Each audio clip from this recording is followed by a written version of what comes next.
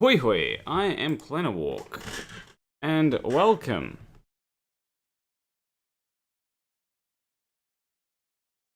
Yeah, welcome. Let me switch to the thing, there we go. Welcome anyone that may be joining. Oh, we've got one like. That means that there's someone here. Alright, anyway. What was it doing there? Yeah, I was trying to play something that I wrote. Not great at keyboard, can't remember all the notes.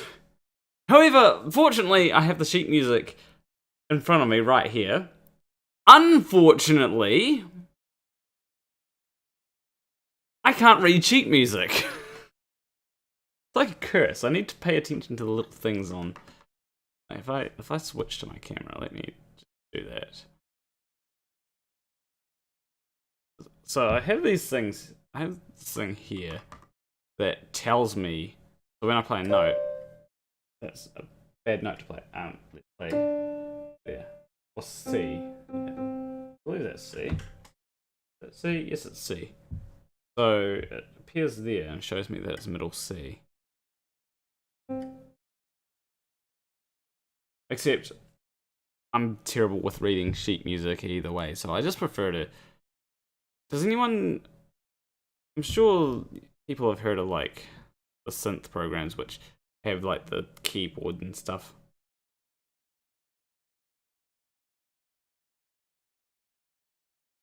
So, alrighty. What's on the menu for today? Well, I've got a few things that. That's okay. That's a thing that I should open. I'm gonna go to my music. I should also probably open a program which I'm probably going to use. I'm probably also going to ask people about recommendations and probably download those recommendations while streaming.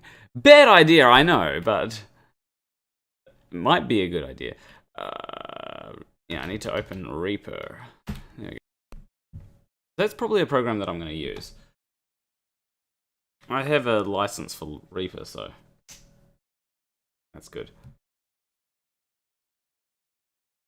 What's actually in Reaper when I open it? Like, is there a I wonder if there's a project open. Oh, I see the exact project that's open. Apparently.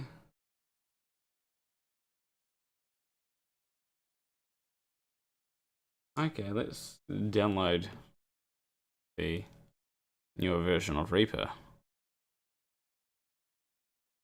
Yeah, Windows, because that's.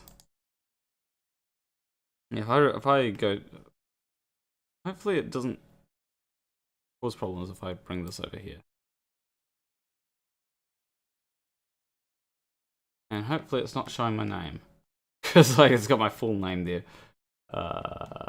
Anyway, do I have I have a few things open here. What exactly is open? So I've got this one called Wheeler. This is like all the things for the. Like if I were to play this, you'd know what it is.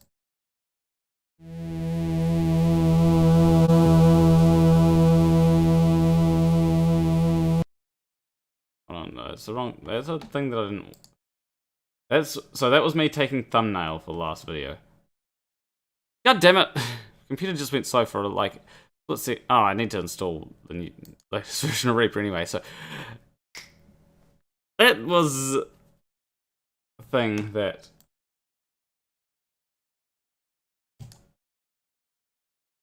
Okay, so.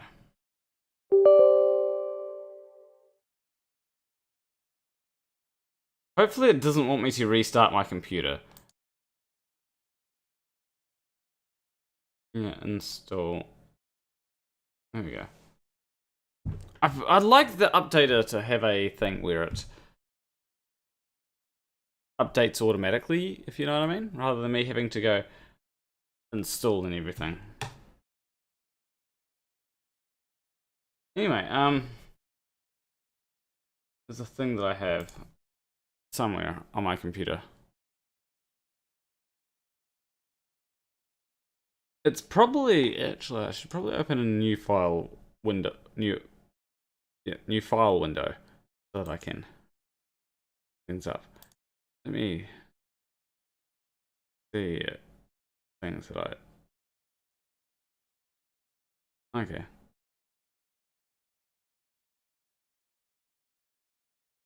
New file window. Okay, file explorer. Okay, cool. It came up on the right. It came up on the right monitor. Cool. All right. That will be.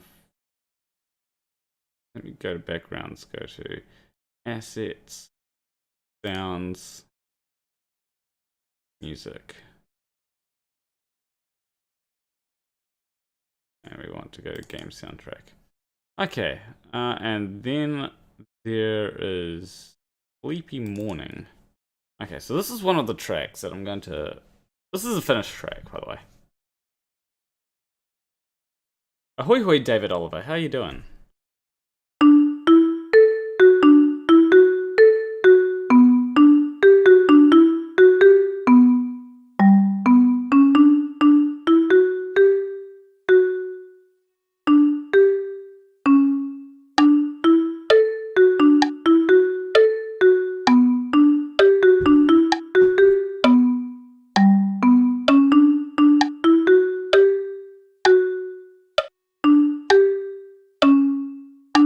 So that's basically the track. Oh, that's good.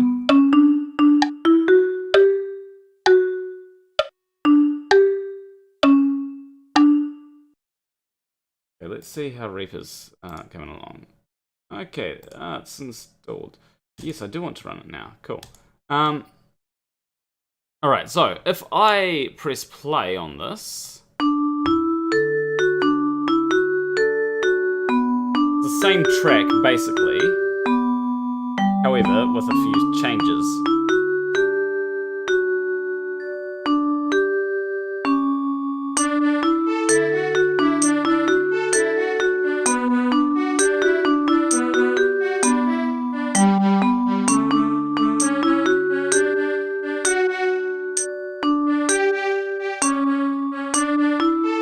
Not sure whether this is inside or outside.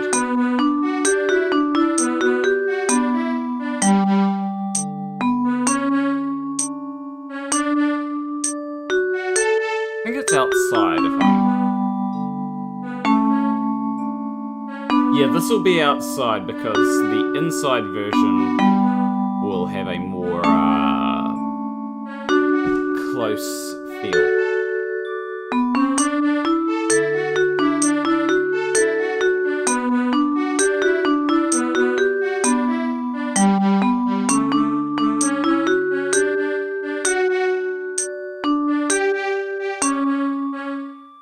Alright, now, so that's the outside version, which will be... So essentially, there'll be the player's home version. So that will be for when you first hear the track, and it'll be one of the first tracks that plays when you're in the game, because it'll be a sort of, you're inside, just woken up, and it'll just sort of have a feel of, you know, having just woken up kind of thing. That's why it's quite... That's why it sounds quite empty, you know? Whereas the other ones, they will have more of a fuller sound, like this one. Then there'll be the outside version, which will be quite spacious. So reverb and all that. Then there'll be the inside version, which will be feel a lot tighter. Not as spacious. Making a living room with a door, a fireplace and a tall lamp, and a shoebox with a mantelpiece and a... Nice. Is this like... Is this what you're making? Like, when you say you're making this, do you mean like making it... Oh, making it in a...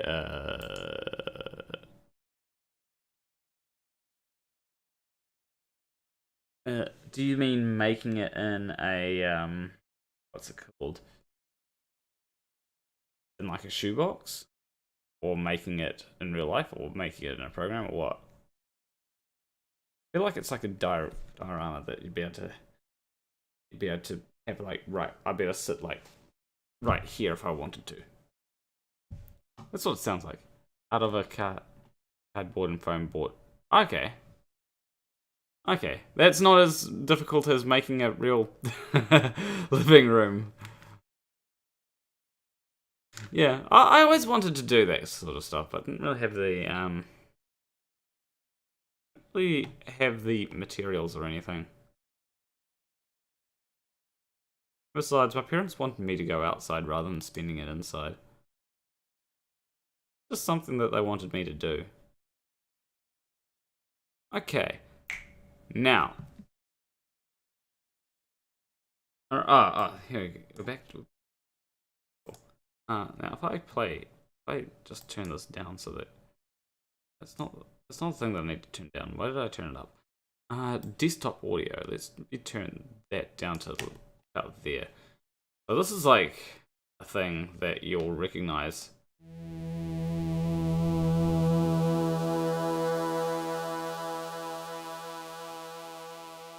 Well, the photon idea is an abstraction from misunderstanding the coaxial nature of light, which is this makes it look fancier along the dielectric. Yes, and that of course is just a compound ether perturbation modality, because that's all the field is, and I can find that in my definition. Counter space. Or more, yeah, because then you've got all the things that are coming up. Counter space. Rate of induction. Counter space. Counter space. Counter space. Well, it's the ether. Counter space. Counter space. Harmonic incommensurability. Harmonic what? Incommensurability. Not even a single scientist on this earth has ever said pointoid disk model with projective geometry. Not even a single scientist on this earth has ever said harmonic incommensurability. Not even a single scientist on this earth has ever said counter space.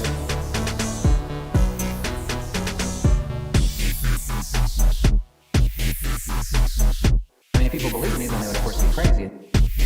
Of course be crazy. I mean, if people believe me, then they would of course be crazy. Of course be crazy. I think you David Oliver. If people believe me, then they would of course be crazy. Of course, counter space. What? Counter space. I just quite like how down the bottom here you've got all these Counter space. like dials, Counter space. all these Well, meters. Counter space. Counter space.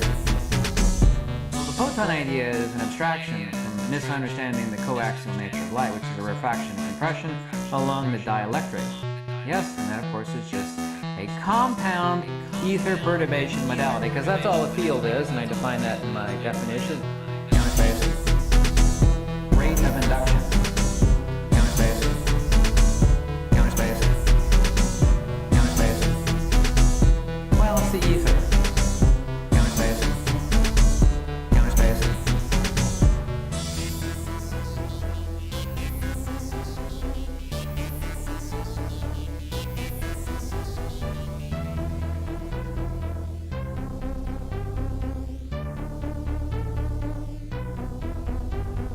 Counter space.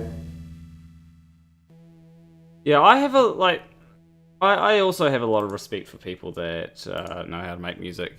This is coming from someone who knows the basics of how to make music, because it's not like... So if you look at something like this, you might think, oh, you know, like if I bring... let me bring up this, right? This might look easy, right? And to be fair, it is fairly easy. Like it's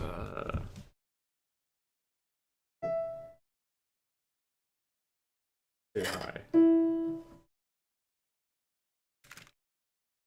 So that is...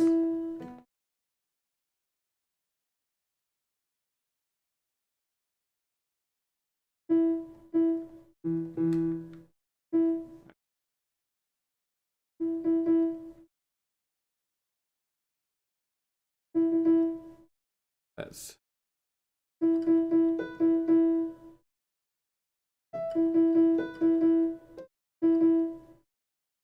That's...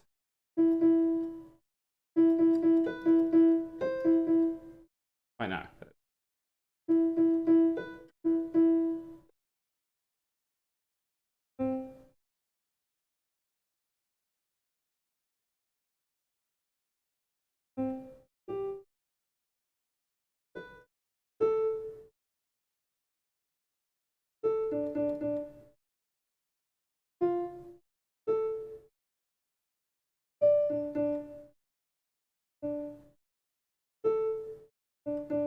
It's not, you know, it has its own thing now.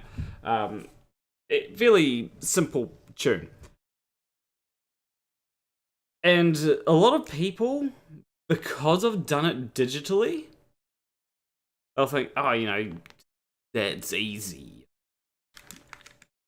It's easy to make that, but the difficulty when it comes to a lot of these things is actually the amount of stuff that you have to do as well. Because, sure, I can put this into a MIDI program easily, come up with this. Translating it to, you know, well, no, translating it to what instrument I want to use, giving it a sound, because, you know, this has a particular... This has this synthesizer on it. What is synthesizer? This one has the chemtrails. This is literally called chemtrails. I love this sound.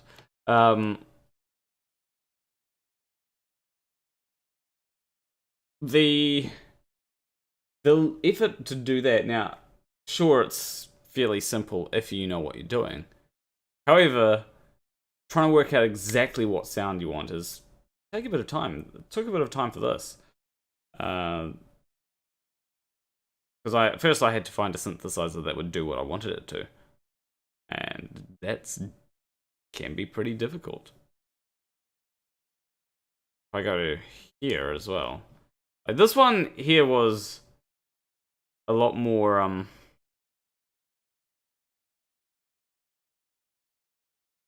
this one here was a lot more, live guitar.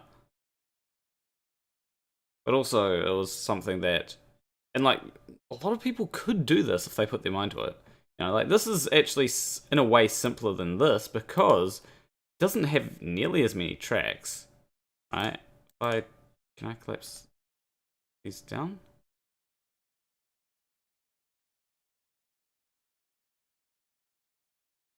Let's collapse these down. So if I collapse these down, nowhere near as many tracks.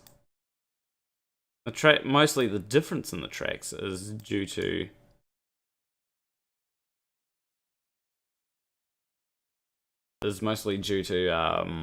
me. Might be careful. Yeah, that synthesizer might spread heavy metals. You know, like if I go to here, a lot more tracks. Sure, most of these, yeah, sure, most of these tracks are drum tracks. But also, most of these tracks are guitar tracks, right? And one of it is a double track of the guitar. These two tracks, they're panned left and right. Not full left and right. I didn't think that it sounded right when I panned it full left and right. But they're panned left and right, and they're the same tune, right? So it's a lot simpler of a tune. But also, you know, double tracking is not easy. Trust me, I had to double track for this, and it still doesn't quite.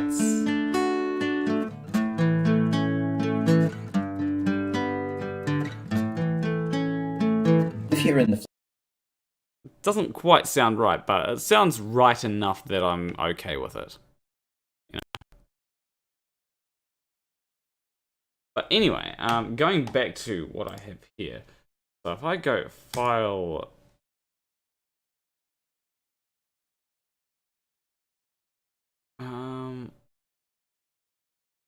Iron Maiden, Led Zeppelin. Yeah, that's the heavy metals that it might spread. Where is the... there we go. And we want to go with Abandoned Morning. That's another track that I've worked on. So yeah, going back to this. So I've...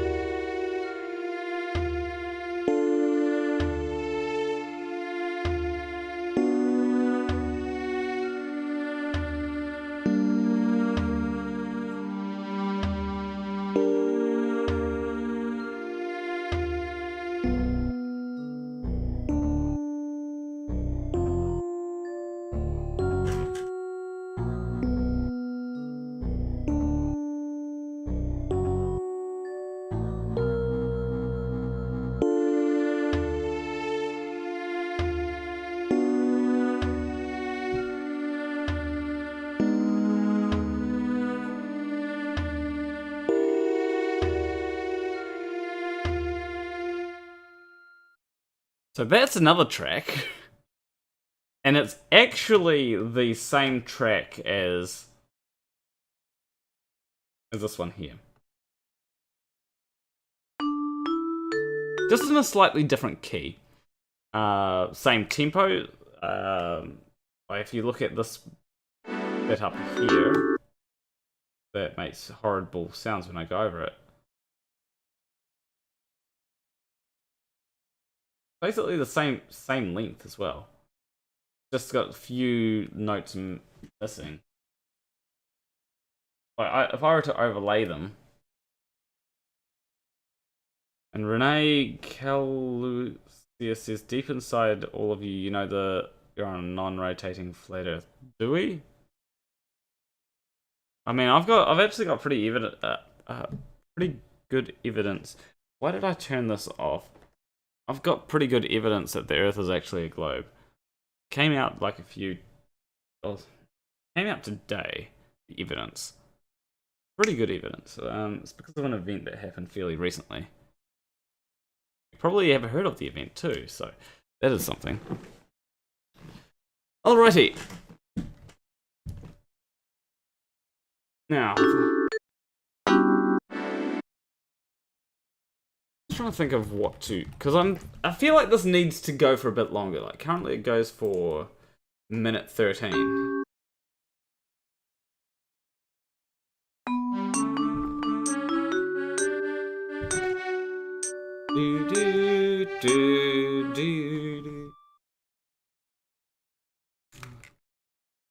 This is like the hard thing is coming up with ideas, which is usually why I only do ideas when I have specific ideas.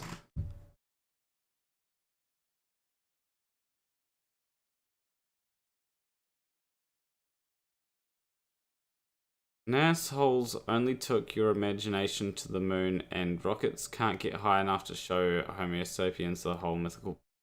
I mean, we do have satellites that can show the entire globe. Sounds like some soundtrack. Maybe a little bit, I don't know. I mean, we actually do have things from like the Himawari. Like, do I need to bring up Himawari? Let me bring up Firefox so I can show you the Himawari. And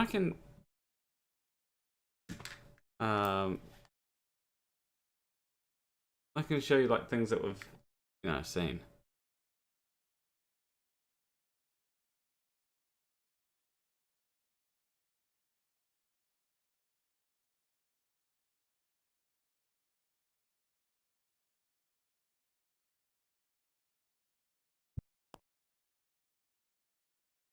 Oh, actually, it's right here.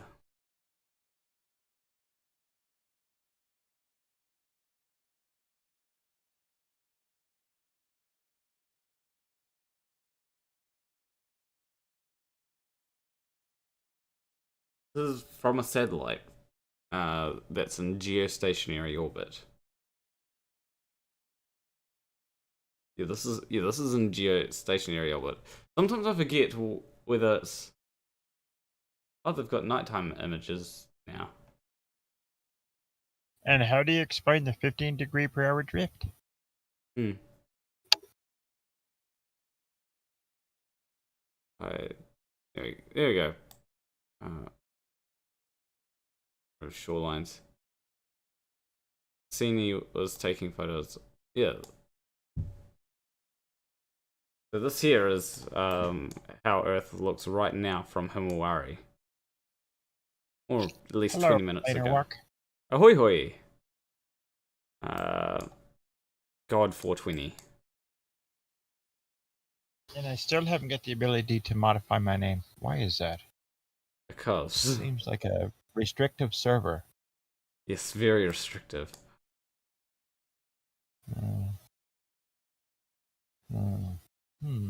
How do I do that without changing my account? Let's see. Now it's going to be away. But if I go to. Let's go back.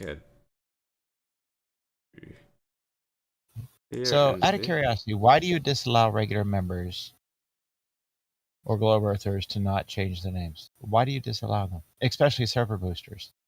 Because there is a reason that comes from a long time it's ago. like it's like Apple. It's like Apple. They don't want you to touch something. Why is that? You're like Apple. Yeah, I don't want you to touch something and break it like a flat earther would do. No, why can't I modify my name? That's the question. I'm asking you outright, right here, clear and plain. What is the exact reason why you don't allow trusted people to change their names? Well, there's got to be a reason. The reason is because. So not allow trusted people. Quote, trusted people. Yeah, the reason is because I get very confused when everyone's changing their name all the time. It's just very, very confusing to me. Anyway, what I'm just going to do is I'm going to play the latest animation. Here we go. So in other words, I got to set a bot on my name to make it forcefully change my name. Yeah. That's the only thing I can do. I want to be able to change my name. It just means it changes it every time I connect. At least it'll let me change it. So what I've got here is if you are looking, everyone's looking here. This is the. Apparently, there's like a nighttime. I can have a nighttime view of things, and yeah. So when.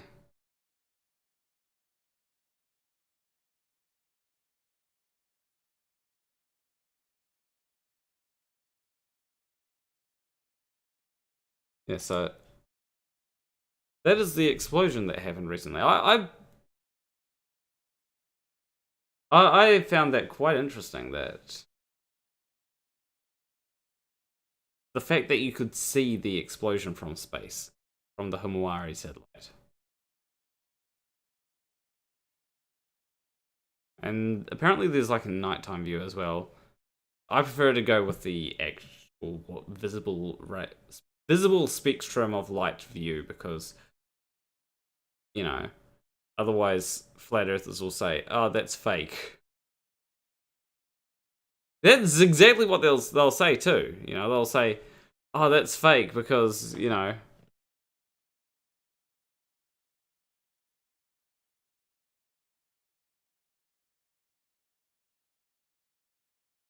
because, you know, they can't admit that it's.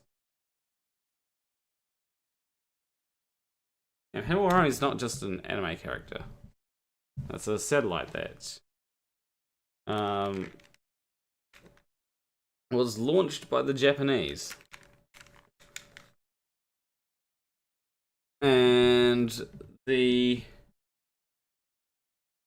shows that it's not just NASA that can launch satellites.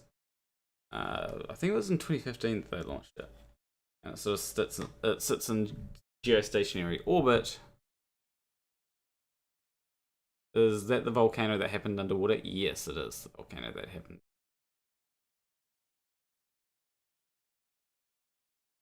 Very good evidence that the Earth is a globe. Like, given that, you know, we've got photos of it. Like, if I go to here.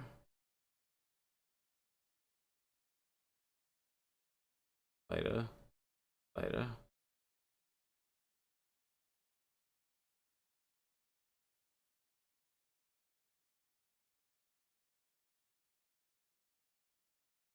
Okay, here it is.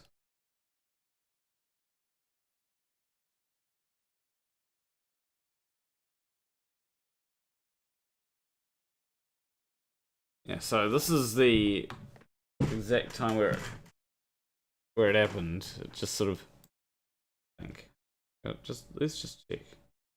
Yeah, so it just appears. Then all of a sudden you've got like this big thing that's appearing. Why is Australia covered in blood? It's just the color grading that they use, really, I guess. You can color grade things however you want.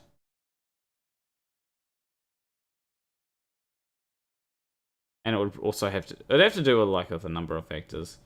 It gets, you know, this gets pretty big pretty quickly.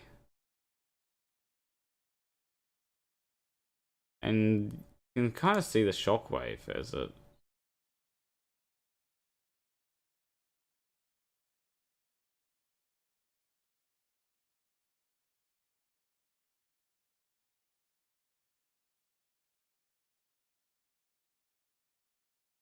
And also you can see the shadow of the of it as it goes tonight, which you can do with some clouds, but they're not. The shadow is nowhere near as pronounced as it is on this.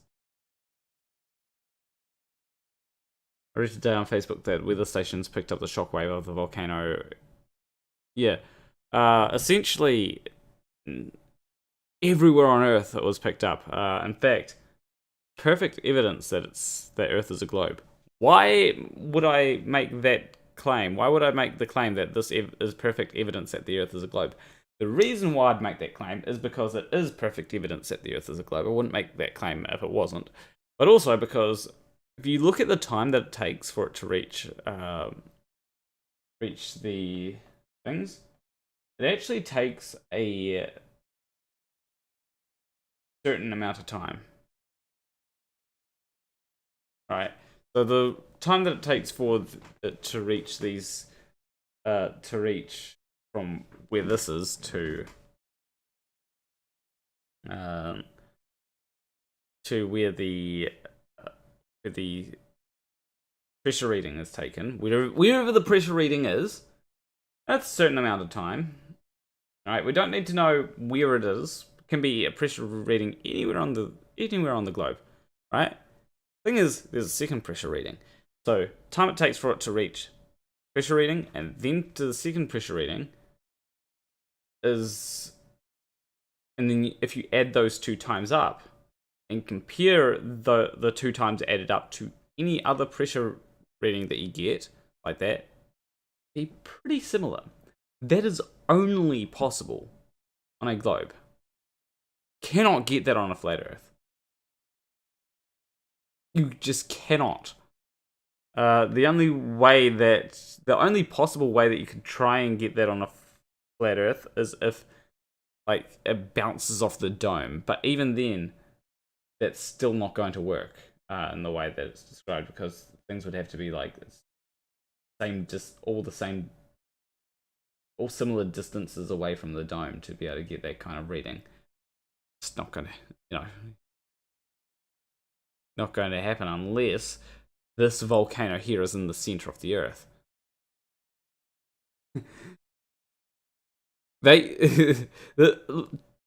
Trust me, this volcano is not the center of the Earth. Like it's something like I've got the here we go. Let me reload this. This is from GeoStripper. If we go to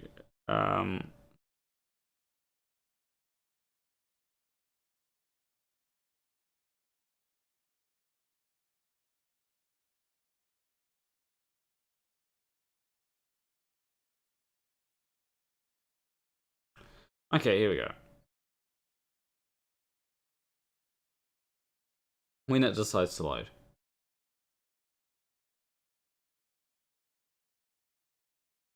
Alright, cool. So, here we've got when the eruption happened is right here. So, time is on the x-axis. And on the y-axis you've got the your location. Right, the y-axis doesn't really represent anything except for your location, and it's more of not representative of anything except for your location, really. Anyway,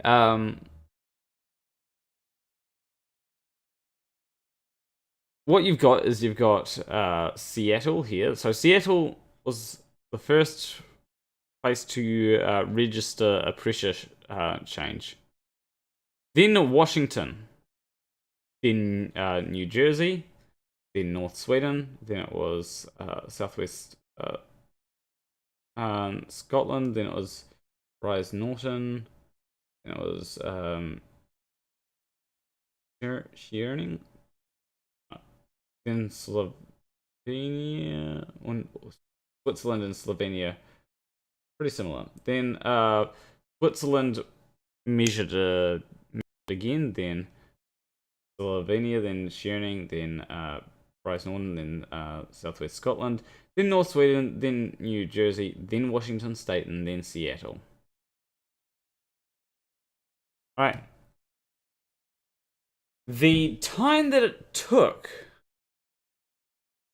for them to, when you add this here with this here, for each of them, you get a very similar time, which is over here, which is about 37 hours.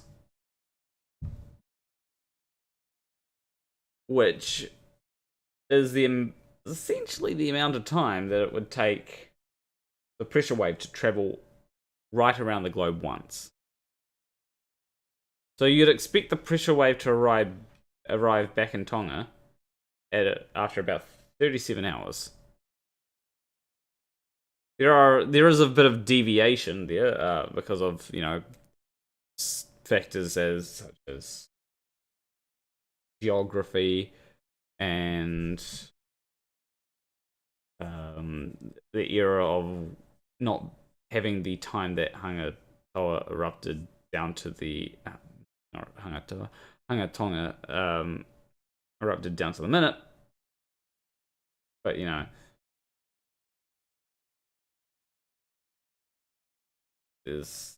you've got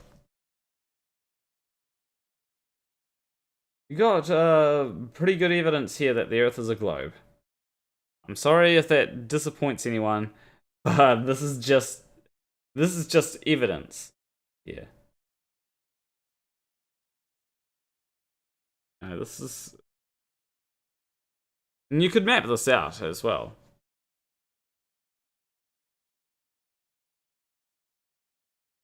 You could map this out to work out where in relation, based on how close it is to Tonga, or where in relation to Tonga. This is based on the pressure wave. Yeah, volcanoes aren't there to prove the globe. Weather scientists aren't interested in the globe, yet they all prove it. Exactly. David Oliver says, I feel sorry for those who got the tsunamis without the warning. Yeah, exactly.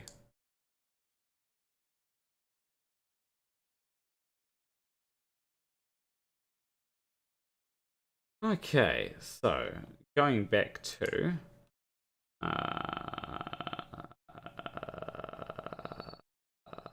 here. No, that's a bandit morning. We need good morning. There was a you meant eruption, not Wharton? Is that autocorrect? Yeah. Yeah, I'm not sure how you got Wharton from that. Like, yeah, I'm not sure how you got Wharton from eruption, even with autocorrect. Because keys are nowhere near each other. Maybe you're using like one of them old phones to type. Okay. So seeing as it's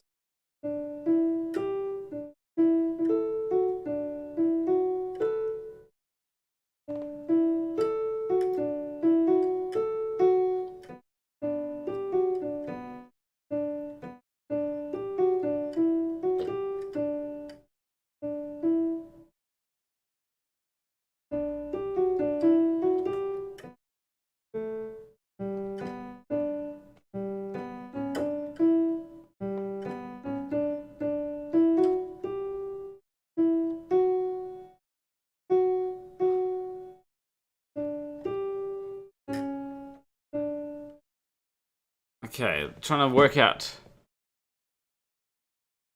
Wharton sounds like a sleepy village. It does. Maybe we should call. Maybe the town. You know, the town will be called Wharton. Ah, swipe typing. Gotcha. Let's call the town Wharton. I'm just hold on. Give me a second. I'm just gonna pull up the script for the game. On the monitor so that we don't spoil it. No, that's not even the script. Dogs. Dialogue. And here we go. Flerfia dialogue. Okay, let's call the town Wharton. So we're gonna go.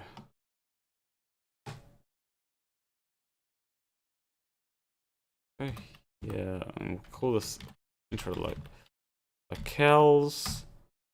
Wharton.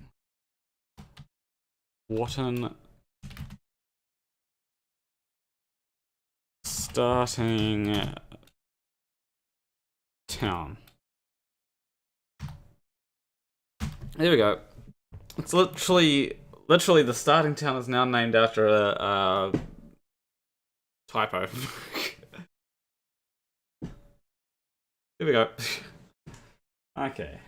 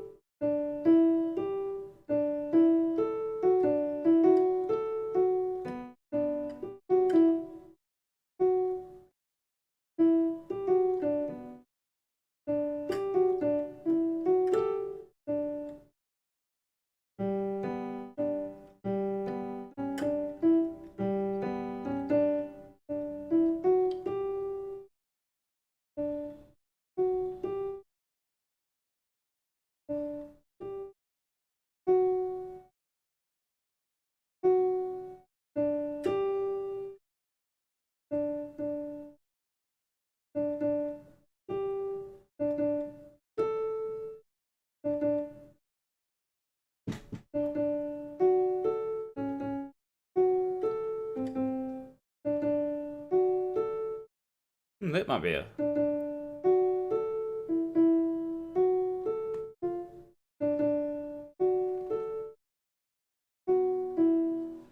Let's try that.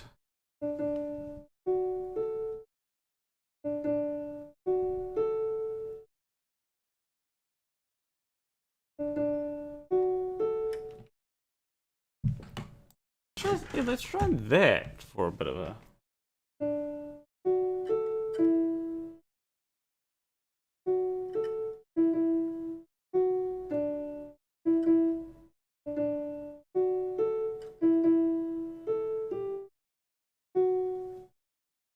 I like jumped without warning.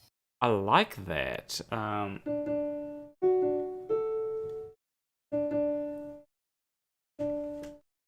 Alright, so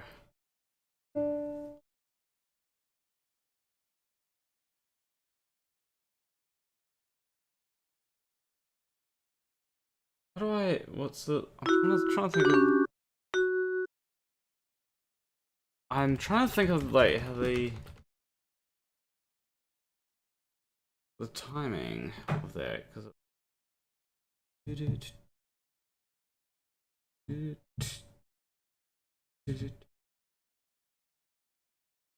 And the idea that there's something actually out there that could be denser than a Flerf's brain.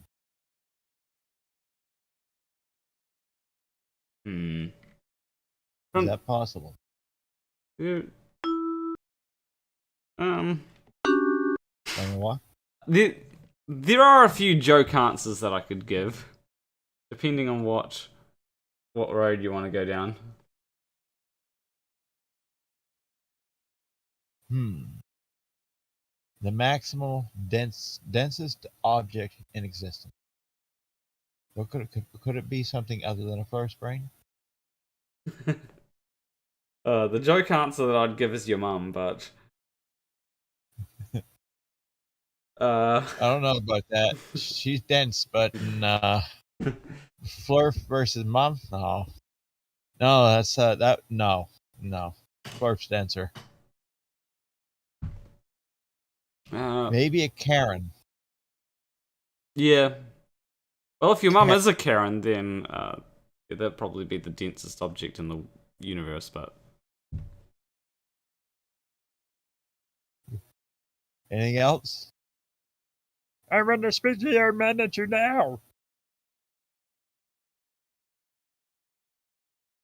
Don't smile, whatever you do. Yeah.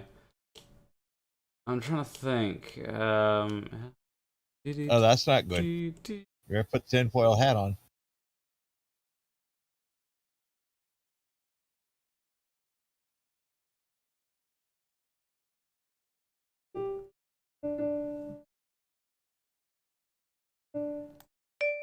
Oh, that's 2. Let's try using dotted notes and stuff.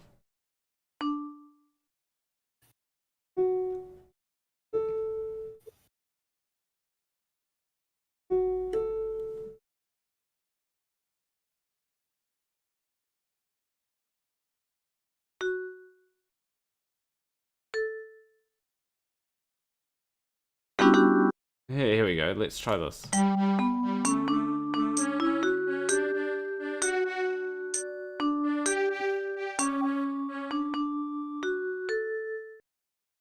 Well, yeah, that's... Problem hearing that.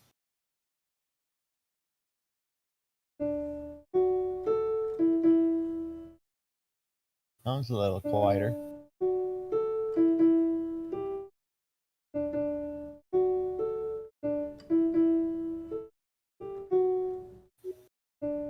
What did I have before? I had something in the stream that I was like, oh, that sounds nice, but...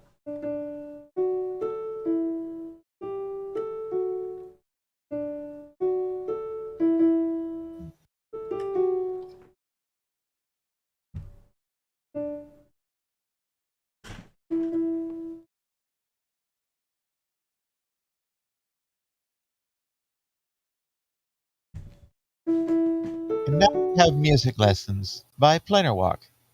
Brought to you live here on YouTube. Music lessons by Planar Walk.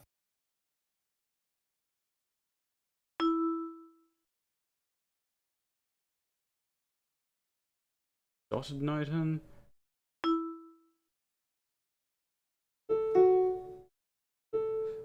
I'm trying to think. Do I go? Or I mean, no. I like that. Are you asking me? I was just trying to think of what sounds better. Like, I know. Or, but I think think that. Oh.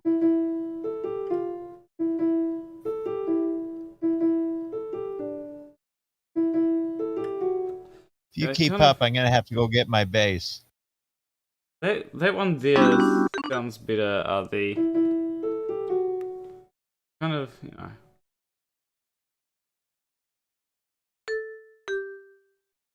But it does end with a bit of tension.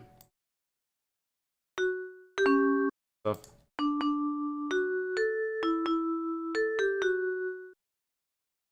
yeah. Hold on. What I'll do is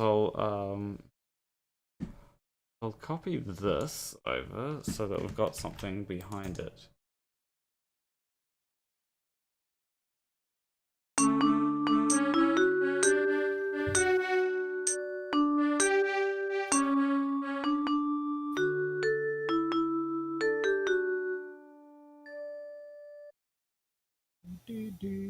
And then just add in some more of these.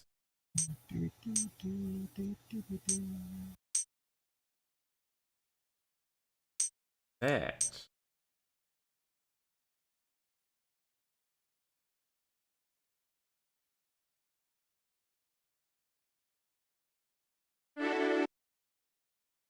This is.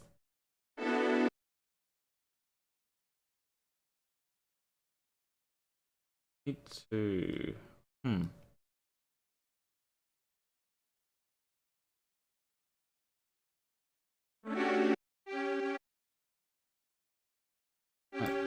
This is one of the bad things about this program is it absolutely sucks if you want to copy anything.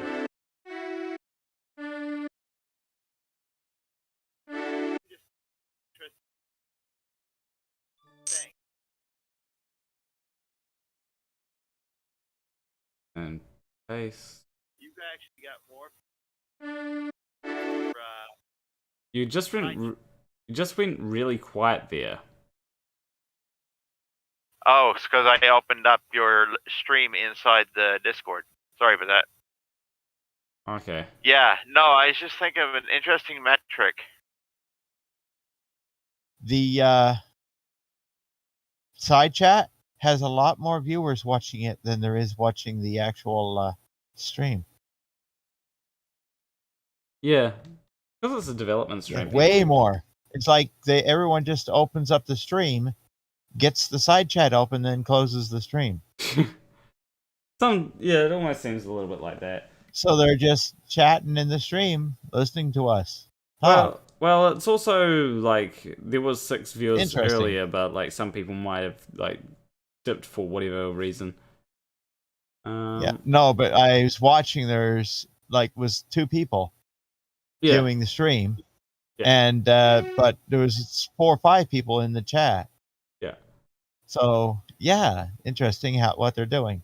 Okay. Because if you close the stream, you can pop out the chat. Yeah. And then close the stream. Yeah, I know. Which would really relieve your data, so that you don't have near as much data running. But that would just chat in the chat. Yeah, but that would be like just to chat with other people in the chat. You wouldn't really be able to do much apart from that. You know, you wouldn't hear what I'm saying. Like, oh yeah, you can. What? There is a way. No, they wouldn't be able to hear me though. No, but the people in the Discord can hear each other talking like we're doing. Oh yeah, yeah. They don't necessarily have to hear us. They're just reacting to what you're saying. Yeah, but they wouldn't be able to chat. Yeah, but unless they join the Discord, then they wouldn't be able to. But they can be just talking to each other in the chat as well, just reacting to what you're chatting. Yeah, well, they wouldn't be able to. Oh well, only it's surprising how well you can follow a stream with nothing but the chat. With this stream, I don't think so. You know, like. No, but a normal stream, like a normal stream that's just actually making like a presentation. Yeah. Anyway, I'm gonna. Yeah.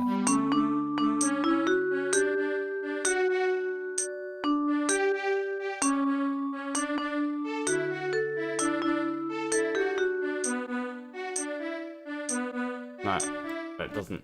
We're gonna have to rewrite. Whoops. That's a rewrite there. Alright,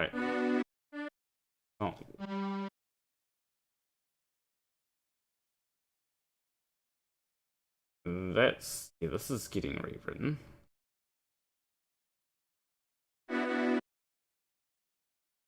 But at least I find it strange how few people ever do jump in here into the light. Well, into into the live. Yeah, I'm surprised how few people actually do it. Yeah, like over on a certain other flat Earth server that we shall not name. There's always 30, 40 people in there. Yeah, like one time I did have like heaps of people, and it was way too crowded. Like no one, like barely anyone even got a word. Yeah, and so I did limit the amount of people that can show up. And oh yeah, but I'm surprised it doesn't go up once in a while. 3 or 4 people. Because the same as the one on the Mr. Sensible. Anyone can go in there.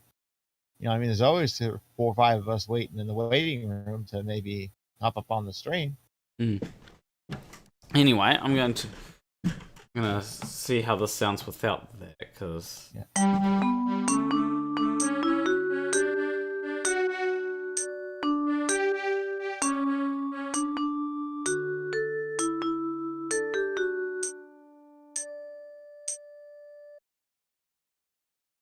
okay, like if we have like a sort of interesting thing where what's that chime at the end that sounds like somebody's running the stick down the xylophone? Oh, hold on. Yeah, So the reason why that happens is because of my mouse. When my mouse goes over things, it decides to play everything that my mouse goes over. Oh, it's just one of those programs. Yeah. Probably a freeware one, is it? Yeah, it is a freeware program. Yeah, thought so. Because otherwise, you can like direct it where that comes out. You can actually make it come out different speakers. Yeah, well, it's more of the fact that or you can make it come out your stream and not come out your speakers, or vice versa. It's a little bit stupid how when you go over that thing, it decides to play everything there, and it's like, no, I don't want to play all of that, because that's not what you want to do. Yeah. It wants to do what it wants to do, and you're gonna just have to put up with what it wants to do, because it's not what you want to do.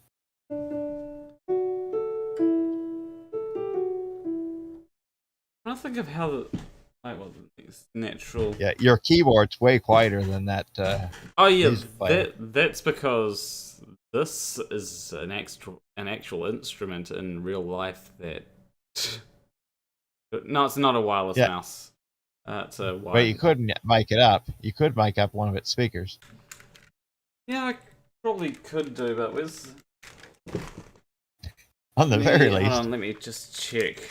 Let me just check. Helps a little more with the levels in your stream. Give me a second to grab. Just an idea. That's all it is.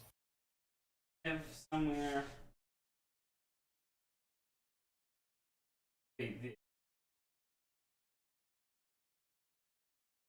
And audience will be back in a minute. I sent him off on a wild goose chase trying to figure out where he left whatever he lost. And then he forgot who he went after. But you know, that's just how it happens. Hold on, let me. No, I told you your pants are upstairs.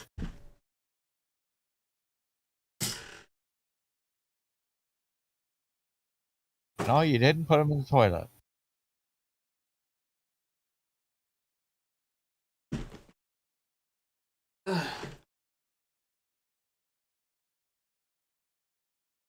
Maybe I can set the opportunity to do a little bit of rearranging things. Alright, let's turn it off so that I don't. Okay, let's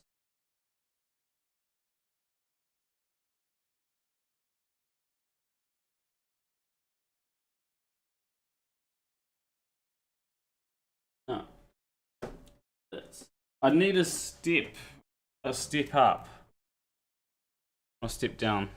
No, it'll be a step up, I think. Essentially, that way I'll be able to put, because this. You're not wearing. No, I'm not wearing socks. Why would I wear socks? This goes in here, or in the back of it. Actually, I might actually be able to. Wait a second. Grab a thing.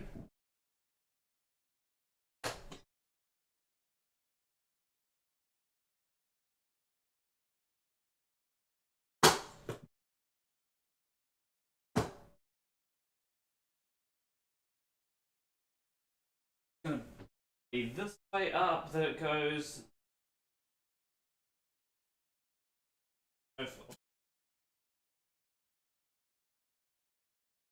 Oh, it's gonna be this way up. Good thing I didn't open. Would have fallen out.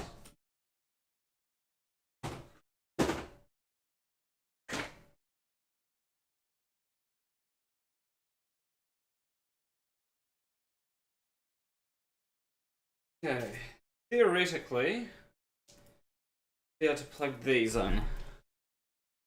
Maybe, we'll see. No. No, that didn't work. Definitely needs a step up.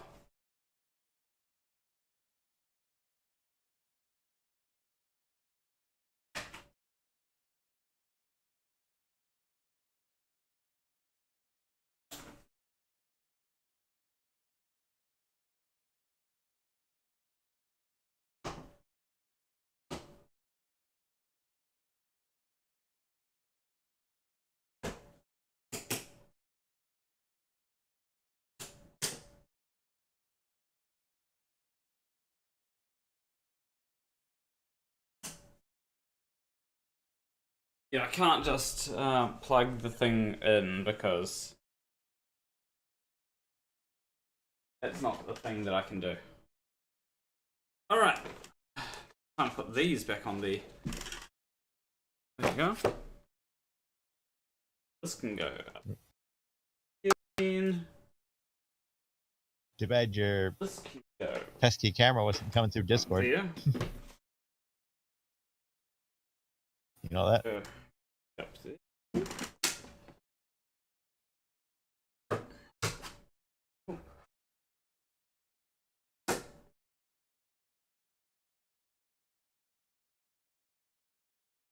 Clean it up again. And put this back up here and the sheet can go. Alright, and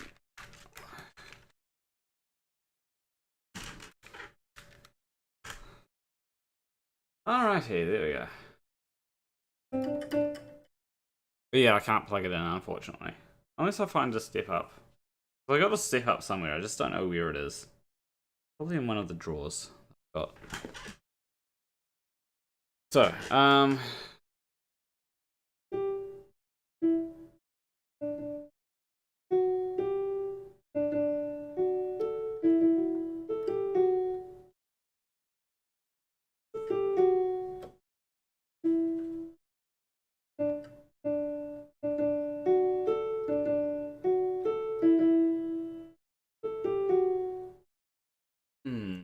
but something doesn't quite sit right. I liked it earlier, but I don't know why. It had an interesting flavor. Oops.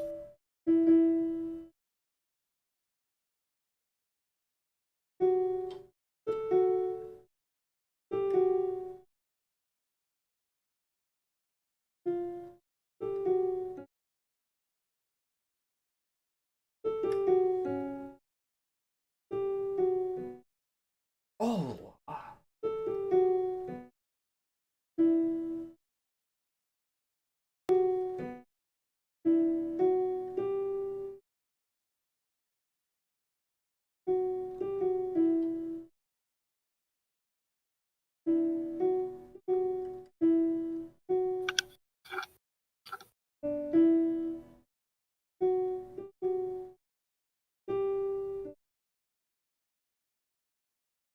Oh, I like that.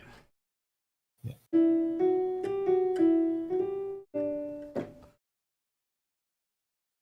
Plain or walk. You know why I didn't say just plug it in? Instead, I said the phrase mic it, because I knew you wouldn't find a cable or a connector. Yeah, but that's why I picked this simplest thing. Yeah, but if I mic it up, the hard thing is like getting a second mic to mic it up with. You know, like I'd have to. So in other words, the technologically impaired. Is that what you are right now? Yeah, I mean, technically I do have a it microphone. Happens. Like what? It happens. You're always missing some tool or some item you wish you had 2 or 3 of. Happens when I'm working on stuff. I'm like always short 1 or 2 test cables.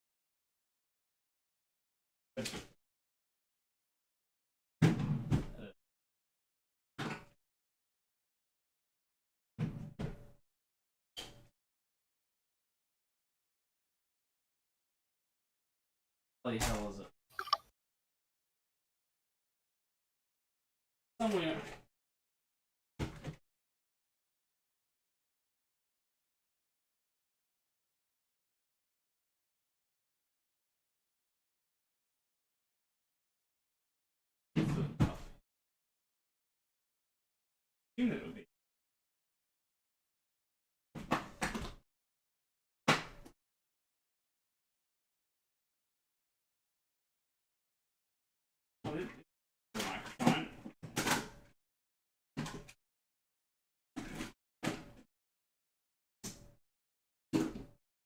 Alright.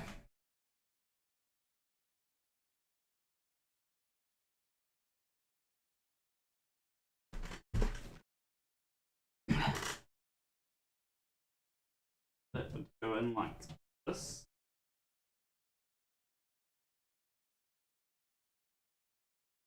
Oil is a parasitic.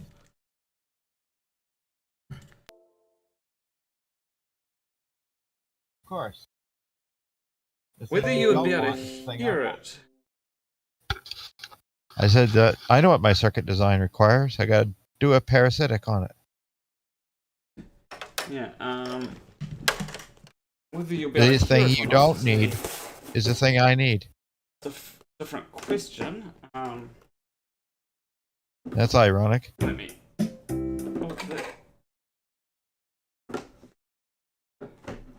So if I put a resistor in a pot over here somewhere, series, from V-rail to input,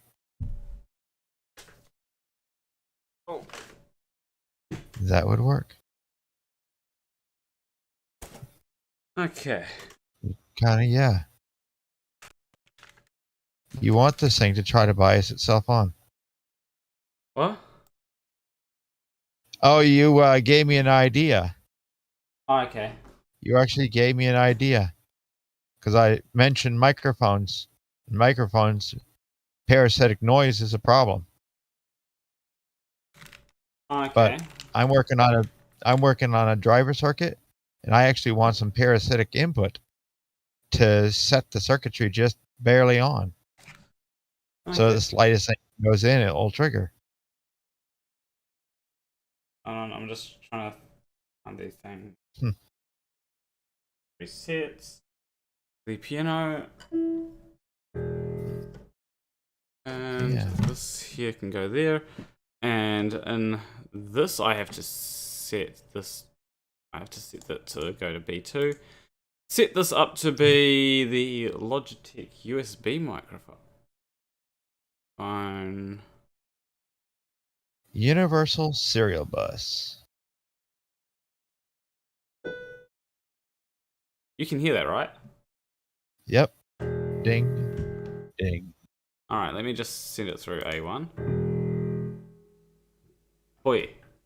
Okay. So it makes me sound very It's a planar rock here. It's going... Unless... Okay, filter time. Filter time. Alright, so then I have to set up OBS to have another microphone. That's a new audio input capture. You know. Okay, and this will be the Logitech USB microphone. Okay. Advanced audio we'll go. Because now. Yeah. Wait. So I put that to bias on. Okay, so. Because now I'll sound very echoey, probably. We go. Filters. And then we. Add a filter. And expander. We'll expand it, then compress it. Yeah, do that one transistor. Right. Because that's going to bias the bass. Yes, I do want to remove the expander. Noise gate, there we go. Okay. Now, if I...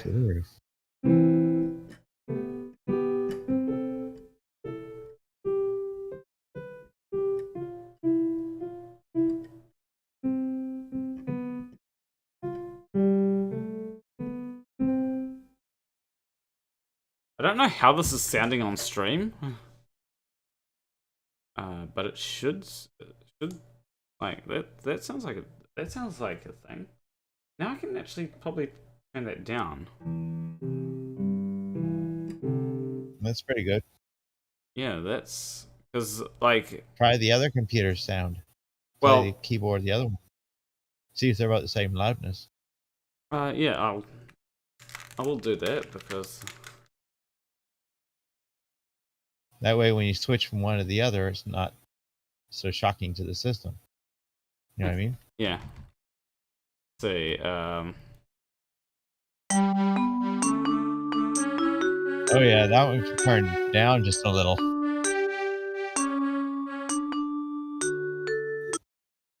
That one can be. That one you could lower the volume on just a little. That one I can't really. Yeah. Well, firstly. Oh yeah, I should probably add compression to the one on. Yeah.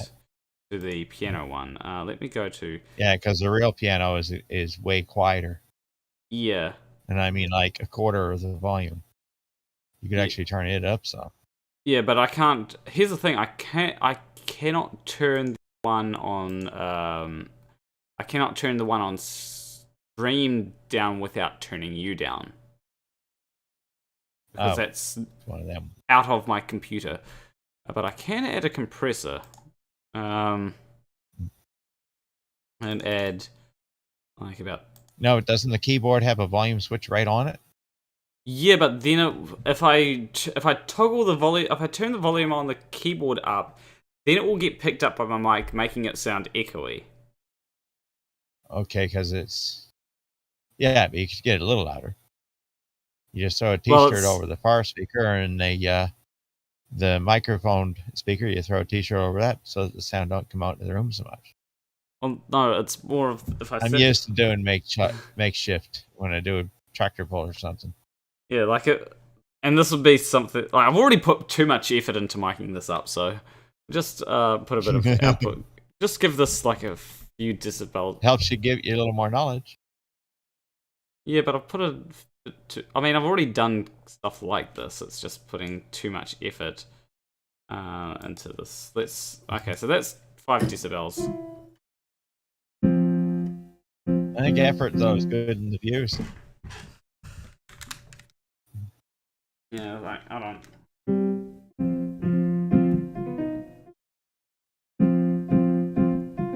Like they go together.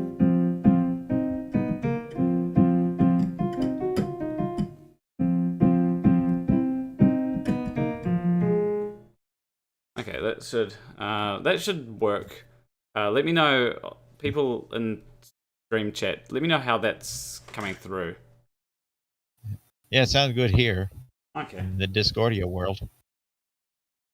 Okay, so going back to...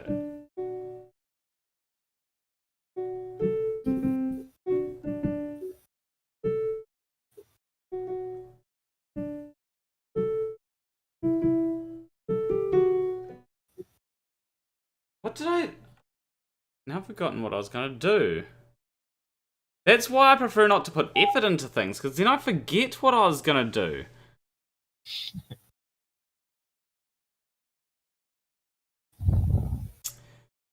Give me a few seconds. That's a great one. Yeah.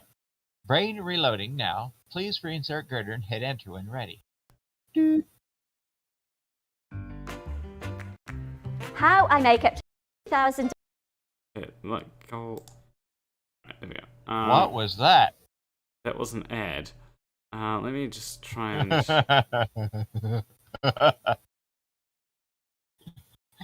The surprise. Okay, so...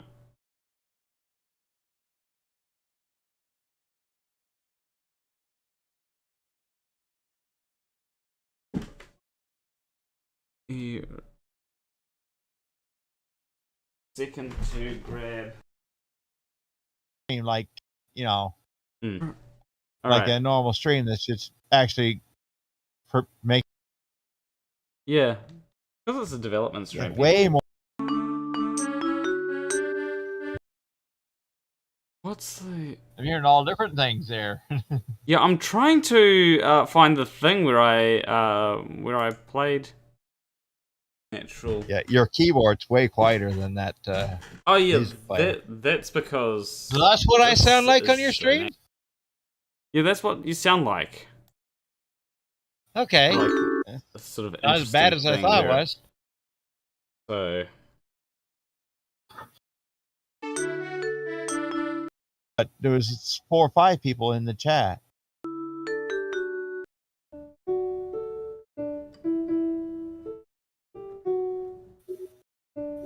What did I have before? I had something in the stream that I think I've got it.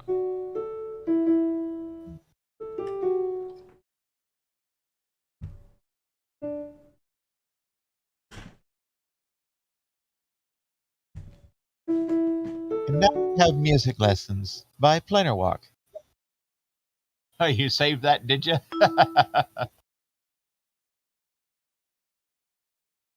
You're probably going to save that.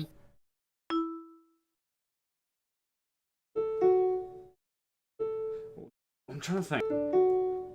I like that. Are you asking me? No. I know. I'm getting confused between. But I think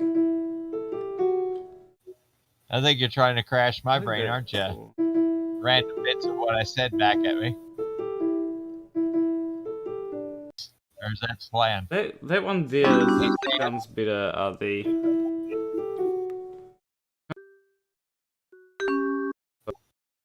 Yeah. Hold on. What I'll do is I'll copy this. So.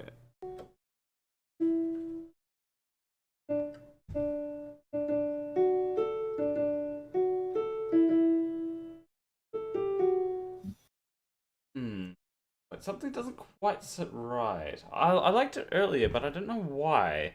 I had an end. Oops. Alright, I got it, I think.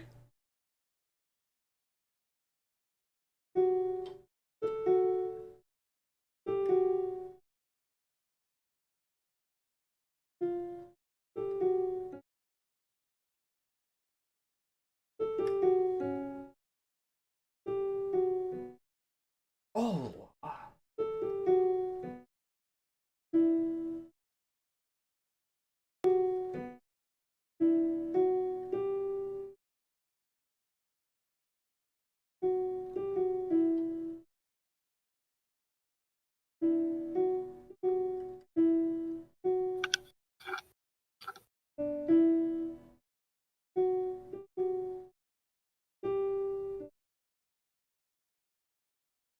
Oh, I like that. Yeah.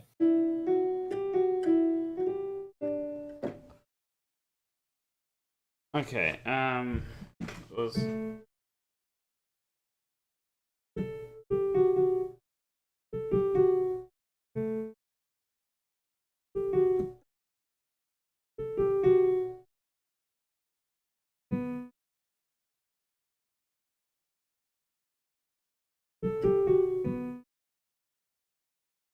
Hold on.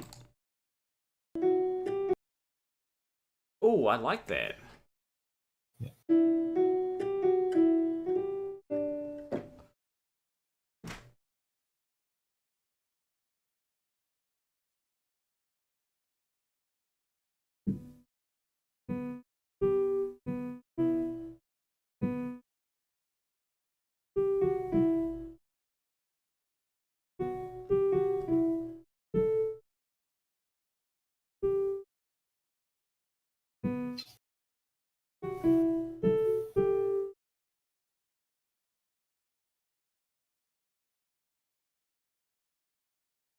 Okay. I think that's it.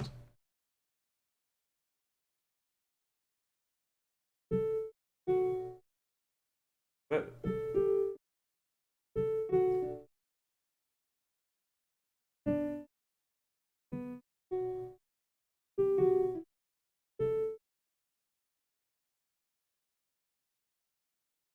Yeah, that's it, I think. Alright, now with that, now having discovered what I wrote earlier, again, It happens.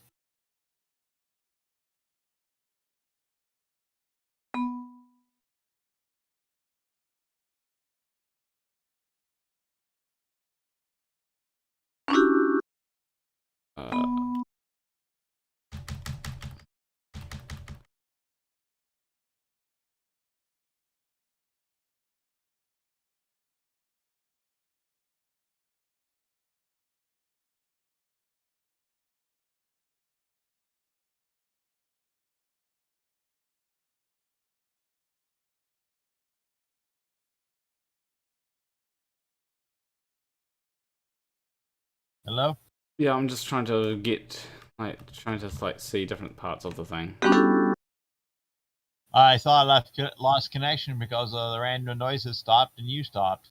Yeah, I was trying to find a certain part of it by scrolling back to a part.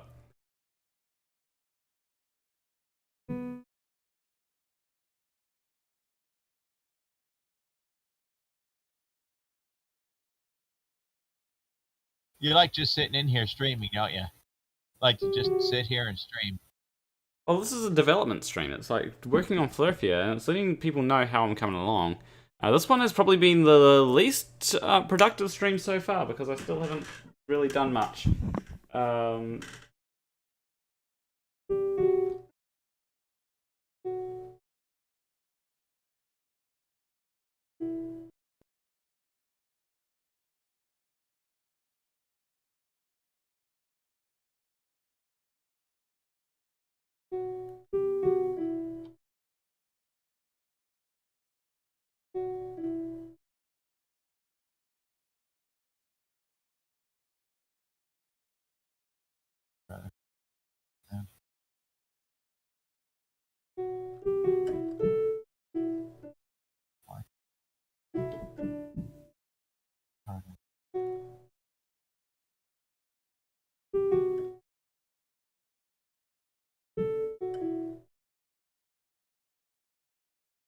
That sounds too closing. Ground the input and resistor. I'm developing a circuit in my head too right now. Ground the input resistor. Connect the base through a diode, the input base. Hi.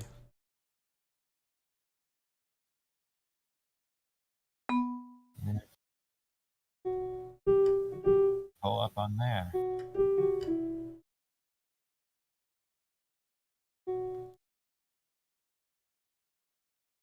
The pin down nearly 0 volts.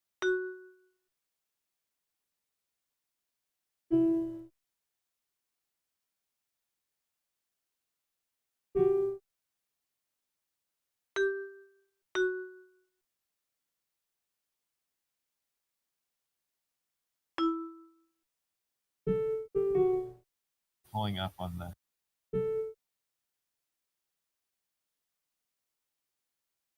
And that would drive that.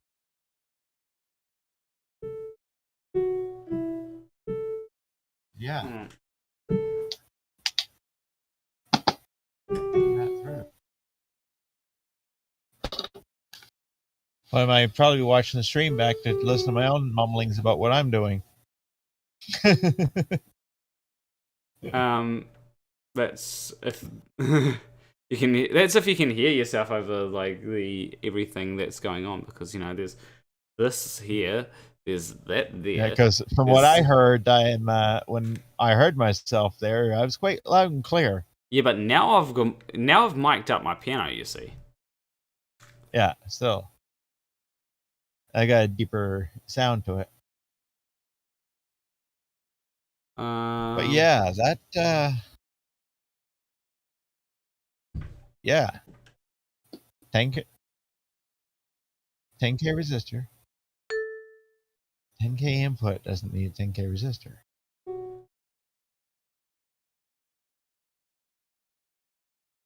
Yeah. That's how to do that.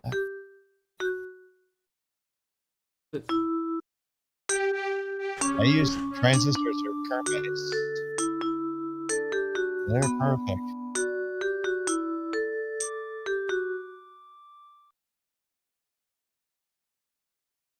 Okay, that's.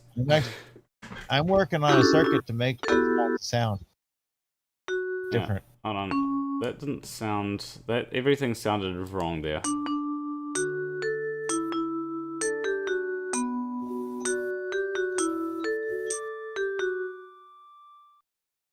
That's how to get the trigger. Okay, Trade bias the transistor almost on that way. That one, okay, that needs to be lengthened. That needs to be shortened.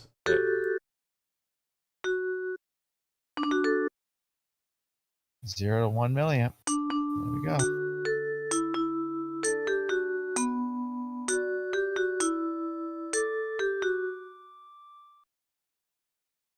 Hold on. That's all right.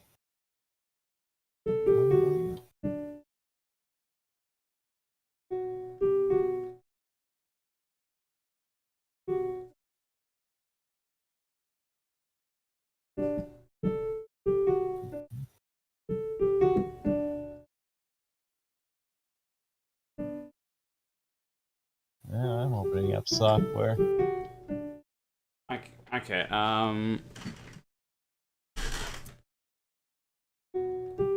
Check this out.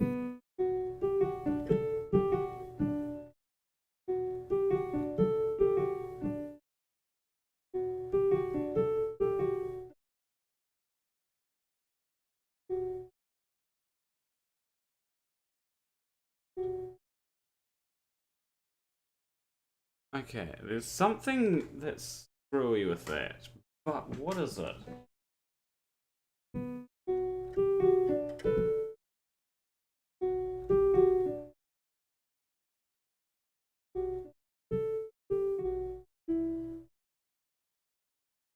There it is.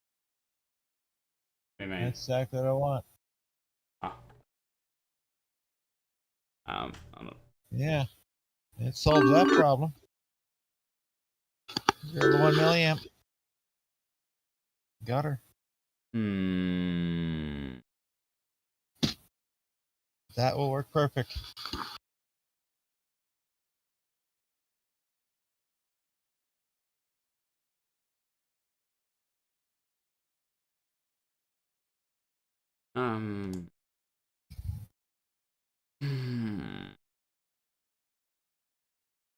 Okay.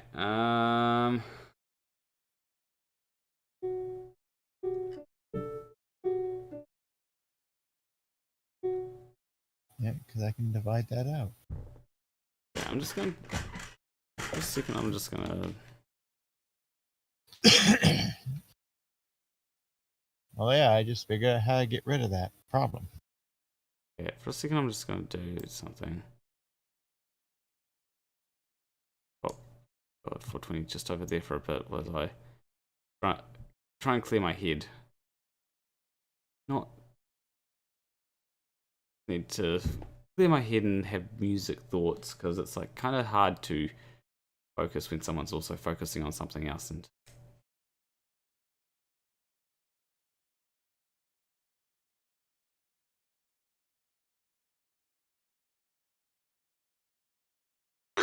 okay.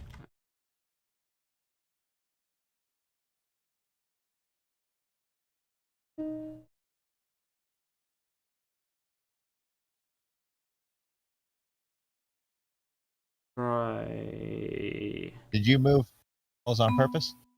Yeah, I was just like having a little bit of a hard time focusing on my stuff because you were going on Oh, about. sorry. Yeah.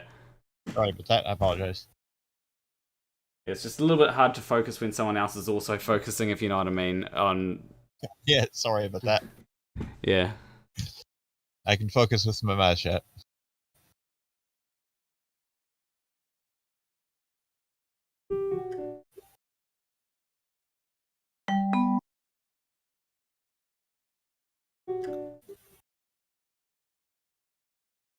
Let's try.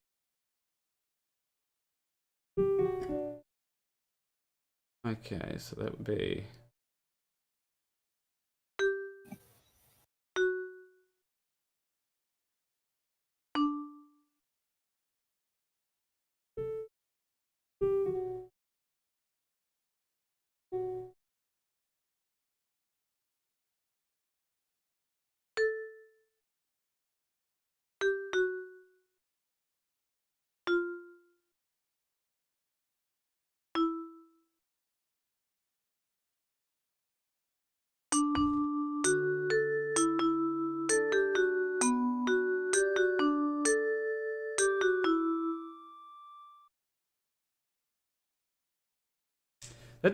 That also didn't sound right.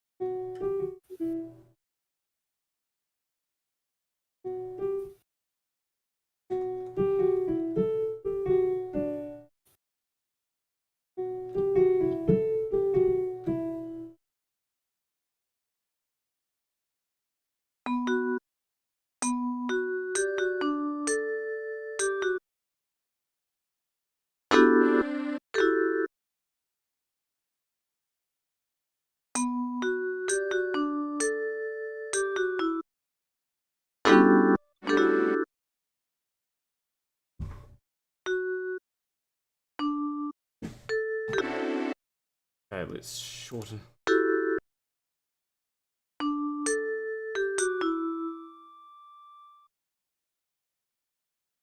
Shorten.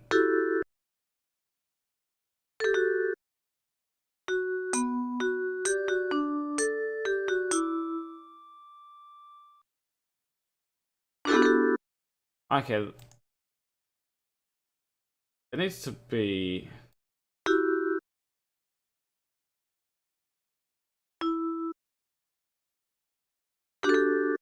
That can be.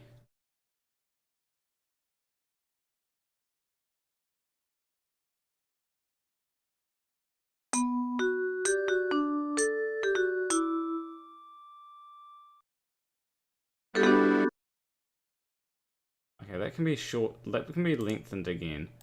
Lengthened. This one can be double length.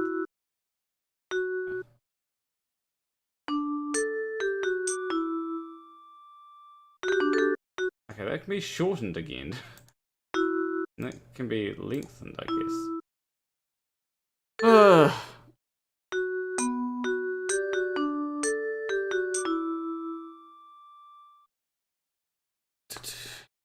Okay. What's... Oh.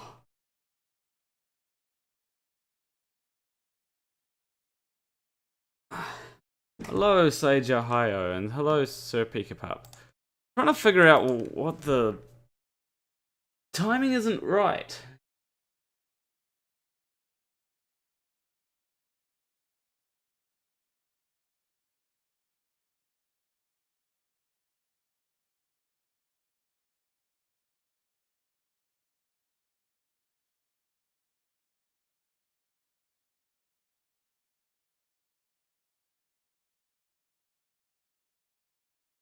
Also, let's see if...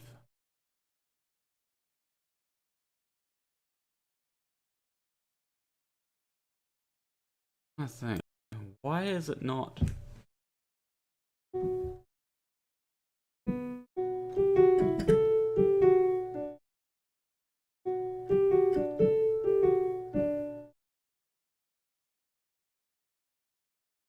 If you don't, at first you don't succeed your effort. Yeah. Oh, why?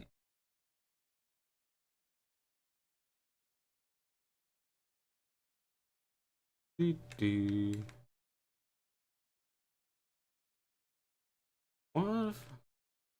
Let me... I don't know, I've got an idea.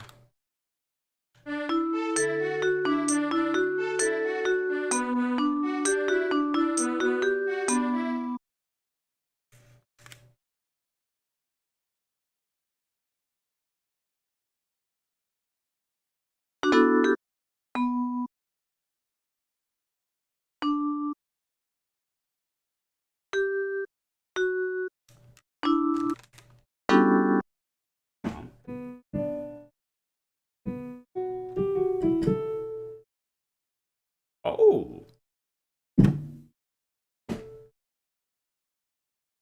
This is...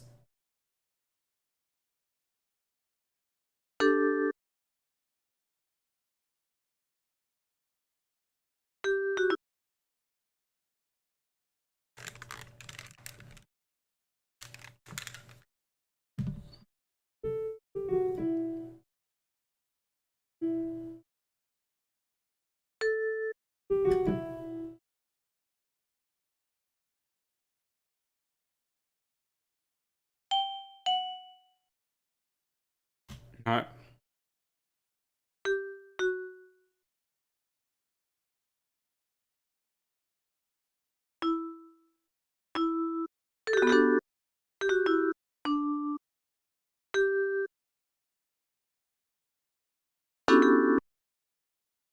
Let's lengthen that night as well.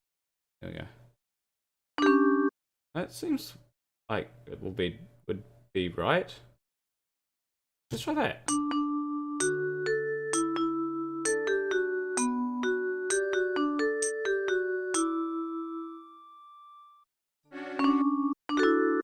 It kind of works.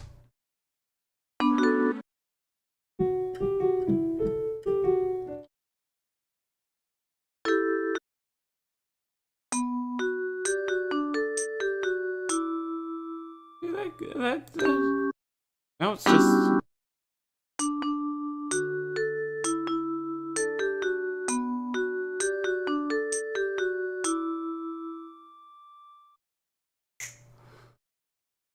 I like that.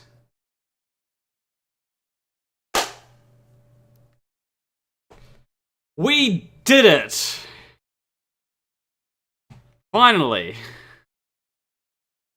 After ages of trying to work out where I was going wrong, where I was going wrong is I just had to go back and look at like some of the other tunes, or some of the other things where I had used like a similar kind of rhythm. Turns out that I just needed to use the same rhythm, like copy the rhythm over, and then it would work. Who knew? Who knew?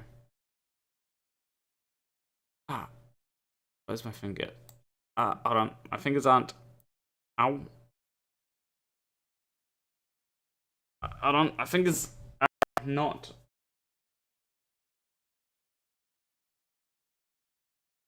My fingers are not fingering like they should.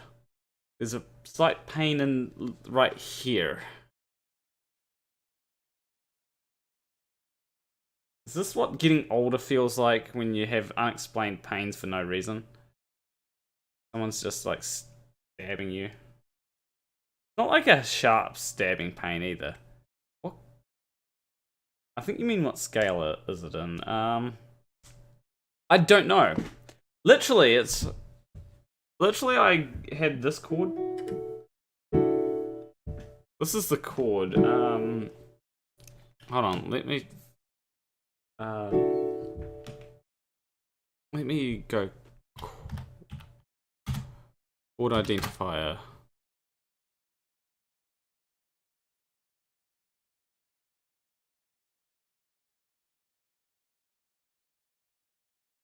Okay, so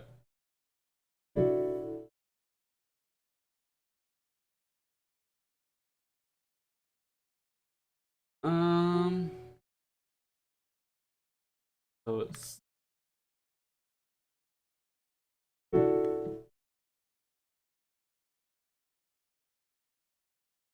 based on this. So what's that?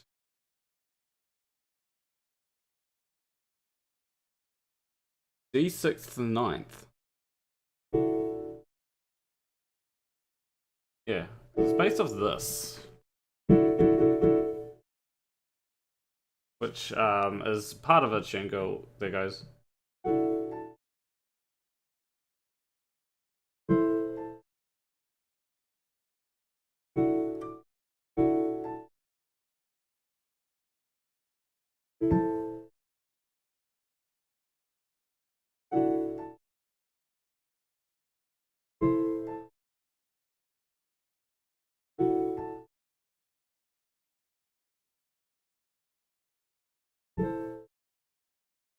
Yeah, that's the kind of where I got that chord from. I was like, oh, and then I came up with like the whole.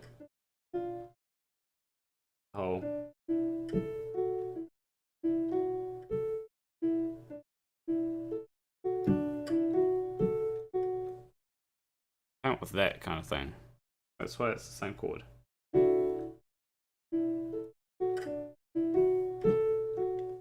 I actually forgotten what the chord was because there's so, or what the thing was until I decided to remake it. And it's like, oh yeah, that was made from Aerith's theme.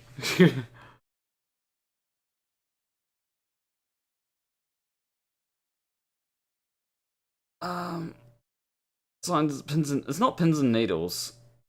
It's like a just like being stabbed right between my fingers. Also like a like. Also, like, feels kind of weak there as well. But, anyway. Anyway. Given that. I do like the somewhat of a setup, but I'd need, like, another mic. Because, like, I'm really just using a USB mic for this. I had another mic that, like, a mic stand, actually. Mic stand, that's what I need. And I can, like, put it there and point it out there. Or just, like, a step up that can plug into my computer. Either way, that would work. But if I plugged it into my computer, that might not get to hear it as well. We'll see. I'd have to probably bring it in through the voice meter. Send it through A1, which is there, and I can hear myself now, very faintly though.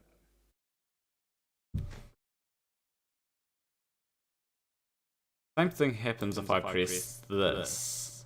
I can hear myself now. You can probably hear me twice. Very disconcerting. Makes me not think because I hear myself. I don't know how people can plug their headphones into their microphone, honestly. It just doesn't. And then plug the sound through that because you hear yourself and all that. Which I guess, like, because it's more lower latency, it's better, but, yeah. Yeah! Because you can hear my headphones. Anything that comes through my headphones. Anyway.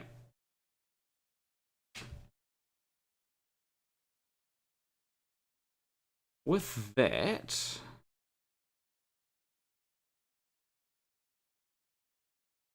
let's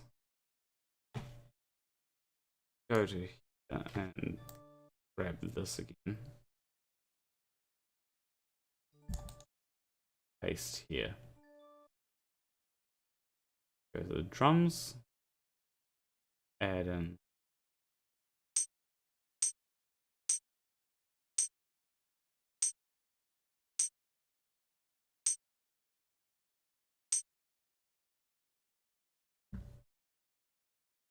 Even if I had this, it's still not going to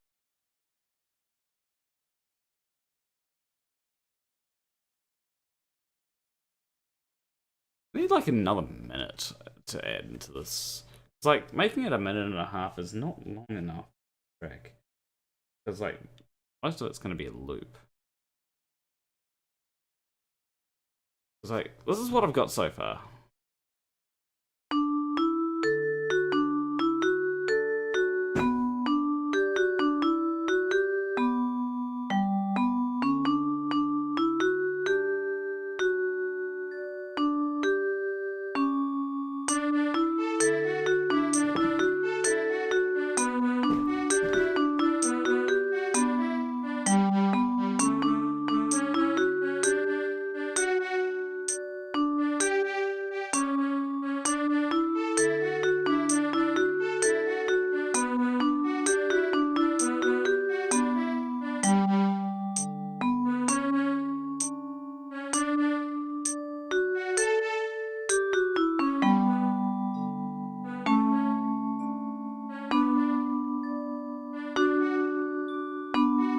No lyrics.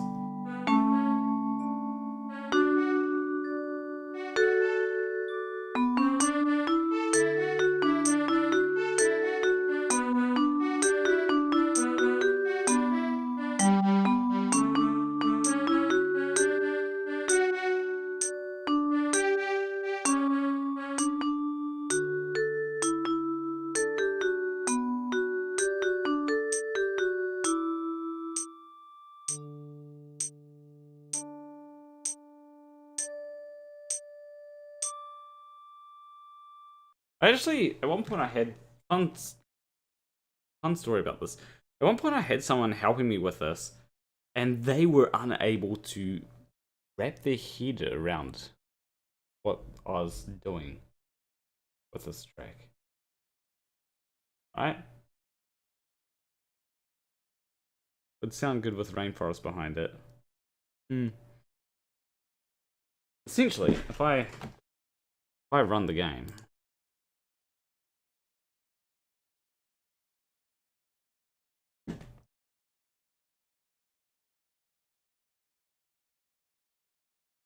Essentially, the idea will be that there will be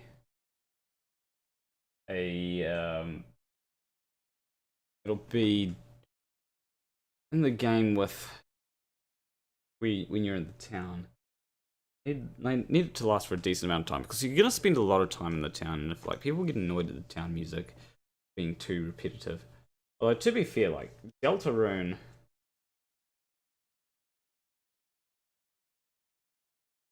When it comes to Deltarune, some of their tracks are fairly short.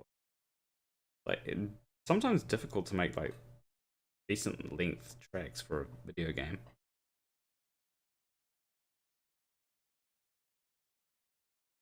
I was shocked at how short Pandora Palace was. I'd actually probably be able to. I think all the Undertale stuff is free to play. This is a game open world level based. A bit of both, really. So when you get back to the town, well, so you start in the town and you actually come back to the town at one point. So yeah, so the town is not going to be like some place that you that's big to start off with, and it's like, oh yeah, when you leave the town, you never come back to it. No, it's going to be you get to go back to the town, but you got to complete the tutorial first. You'll be able to backtrack in certain areas. In fact, it will probably be required to backtrack in certain areas.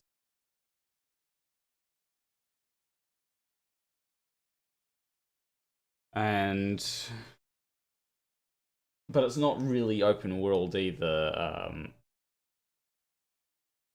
Because it's set in the flat Earth. It's not really focused on like any particular era, but when you play the game, it kind of has a somewhat modern era kind of feel to it. So some places will seem futuristic. I've got a mix of different eras, really. When it comes to like got things teleporting, but then you've also got book stands. Hello world, I've come offer a job. Do you have anything where I can contact you? I need you're still occurring. Not sure what you mean, bash code.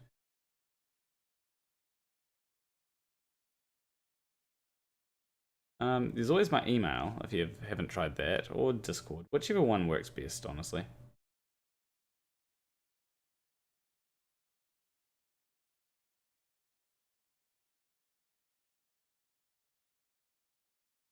Why is this not responding? I haven't changed anything since I last run it. There we go.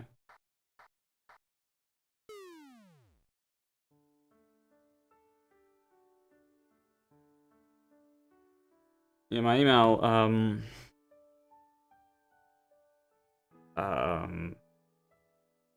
maybe I've gotten emails that I haven't responded to. Do I have any emails that I haven't responded to? Let's see.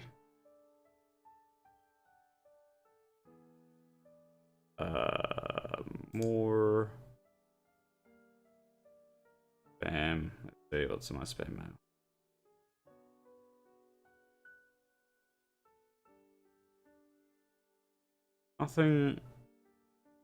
Nothing interesting. That's nothing that looks useful. Put it that way.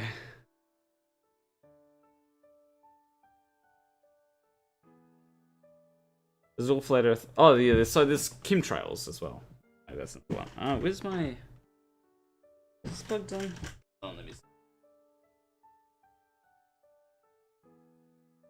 I'll just plug that. Okay, cool. I'll be contacted. Okay, thank you. Yeah, the email, my email is in the about page of my channel. Okay, continue. So, yeah, here we go. So, as you can see, like, this is the... This is where this will be playing.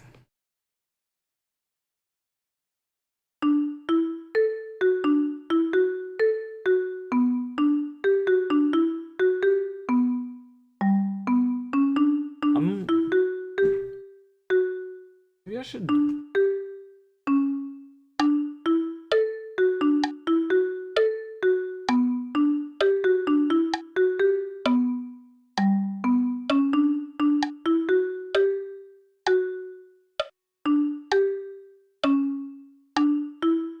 Maybe I should make it piano instead. Piano seems more homely.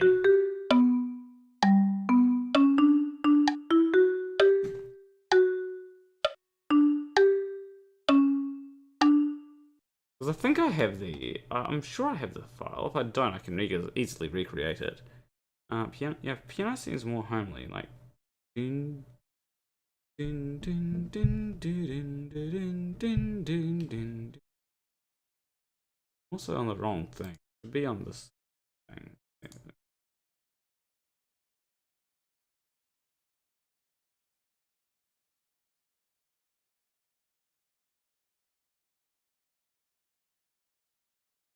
So yeah, that's what plays when you're in this area.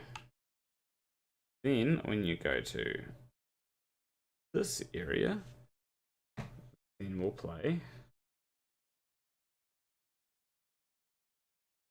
with the crap out of it. And knock knock. I Ahoy, say, hoy. you shouldn't leave the door. You shouldn't leave the door open like that. You don't know who's going to wander in. As I'm just demonstrating. Oh, Yeah. play to walk. You're going to have to get better security. I just bribed the guard $5. I mean, you got to pay these guys more money. Yeah, And who are we? if NASA paid me more, then you know I'd. Like that's going to happen. So what are you doing? Still developing a game here by the looks of things. Yeah, and when I go to good morning, here we go. Essentially, this is what's going to play when you're wandering around this area.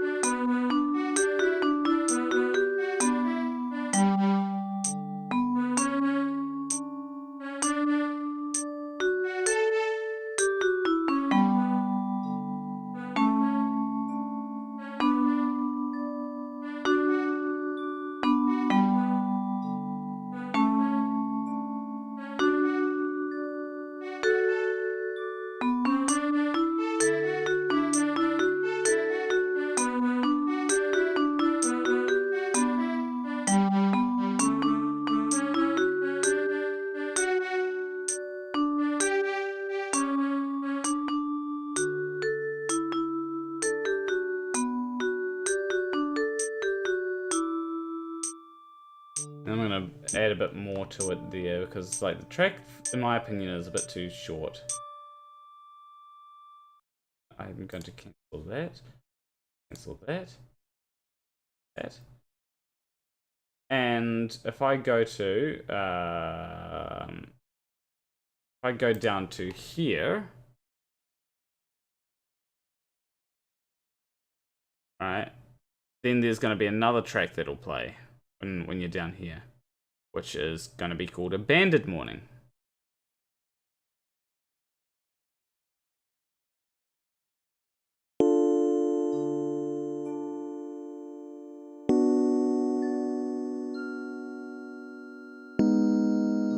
Which is the same track, kind of, but it's different.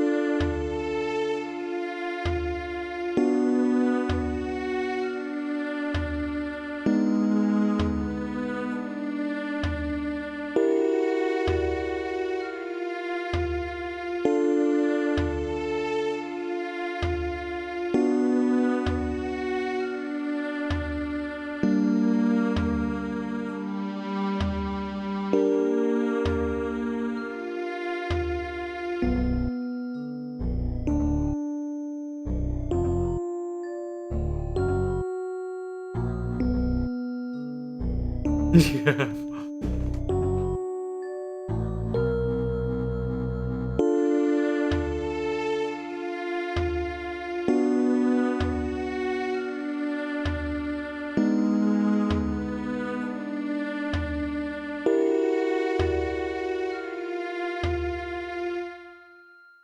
So yeah, that's basically the difference between those is clear as day. I'd hope at least. But it's also the same, and that's not so obvious because essentially what I've done is I've taken the original and then used a slightly different scale that sounds far more spooky. I should also mention another thing that I've done recently. I don't know if Boomer's still here. I'm still here. I'm just absorbing the world right now. I'm getting some context on this. Okay. Mind you, I'm liking the backing tracks. Someone, Sage Ohio just said play the original backwards. Ooh, it gets a bit scary when you play things backwards. You discover where they originally came from a lot of the times. Yeah. Also, the world in Flerfia, or the grass areas, look a whole lot better now as well. Okay. That's another thing that I've been doing recently, making the grass look more like, you know, grass. Okay.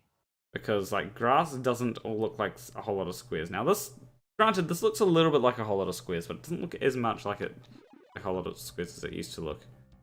But yeah, I've added screen shake, so when you get attacked, the screen will shake on you. So. Oh, scary. When you attack as well, the screen will shake on you. But only if you get a perfect attack. And who are you attacking? Are you attacking? You're not attacking innocent Flerfs, are you? Because they're just stupid. You're not trying to kill them. Or are you? Well, this Flerf is trying to kill me, so... Imagine, I did get a thought during the week about this to add to you, where you suddenly have groups of anti-vaxxers appearing and they all just slowly diminish because they're all infecting each other, therefore dying. I thought there'd be a nice little statement where, oh my God, a rabid mob, and they're all dead. Oh, okay. Steer clear. Don't catch the plague. Because they seem to be anti-mask as well. Yeah. And if I go down to... It's this Flerf here that was attacking one that I think I've shown you this guy here, where you can. Yeah, I'm pretty sure I've shown you Old Man Dusty. Well, no, not me. I was only here last week when you were working on a room putting a toilet in. You were being a plumber, Planner the plumber. Yeah, but I think I showed you. I think I showed you Old Man Dusty, who was like, "Hey man, do you want to hear about the interesting stuff I've learned in my research?" Oh, I think I did. Yeah, the combat or something like that. Yes. Yeah, It's a and whole week ago. you Yeah. had a debate with him, and yeah. That's right. I do remember that. Yeah. We've been pushing over 30 degrees the last week here, mate, so it's pretty hard to remember anything. You just want to lie around and do nothing and sleep a lot. God, summer's hitting us hard. Yeah. Yeah. This is now an open world scenario too, so are all these houses interactive? Can we sort of go and knock on doors and, I don't know, try to sell Bibles or things? Some of them you'll be able to go to. Aha, cool. Yeah, some of them you'll be able to go into. Most of them you won't. Because, you can't just go into a random person's house. Well, not legally. Not legally you can't, but yeah, okay.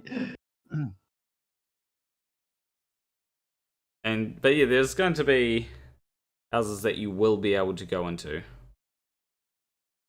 Also, God420 did give an idea, which I implemented.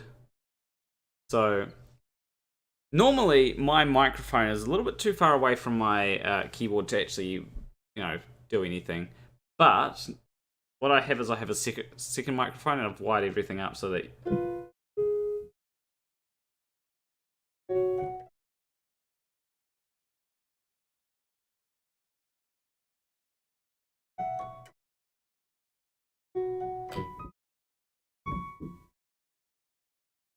So yeah, that's the thing that I was able to do. If you want me to be just a little bit pedantic, sorry to sound like a whinger, but I can actually hear your fingers tapping on the key. So your mic's pretty high there. I'm hearing the actual finger contact on the keyboard noise. Yeah. You know what I mean? Over the piano, but that's okay. Yeah. As long as you're conscious of it. Yeah, I've also set up, what I've done is I've set up, I've set up, things on the stream to hopefully make it all sound better. Because there's actually a noise gate for this one that will probably pick up my fingers. Okay. I would probably, I don't know, whichever way, I don't know what setup you've got there, but the thing would probably be to move the microphone close to the sound source and away from the fingers and increase the gain a little bit or something like that. Yeah, more towards the speaker though. Anyway, that's okay. That's just me being a frustrated sound engineer, because you know what it's like. They always get grumpy. Like if I turn this off, right?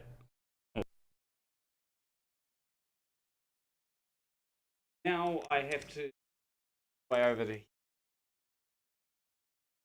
Correct. That is correct. Oh, so that was your vocal mic was picking up the finger sound. Okay, that's cool.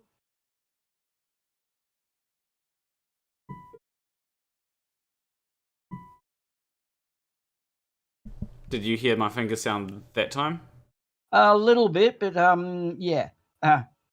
Is your fallback from the keyboard actually the speakers on the keyboard, or are they coming back through the computer?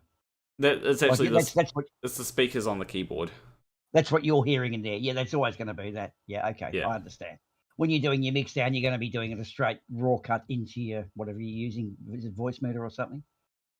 Well, when I do the so the stream actually so firstly, when it comes onto the stream, they can't hear so when you hear me, you're hearing whatever goes through Discord unfiltered.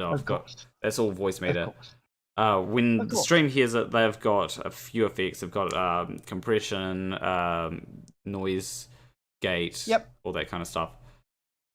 Touch a verb just to give it a damp tone. Okay, I'm with you. So I probably sound like a blithering idiot to those listening in the stream because they're not hearing the same thing. It's Discord, and there is no way that's designed for good sound reinforcement. Cool, I'm with you, bro.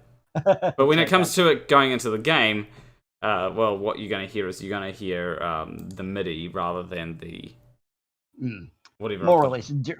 It's a DI, a direct injection, like you do for bass, as opposed to miking guitars or that sort of thing. Cool. Okay, I'm with you. I'm hearing you. Yeah. One person said, "Are you putting any Easter eggs in the game?" I've already put Easter eggs in the game. There's already Easter eggs in the game. Like there's relative there's things like density, which talks about there's obvious chemtrail references.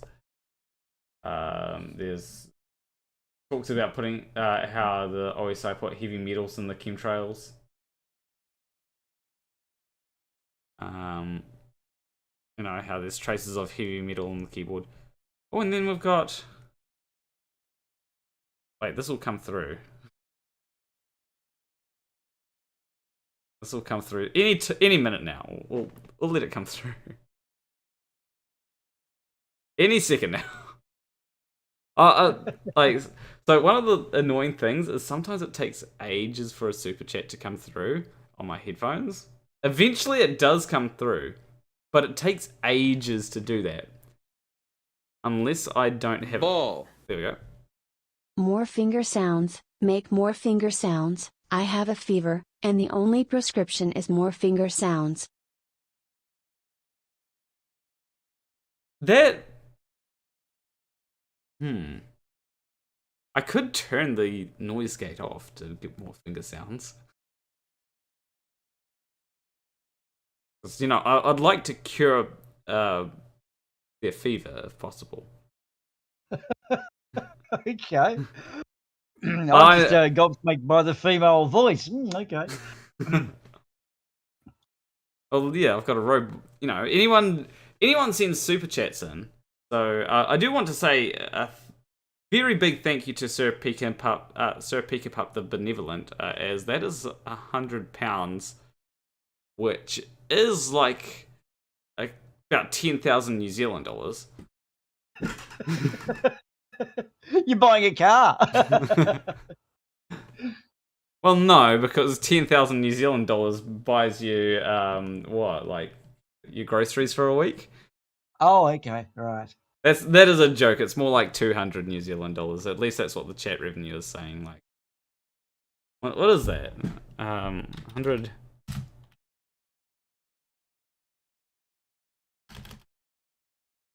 Pounds to New Zealand dollars. Yeah, that's almost exactly 200. It's like 201 New Zealand dollars. So yeah, big thank you for that. What was I gonna say? I had a few things to say about that. Oh yeah, there is a song, right? Let me grab my guitar too.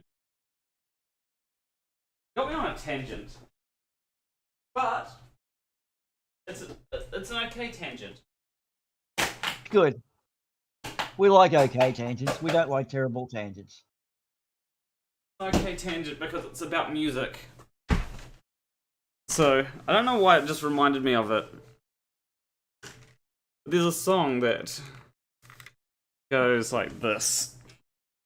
Person who I really respect as a musician.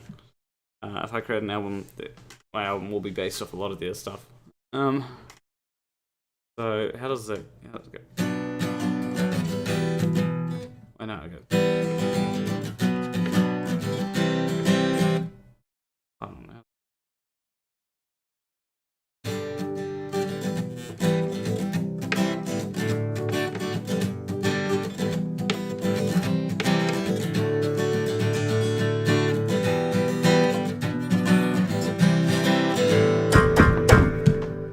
Something like that.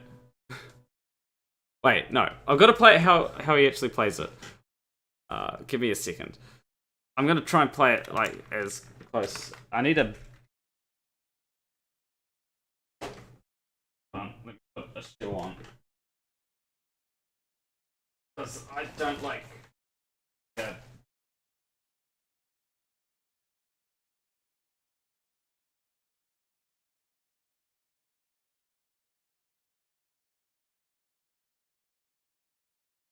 Okay, here we go.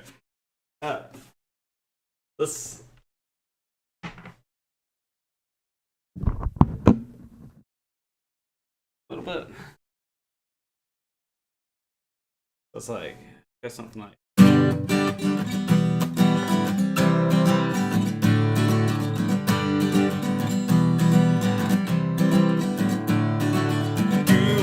wop-a-pa-pa-doo, wop-a-pa-pa-doo, wop-a-pa-pa-doo, wella wella wella doo, wop-a-pa-pa-doo, wop-a-pa-pa-doo, wop-a-pa-pa-doo. I've been feeling lightheaded since I cannot wait to the back of my skin. Flower bells and feathers telling me to the ground, pound for pound. Take my teeth off formaldehyde from my feminine side since the day that I died. Water with my bones, doing little am I pretty now. Rough way of playing it, but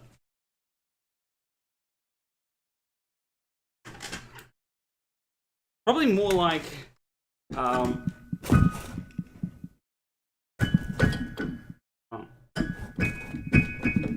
like that, I think. More like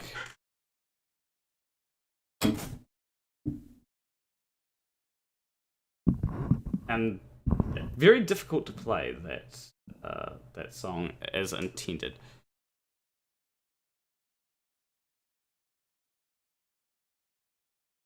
But yeah, once again, big thank you to Sir Feckertup the Benevolent. Basically, he kicks his piano. Okay, I'm with you. Actually, I must say though, your acoustic guitar, I do really love that. You know, all acoustics sound different.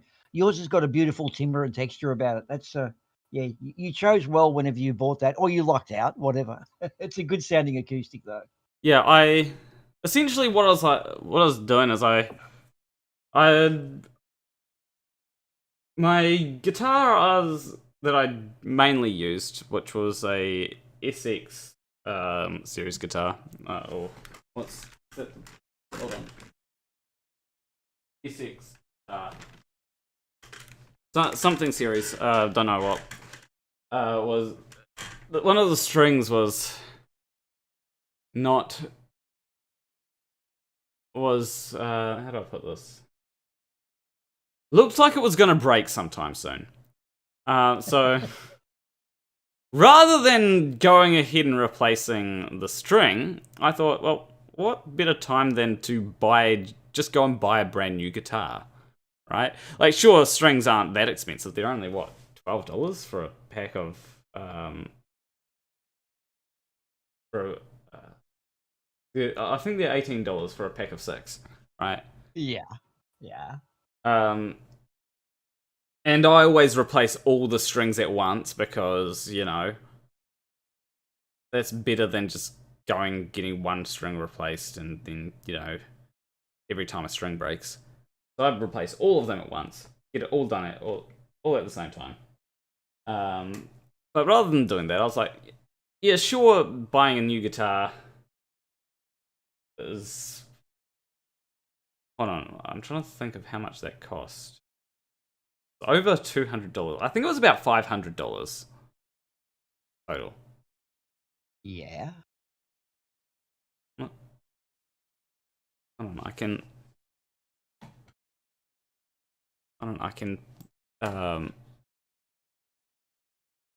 I have it here. Anyway, however much it was. Because I also got a case with it. Either way. Well, I was going to say, but I would love to be in a position where, I need new strings. No, fuck it, I'll just go buy another guitar. Like, dude, yeah, can you just maybe pull it back a little bit? You might not get these super chats if you keep saying that. Holy shit. Yeah, okay, anyway. Well, one of the reasons I was able to get it was because it's technically a business expense. Yeah. I just don't know how. I think it was like $500 or something total, like for guitar and case. Anyway, with that, I was able to. I was able to get a new guitar, and I'd been intending to get a new guitar for a while because I don't like the way that my old guitar sounded. At least not when it comes to certain things, because it had a very what's this? It had like a very deep sound. Oh, I'm trying to work out how to describe it. Or dull sound to it. Whereas this guitar has more of a brighter sound to it. Mm-hmm. And so when it came to the brighter sound, that sound was what I was hoping to get from an acoustic guitar.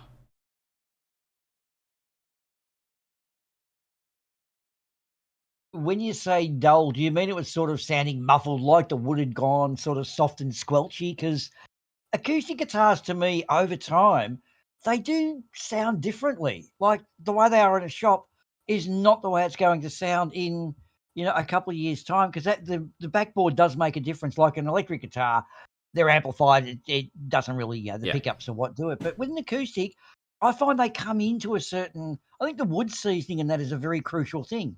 Well, this is what, in fact, violinists are really into, the whole timbre of the wood and that, and they pick up on it. But yeah, it sounds good. Actually, it's got that nice jangle about it. I think when you backstroke, you hear that sort of higher pitch because you're backstroking, it's the higher notes first. It just gives it a nice, brightness about it, a jangly effect. Yeah. And I just realised that something downstairs. Because it needs to stay in the fridge. Because I was going to get myself a bit of lunch. Do you want to entertain people whilst I go and grab some? I tell you what, I will. I'll have a bit of a crack. I think I can be a bit of a conversationist. In fact, Dave Oliver's just mentioned guitar strings are great for industrial conduits, wiring, and small pipes. I agree. I've found guitar strings you can use for stripping rubber off things. You can use them as a great little razor blade that doesn't cut your fingers. And if you've got a fret saw, you can stick them in that too. And if you've got a battery, you can use it to cut polystyrene. And now Planner Walk has left me in charge. I've taken over. Okay, guys, what do you want me to do now that I've taken over this place? It's a military coup. What would you like, people? How's this dictator been running the place? In good or bad? Okay, news from Australia. Djokovic, tennis player. I'm not a tennis fan, but I tell you what, I love a good tennis story. I don't suppose anyone's heard the media leak of a couple of our news reporters, Rebecca Madden and someone else, who are kind of like the Fox of Australia, calling Djokovic an arsehole, entitled prick and all sorts of, it's juicy. Aussie Man Reviews gave us a nice little wrap up on it. And as he said, it's kind of like the way you'd want news to be, rather than them come in and be prim and proper. And today in the news, the government has now allowed Djokovic to come in, but it ends up he had corona and was visiting Spain, or he didn't have corona and he lied on his forms. And we kind of said, a crusade, Hillary. You want a crusade? I can't really wreck the place because he won't let me back in. He'll bar me. You know what it's like, these fascist dictators. I've got to do it quietly. So I need some stealth operations to sabotage the place. Oh, no, he's back. Okay, there's no coup. It's yeah. Right. I feel like Waynesville. I feel like God. It's okay. I handle it. It's all right. Whatever. I was just talking about Djokovic, our wonderful tennis player, who just got the flick because he had corona or didn't have corona, or who knows. Yeah, anyway. Okay, you back? Yes. You're back on deck, sir. Yeah, when you said, because I heard from my headphones, it said, "Oh no, he's back," and then it's like, "What were you doing?" Oh, they were trying to get me to sabotage the place. They're all really look. They've deleted all that. Yeah, no, they were just trying to make me do evil things. I said, no, I'm not going to do that. I was just talking about our tennis player where the media leaked that stuff where Rebecca Madden and that were calling Djokovic an arsehole and entitled prick and that, and it got leaked out. Have you seen that or not? No, I haven't. Oh, okay. Well, Aussie Man Reviews, he did a little bit of a report on it. It's one of the best. It's not the story about Djokovic and tennis. I don't give a shit about that. But when you hear news reporters leaking, he's an arsehole and he's a prick, and it's like, oh, dude, I thought they were prim and proper, and wow, they're real gutter-mouths. It's kind of like what you're in the pub talking about it. Anyway, so what have you got for us, sir? What do you mean? What have I got for you? Oh, sorry. David just said he's in trouble. Yeah, he's got to go back. He can't do the Australian Open. he's out. So if you're a number 2, 3, or 4 seed tennis player, you're probably pretty happy to see him go. Are you eating biscuits? I grabbed. So essentially, I was grabbing margarine so I can butter bread, and then I have a sandwich.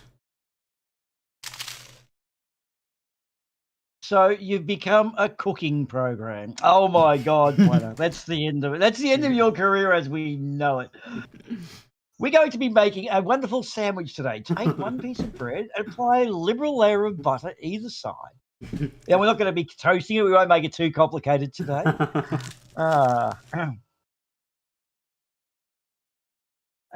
So now you're going to eat on mic too. You're going to do all those things that all the sound engineers in every studio in the world want to throw things. This is why sound engineers are neurotic.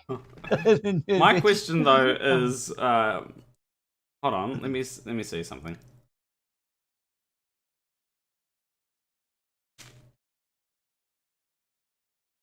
Okay.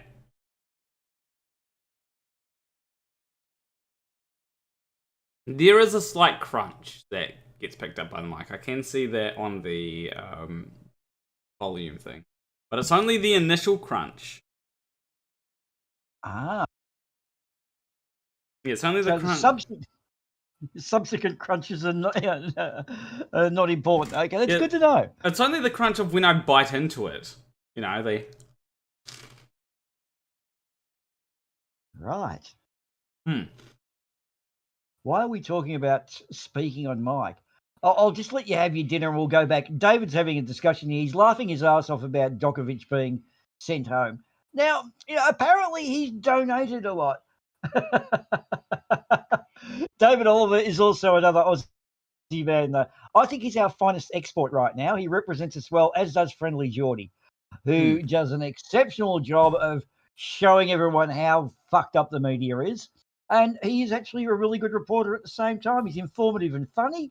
And Aussie Man also, yeah. Horsewoman's great. I think Destination Stuffed is pretty good. Pretty much anything Aussie Man puts up is really worth watching. Also, Friendly Geordies does do a good job of making premiers quit their jobs. Or at least deputy premiers. Yep. Friendly Geordie too. New South Wales Liberal Party, 0. If it's a soccer match, it's an absolute pasting. What's got it though is the reason he's forced them to resign is he's actually justified. If they could sue his ass, they would. They would get him for it. But what they've done in trying to bully him, they've actually drawn light to the fact that they are corrupt and they have got something to hide from. Anyone else in the world knows that if you give it any oxygen, it's got to be true. Had they just ignored him or said, no, we're no comment, we're taking this to court, it would have been more suspicious. But the whole goon squad going around to his producer's place and it was all just bullying. And what did get me a little bit is they're saying under these social media laws, it's all my kids are getting bullied and whatever. What they've overlooked is the fact that right now in New South Wales, suicide rates have jumped up, and it's not related to COVID. It's related to the water dealings and townships crumbling on their watch. And they're the country party, like it's their constituent. And he's actually drawing attention to what is a real social issue. And sorry to make this into a political thing, but good luck to him. More power to him. Every time one of them falls over, who's the other guy? The deputy PM. I'm not even going to say his name because I don't want to give him oxygen. Oh, you know the one. Yeah. When he went to his house, he had his house on Airbnb, and there's Geordie and his jocks sitting there. Oh, that was so funny. I loved his style, man. Yeah, when it comes to what I think needs to happen is I think that the parliamentary privilege laws need to be redone. Like, I think what needs to happen is it needs to be that the parliamentary privilege can only be used as a defense, not as a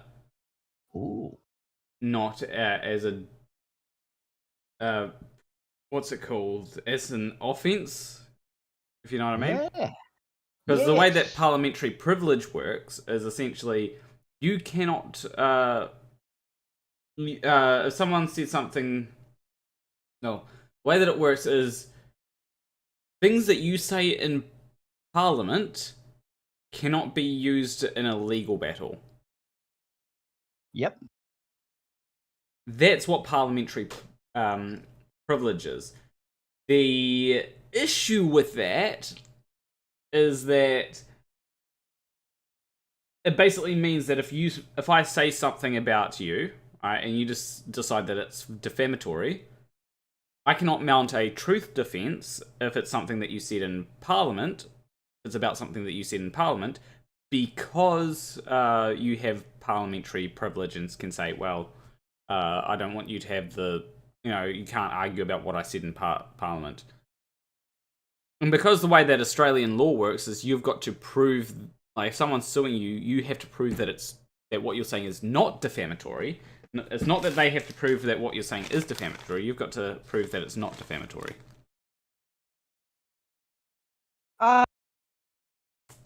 See, that's sort of interesting because years ago when I was involved in the motor trade, if you were to come into my motorcycle shop and then say to me directly, I think you ripped me off because blah, blah, blah, right?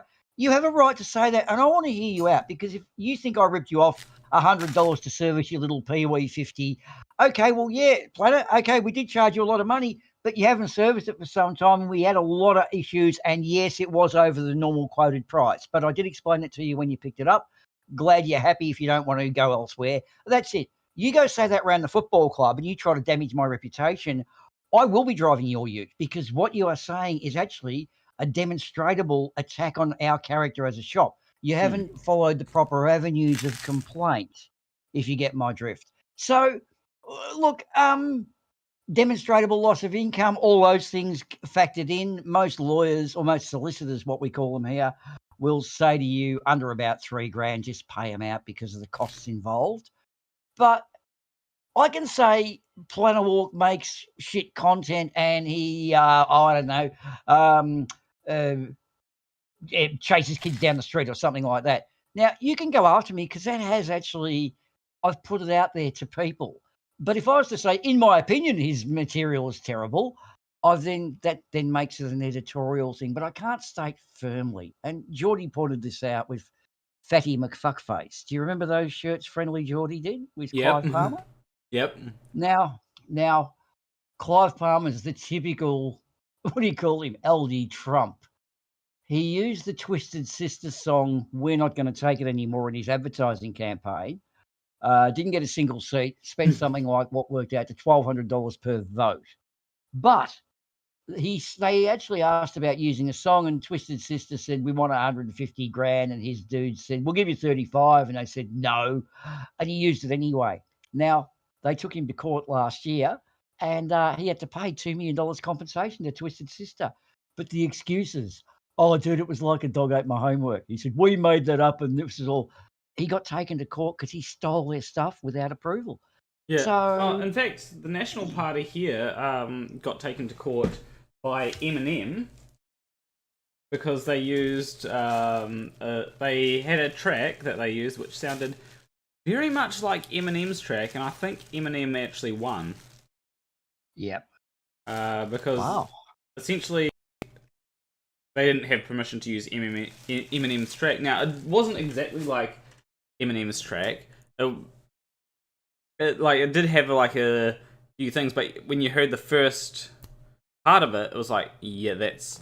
Hold on. Let me see if I can find it. YouTube. I also think I got ads for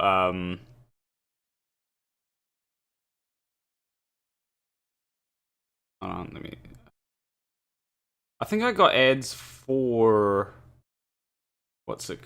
for Clive McFuckface when I was in Australia. Yeah. For his party, like saying how coal is actually really good, in fact.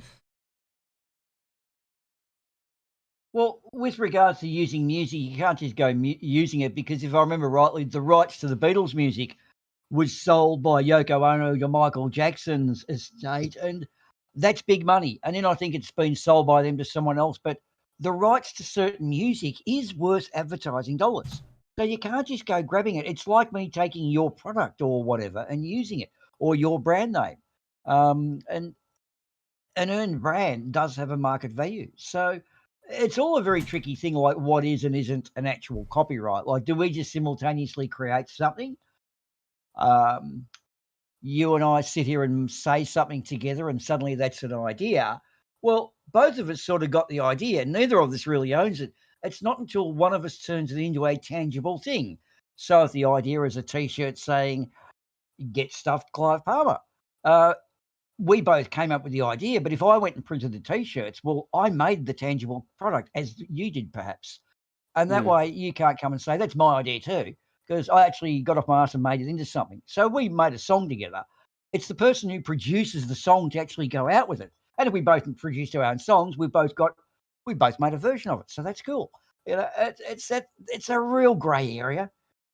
Yeah. Okay. So I found the ad. It was from 2014, and Yep.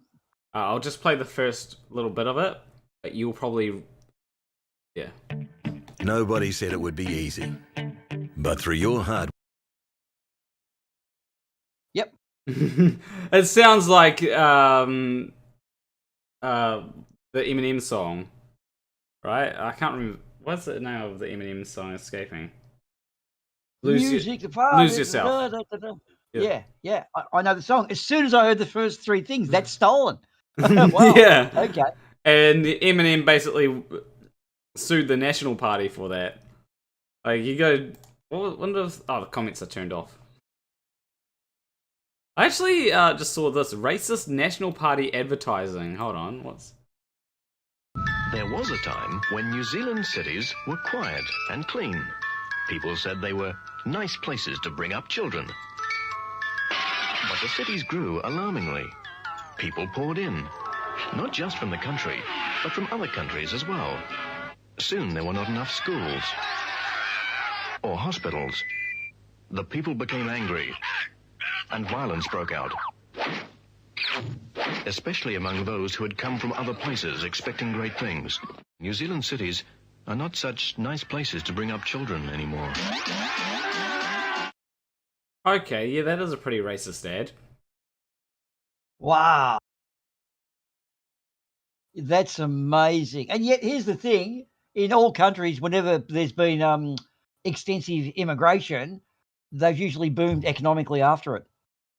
Like that goes, in fact, from my point of view in Australia, from what I knew back in the 1850s or whatever, there was a huge Chinese influx and it was, they're taking our jobs. No, dudes, no, it actually is economically a godsend. So, wow, that's bad. That really is instigating an issue, isn't it? Yeah, like essentially when it comes to parties that try and do tackle immigration, they don't really want to tackle immigration because immigration does benefit, it benefits the economy, it benefits big businesses that usually donate. A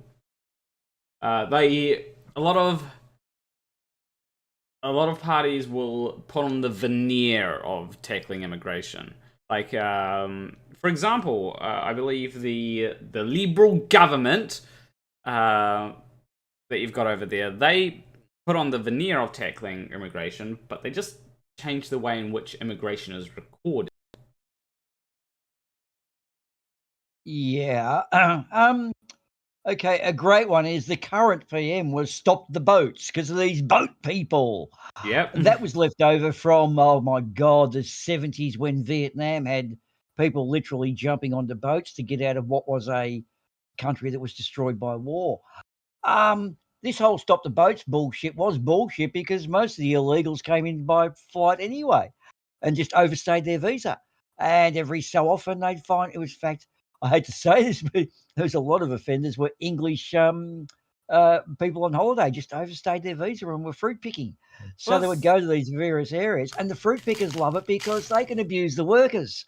So it's this whole little dark economy going on there. And I hate to say that, but anyway, it's a very, you call it, nefarious side of Australian society. I'm not proud of it at all. Yeah, like when it comes to the whole what's it called, overstaying visa thing, that's basically true in every country, right? America, Trump said that he was going to get rid of illegals, but most of the illegals in America came by plane, overstayed visas, and that's building a wall isn't going to keep people that get there legally out, It's just weird, and so they use that. Look, this xenophobic vote, for me, it's sad that it's actually a vote winner, because when I look at Pauline Hanson, you all know her, she got less than 1% of the vote. So when you look at the rugby crowd or the football crowd of 10 by 10, that's 100 people there. Less than one of them voted for Pauline Hanson. Yet her advocates say, oh, she speaks for them, for all of us. No, she doesn't. She speaks for less than 1 in 100. So it's just that noisy majority that get noticed. But I'm a bit saddened by that. That's why voting's, one of those things. I like, there's a particular thing that I've seen a while back. It's a meme. The people are okay. I'll just play it. I'll just play the audio clip of it, right? Because democracy basically means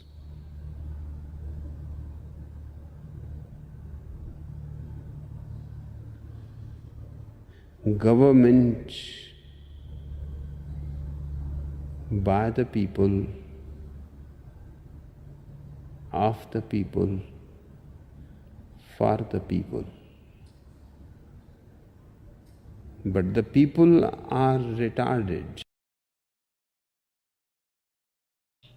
Like, that's what, like, a lot of the pandering of these, a lot of pandering that a lot of parties do is they pander to people by using things that any sane person would look at immigration and go, yeah, immigration can be good. However, you get a lot of people that go, well, don't want these damn immigrants coming into my country, because they think that immigration is bad. I think it's bringing in a criminal element. And there were stages like, I think when the Iron Curtain fell, a lot of the Eastern Bloc countries pretty much did open their jails up. So, yeah, you may attract the criminal element too, but in fact, Melbourne has got a beauty. African gangs. Oh, the scary African gangs. They're actually involved in what is less percentage per capita of crime. Like, they're not overrepresented, but they were used as the easily, what's that Goebbels thing? The enemy without, the enemy within. This is dead set Goebbels back in the 30s of last century sort of stuff. And the Somalian gangs, like, I can't say I've ever met any Somalians that have come and taken my car or tried to stab me, and I'm not scared walking into a shop where there's people standing there who aren't like me. So this is a xenophobic view. It's very tribal, isn't it? I think it's bred in from our parents. My mother used to say, oh, he's a foreigner. And God, she was a racist bigot. Now I look back in hindsight. I'm glad I don't have her views. But a foreigner, that's a really stinging remark. It sounds so subtle. That's why that comment, that term.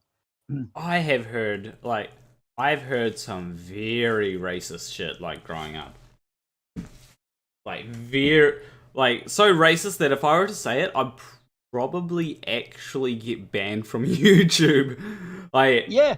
Like, it's that bad. And, like, I look back on it and I'm like, yikes. That was, like, very racist shit. Like, and it's one of them things where it, like, comes from the stuff that I heard, like, probably comes from stereotypes of, like, how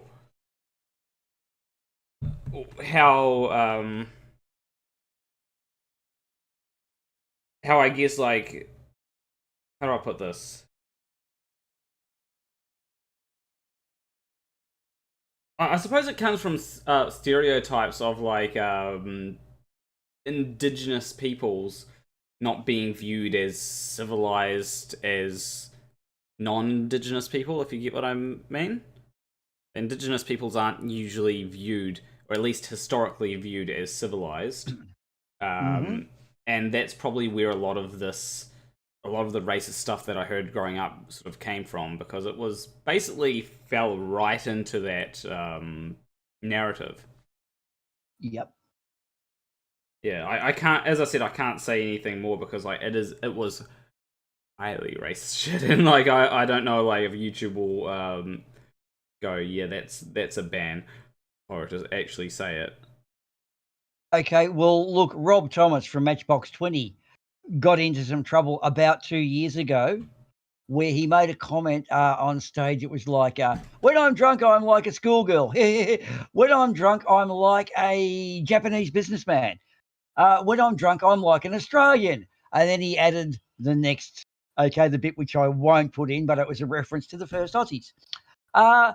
And that is where it hit hard, okay? Because although Australians are notoriously drunks overseas, we don't take that personally. However, within the first Aussie community, alcoholism is a real problem. He then stung and then suddenly got labelled racist. It really hurt him because he didn't mean it that way. He thought it was a throwaway joke. However, some advocates from our communities managed to get together with him, and it's now had a positive result where he's writing the plight of like Midnight Oil did. They actually lost a bit of popularity when they were doing their anti-American stuff and political stuff. They're okay. When they got onto the Beds of Burning era about Indigenous rights, their popularity dropped a bit because it actually drew a problem up that needed to be dealt with. And now Rob Thomas from Matchbox 20 has reversed the situation. So sometimes a bad reference can actually have a good reference down the track. So I think I got around that really well in describing how he did it. But Rob Thomas is a great guy. Matchbox 20 were a great band. He didn't mean that. He didn't understand what he was saying. I don't understand blackface in the US, but apparently that's a really evil thing across Europe and the US. Yeah. But I don't know the basis of it, but now I've learnt a bit more about it. So you do need to have this drawn, like we don't know about it. You got to educate people in a certain way, so it is tricky. But we do need to know about, Indigenous races. Another thing that... Yeah. Going back to a previous part of the conversation, another thing that I find that a lot of voters don't really know about is debt. Yeah. How many times have you heard it being brought up that Labour will spend, or Labour will spend, and, they'll drive up the debt? How many times have you heard that? So a lot. Yep. That is an issue that shouldn't really be an issue. Because government debt is not a bad thing. Too much of it, is probably a bad thing, but just a government simply having government debt is not a bad thing. It'd be like if I were to... It'd be like, right, if I were to ask you for $100,000, let's say I asked you for $100,000, right? And I said that I will give that $100,000 back with interest, right? And that will put me $100,000 in debt to you, right?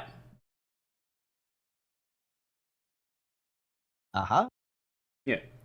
Now let's say that I use that $100,000 to invest in something. Right?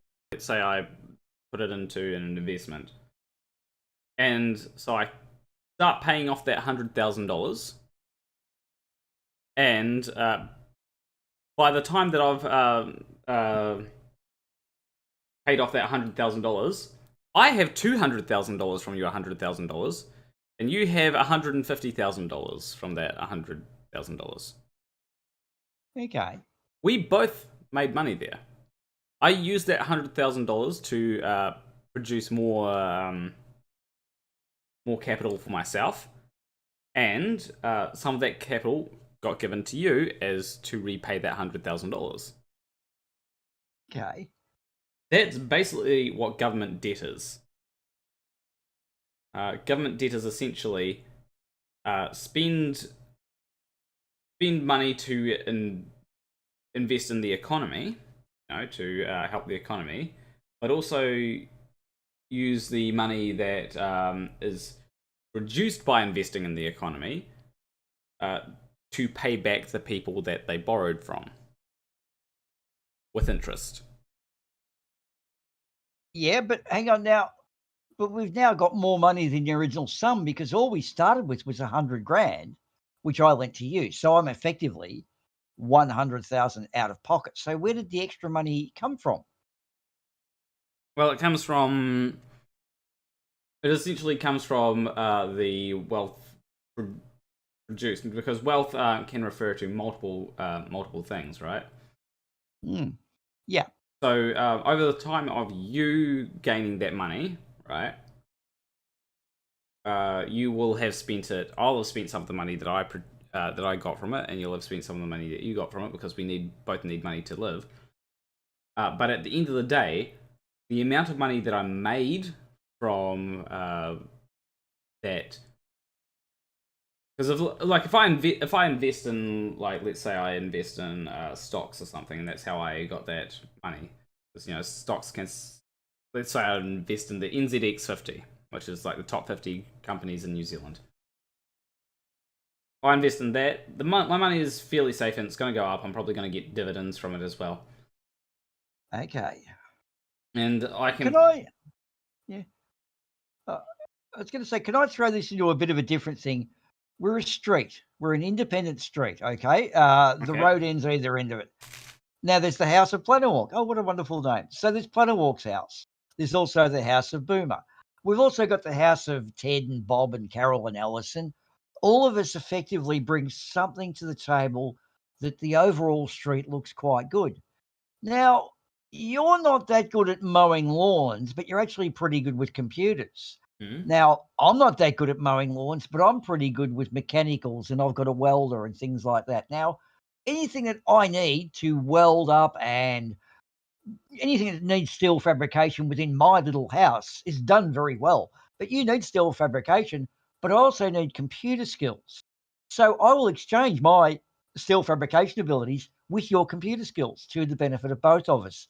We both become a greater entity together. So I'm worth $100,000, you're worth $100,000, but suddenly you computerize me. I'm now worth 120 because I'm more efficient. My welding has become CNC. You become more efficient because, well, you've got steel shelves and you've got a nice shed and things like that, which makes your life generally better. So both of our houses are now worth 120 each to the mutual benefit. Now we start adding in all the other factors. That's where you get economies. There's no actual debt owed to someone. A country doesn't owe a bank an amount. It's there as a measurement of your produce. So Australia, our wealth comes from the fact we're a hole in the ground and we export stuff to China to become a secondary industry. Now, China has a secondary industry in the labour to make that steel into a car. Then it comes back as a car, okay? And if you make cars. So there's no actual debt per se. We buy a house, we owe the bank. And if we don't pay it, the bank forecloses. Countries run what is a deficit all the time. It's a constant debt. There's no actual, well, someone gets a surplus, of course, if you overproduce, but it's always your value of your money, your currency is your current ability to be in the world right now. This is why they want to open up with Corona. But sorry, it does get boring if I keep going on. So yeah. But also, like, the thing is, this is something that's done by all rich people, right? Rich people and countries borrow like crazy. Like, Elon Musk is probably in debt right now. Like, Jeff Bezos, probably in debt right now, but they're worth billions. And the reason being is because they get into debt now, the way that they get into debt is a little bit different to how countries get into debt, because when they get into debt, they know that they can pay it off. The only reason they get into debt is because the only reason they're able to get into so much debt is because they have stocks. The banks know that if this person gets into debt with them, they are going to be able to basically pay it off, and they're using the debt as a way to actually have money while they don't make any money. Therefore, they don't have to actually pay any taxes. They basically use the debt as a tax avoidance scheme. True. Yeah, it's a little bit convoluted, but anyway, like a good example of this is Donald Trump. You know the Donald Trump meme, the one where he's like, I started with my dad gave me a small loan of $1 million, right? Oh yes, I do remember that. Yeah. And without that loan, Donald Trump probably would have never been able to get been able to get as much money as he has nowadays. You know, that he got a loan of $1 million, because if you have a lot of money, it becomes very easy to make money, right? Now, yeah, that money is coming from somewhere, but no doubt he was able to pay the loan off and end up with much more money than he started. With countries, it's a little bit different, because yes, countries are constantly paying the loans that they take out off, but they're also constantly taking out new loans as well, if that makes sense. There's a balance of payments for imports over exports. Profit loss statement in a smaller business situation is similar. Some people are asset rich, but actually liquid poor. And I have got lots of money, but that money, I've got a pallet of money, right? It's $1 million sitting there. It's not making me money. What I've got to do is give you some of that money, but I'm giving you 2%. You've got to give me back 3% to make it worth my while. So yeah, it's swings and roundabouts. And when you start factoring it, no one person can show you a formula as to how it all works, but it's this constant back and forth. What I was saying there with Australia, we dig a hole out the ground, send the raw materials to China. China apply the labour to it. It comes back as a Great Wall ute or something like that. New Zealand, you guys under Piggy Muldoon had a high GST, and cars and vehicles were very expensive to import back in the 80s. However, it generated an exceptionally good amount of mechanics because you guys had to repair everything. And I've got to say, the Kiwi mechanics I worked with back in the 80s and 90s, mate, they were fucking good. You know what I mean? These guys could manufacture. They were keeping 20, 30-year-old cars going. So the necessity created the mother of invention. You had a better quality mechanic because you had to keep things going. So in a sense, it has an advantage there. You've got a better workforce. So there's all, like I said, swings and roundabouts. This is really fascinating when you start looking at the nitty-gritty. Japan, after the Second World War, it went on to become the greatest manufacturing industry the world has ever seen. Like the 80s build qualities of Japanese cars is just, wow, this is better than Rolls-Royce. You know what I mean? Like, so there's always a brand as well and how good a product is. So, mass production, Henry Ford, the US, US discovered molten steel, electricity, and what was the other thing? Oil in Texas, within 40 years of each other, and became the great world power they are today, which is now in decline. But it was those three discoveries made them the superpower they are. So, it's one of those things. So and this actually can tie back to immigration as well, because the way that it works, let's say you're a government, you have a decent rate of immigration, you take out a loan to improve the quality of life for everybody in your country. You know, you help get the immigrants that come into your country, you help lift them up. You know what that does? Can you help lift people that come into your country up and make them, have a decent quality of life? There's like a simple thing that happens there. Well, the whole value gets better. The whole country is better overall. But there's a particular thing there, let's say that you're an American business, right? Yeah. Let's say New Zealand, and I'm pretty much giving the answer away right here, right? and let's say you see New Zealand, and they're letting in a decent amount of immigrants, but all those immigrants have a decent quality of life. As that business, what do you do? I'm not quite sure. That's a very broad-based answer there. As a business, what do I do? Well, I employ people, I guess, which improves their quality of life. They're not unemployed. Is that what you're getting at? No, you're a business in America. Yeah. You see New Zealand, right? And you see that all the people in New Zealand have a decent quality of life, right? They're not all poor. They have money. They have, everybody in New Zealand has money to spend. You're a business in America. Yeah. It should be pretty. I can sell stuff to them. Yeah, is that what you're saying? I can get some of their money and thus improve my own personal position, I guess. Yeah, is that what you're getting at? Or you start up business in New Zealand, right? You open chains in New Zealand, basically like McDonald's and all that do.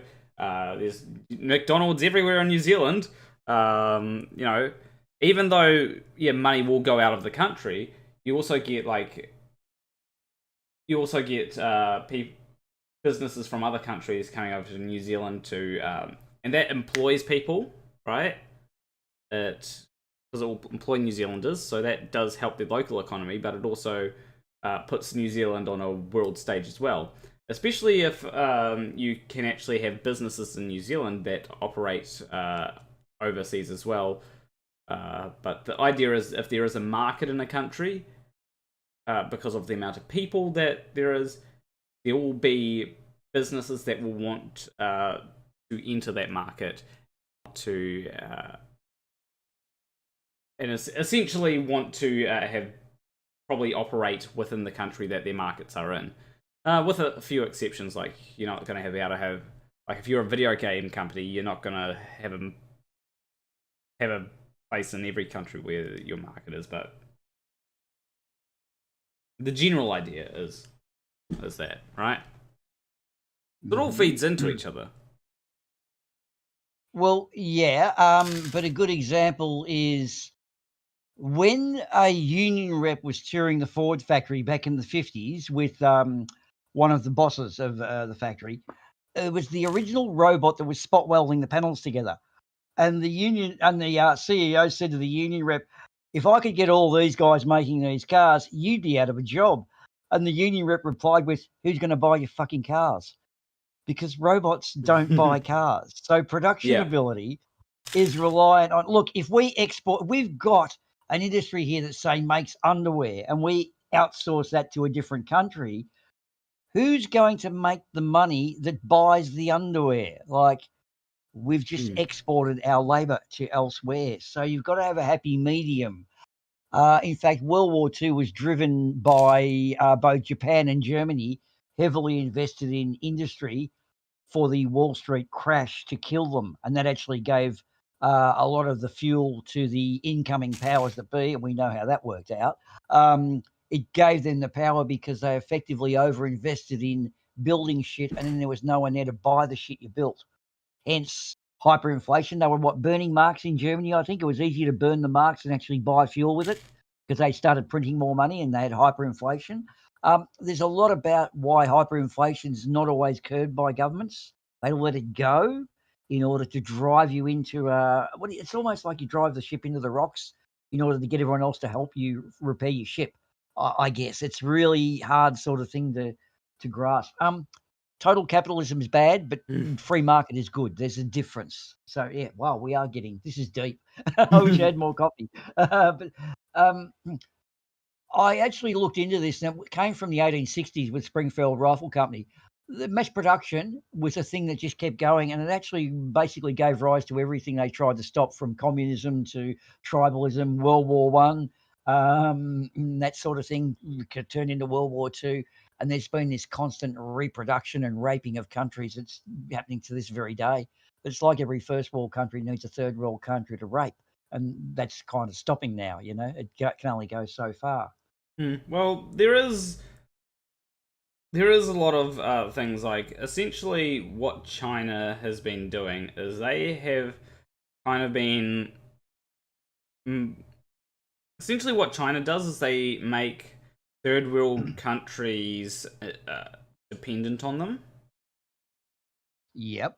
And that way, that basically bolsters China's place in the position in the world. And the problem is when there is a country with certain amount of power that becomes dependent on China. I think Greece, for example, is fairly dependent on China. Right. And so what you've got is you've got a whole lot of countries that are dependent on China, and when it comes to something like a vote in, I don't know, the EU, and you've got... essentially China has votes in the EU because of the countries like Greece, I think, because of their economic thing. China basically has a table there without even being there, if you get what I mean. I do, yes. They're a world player. Yeah. Okay, can I give you a really good example that you'll be able to relate to? And it's a thing that still happens to this day. But if you went back to the 80s, the abattoir meat industry in Australia was an awesome place to live. You actually got paid more to go and pull sheep or cows apart than you did to be a qualified mechanic or boilermaker. And the choices were, well, relatively mundane work, but every day you could earn your house. So the company that was, say, R.J. Gilbertson's, a meat works, which was processing sheep and cows, paid for all the houses around it.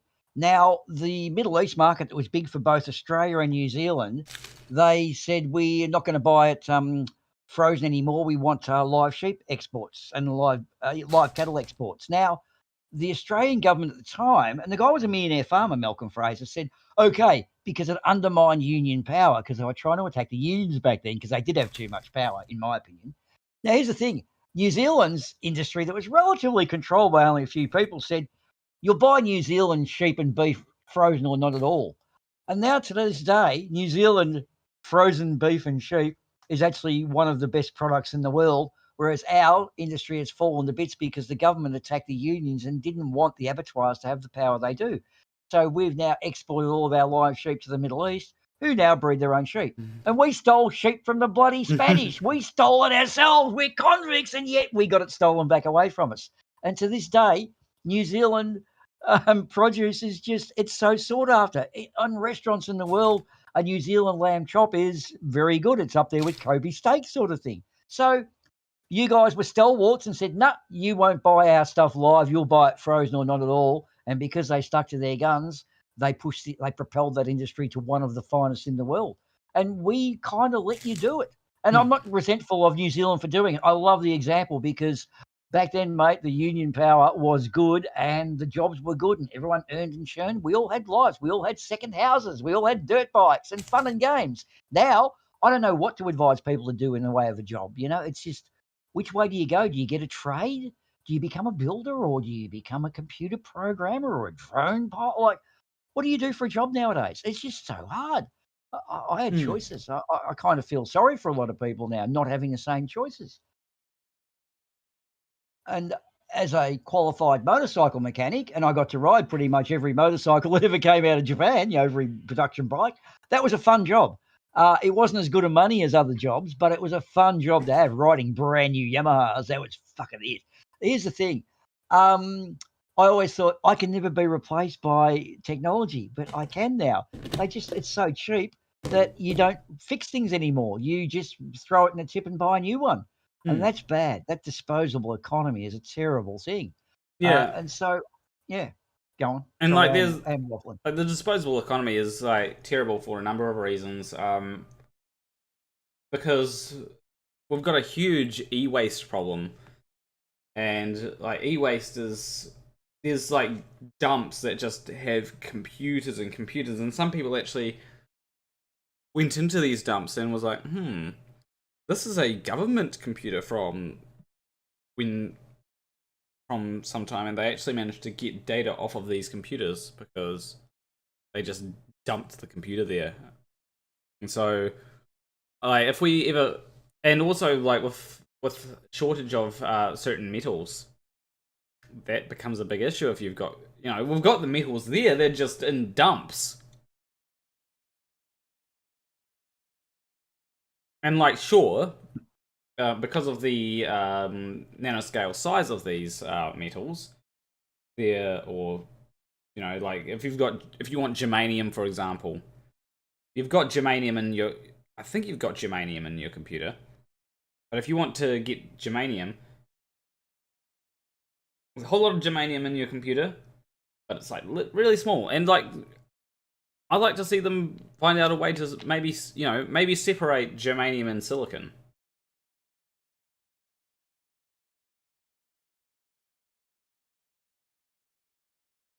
Necessity is the mother of invention, so why is this not done? Like, there will be an eventual, it will run out eventually. So we then have to go back to that situation of tracing it. Like, don't we recycle to a certain degree now? Yeah, but how much do we recycle computer components? Oh, well, I don't know. I'm not really versed on that industry. How much are electronics recycled? I don't think that electronics... I think that electronics are sometimes recycled, but not as much as they should be. It almost adds another cost. It's easier to just dig the product out raw, process it, and then manufacture it than to go smashing up where it is.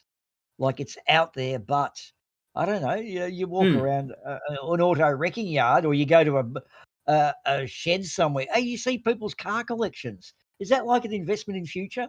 Old Mustangs and things like that. Like, mate, if I knew what I knew then, I would have been investing heavily in old cars, because right now they are pulling in huge amounts of money. Rust buckets that are up for restoration are pulling $5 and $10 grand.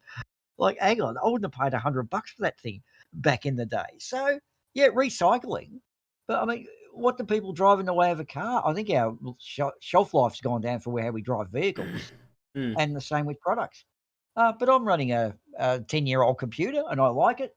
I'm running a 4-year-old phone. It's a Samsung S5. Is that a bad thing or a good thing? I mean, I think we need to not replace every mobile phones. There you go.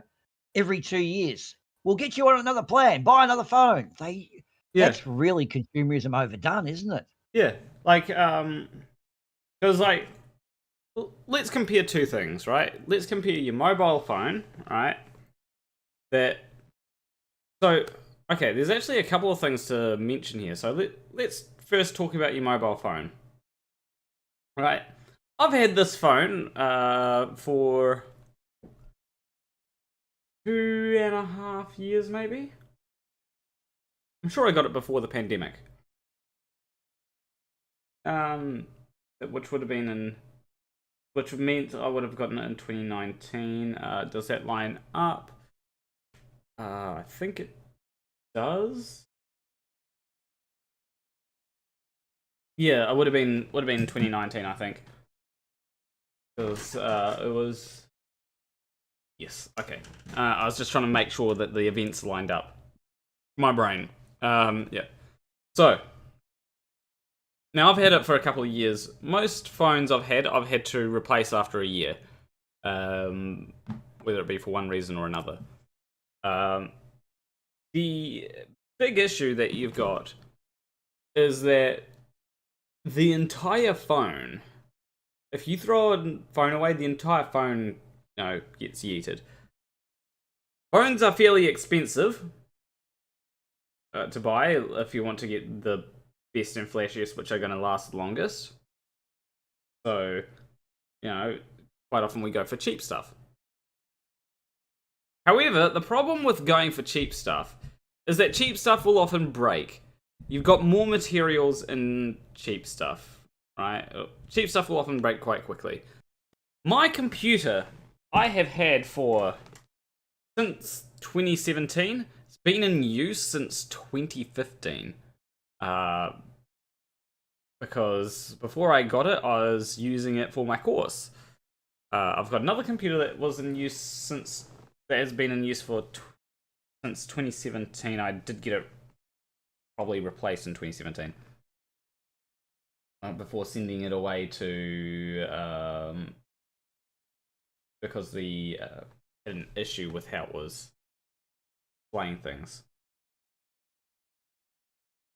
Anyway, the big issue that we get, the big thing is that these two things still work to this day because they are some of the better things.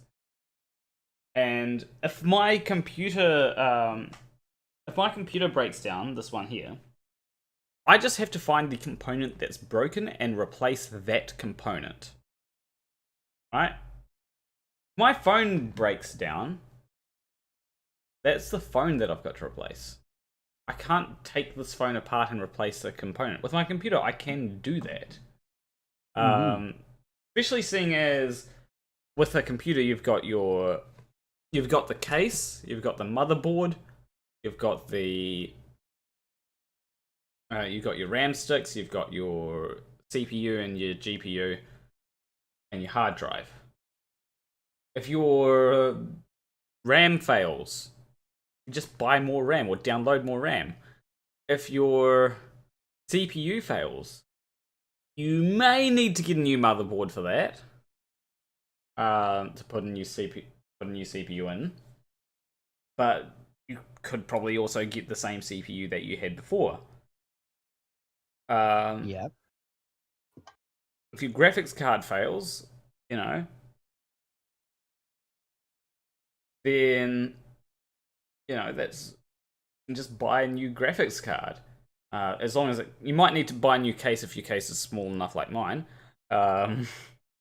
Or like in the case of my computer, if my graphics card fails, I can just use the onboard graphics card rather than the actual graphics card. Mm-hmm. And so there are ways for my computer to be fixed without a whole lot of effort if a piece breaks. And if the case breaks on your computer, well, how do you manage that? You know what I mean? I do. Yeah, look, I've always wanted to repair things. I've been a tinkerer. When I was actually the last of 6 kids in a family, and there were a lot of broken toys around. And consequently, the toys had lost their value as a toy, but I started pulling them apart. Don't know how many times I cut my fingers on bad rivets and horrible little tin bits, but I used to pull them apart and the springs would unwind and hit me in the face and all that.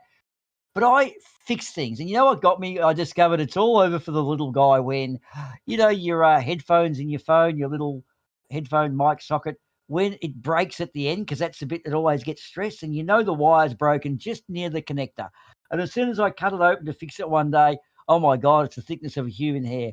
I can't solder this. That's it. I can't repair this. I love repairing things and getting them going again. And that was always a hobby, a challenge. You say, I can't rebuild this. That sounds like a challenge. I'd get in and try to fix it. And I've got to say, that's a bit of a craft we've lost now, is the actual repairing of things. Let's look at an old, say, a Fender guitar. Yeah, grab a Strat. It hasn't changed. There's pickups. You and I can change our pickups if we want to. We can fix the tone pot or the lead. We can cut the lead open, and your guitar lead always breaks 1 meter because that's the bit you stand on when you play. So you'd always cut it back. Pick an end, cut it back, and re-solder your leads up. We could repair things. A mobile phone, too small. You need real specialist equipment and really good eyes and really teeny things. So it's a shame, the whole repairing of things. Like 3D printing is a bit of a weird world to me. Like you can't really make a gun, but you can make a lot of good replicas. You make good World of Warcraft stuff. So it's horses for courses. But look, David Oliver, great surname by the way, dude. I love Neil. I love Jamie. I don't know about Damien the jockey, but you've got a great surname. I'm going to just put something back in the fridge, by the way, because I don't want it to just melt everywhere. That's the butter that I've got, or margarine that I use. Oh, you poor Kiwis. It's summer. It gets hard over there, doesn't it? It was summertime. David Oliver said, trouble with ink printers, they run out of ink. They were designed not to work, and you got to go. And the ink's so expensive. And, mate, 15 years ago, you pulled up at the supermarket and they'd sneak a printer in the back of your car. They were virtually giving them away. They were like 20, 30 bucks. And that was like what is it? They call it a lost leader. Give it to you for nothing, then you got to keep buying the ink. Or those cappuccino machines. $30 cappuccino machine. The coffee costs 20 bucks a throw, for 5 cups of coffee or whatever. Yeah, go and put your stuff in the fridge. I think he has. Yeah, David, you're putting out some really good indicators there. That ink printer thing, that's a real metaphor because you needed your printer for your computer because you needed to make up paper stuff. Now we don't even have a paper stuff anymore. We photograph it on our phone. So you don't even need the receipt for your car, Rego. You just photograph it. You've proved you've paid your reg. We don't even use cash now. I pulled out cash the other day to hands to someone because the card didn't work. Oh my God, it's such a unique experience giving someone a $50 note and they've got to do math. And that's a scary thing. Okay, has he come back? Why? I'm sure that last time I went away there was a crusade as well. No, we didn't take over your channel or anything like that. There are no hackers. There are no hackers here. Okay. We got some. I have ideas, right? But I need to finish one idea before going into the next idea. So, what I'm currently working on is I'm currently working on this part here.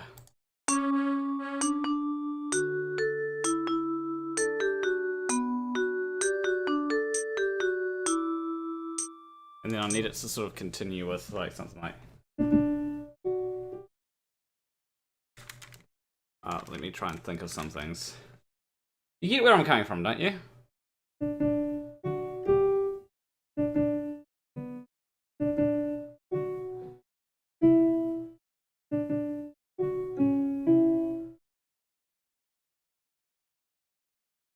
You get where I'm coming from, right, Boomer? Yeah, this is your you're running around the game thing, isn't it? This is your backing track? Yeah. Okay. Well, that sounds nice.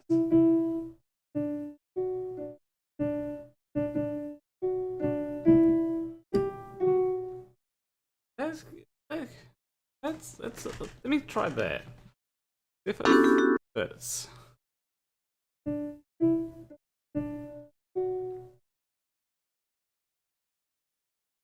Okay. Make sure that I need a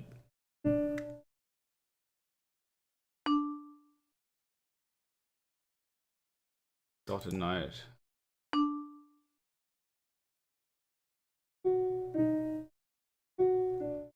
Have you made sure, Jelly Lorem, have you made sure that you're actually live? Because like, let's see how much time it takes for things to appear live. Should be, hopefully I can hear myself. We'll see. We'll see the latency. Things to appear live. Should be, hopefully I can hear myself. We'll see. We'll see the latency. There we go. There's a lot of people on the internet right now. No, it's just the information is, yeah. No, it doesn't take too long. It's like a few seconds latency. It's like less than 10 seconds latency for me. To be fair though, they just sent message and it does take... Wait, no, that's a different thing that I'm looking at. Yeah, it's already up on my end. I can see message as well. On the actual stream itself or in the... I'm on the actual stream. I've got up. I have noticed though YouTube does build up a lot. We actually do our live streams through YouTube and through Twitch, and Twitch is virtually instantaneous, whereas the YouTube seems to can be up to 10 or 15 seconds on a good day, and I've seen a couple of minutes sometimes.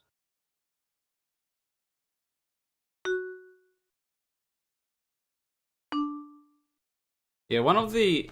Oh, did I tell you about the issue that I had earlier? Trying to get the particular timing of something. What about it? Show us what you're doing. Let's get back onto track. We did digress for about an hour there. Yeah, whilst I ate my lunch, I was hungry. That's a thing that sometimes I don't do during streams, and then I get really hungry afterwards. I decided I'd eat during the stream instead. I had a stream earlier this morning where we shared the latest globe proof. Oh. Yeah, did you hear about the latest globe proof? No, what is the latest globe proof? Fill me in. The latest globe proof is... do I still have it up? Yes, I do. I think... I know, this is the wrong... This is a different thing. I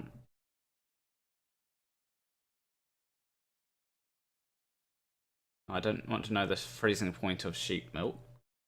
Different thing.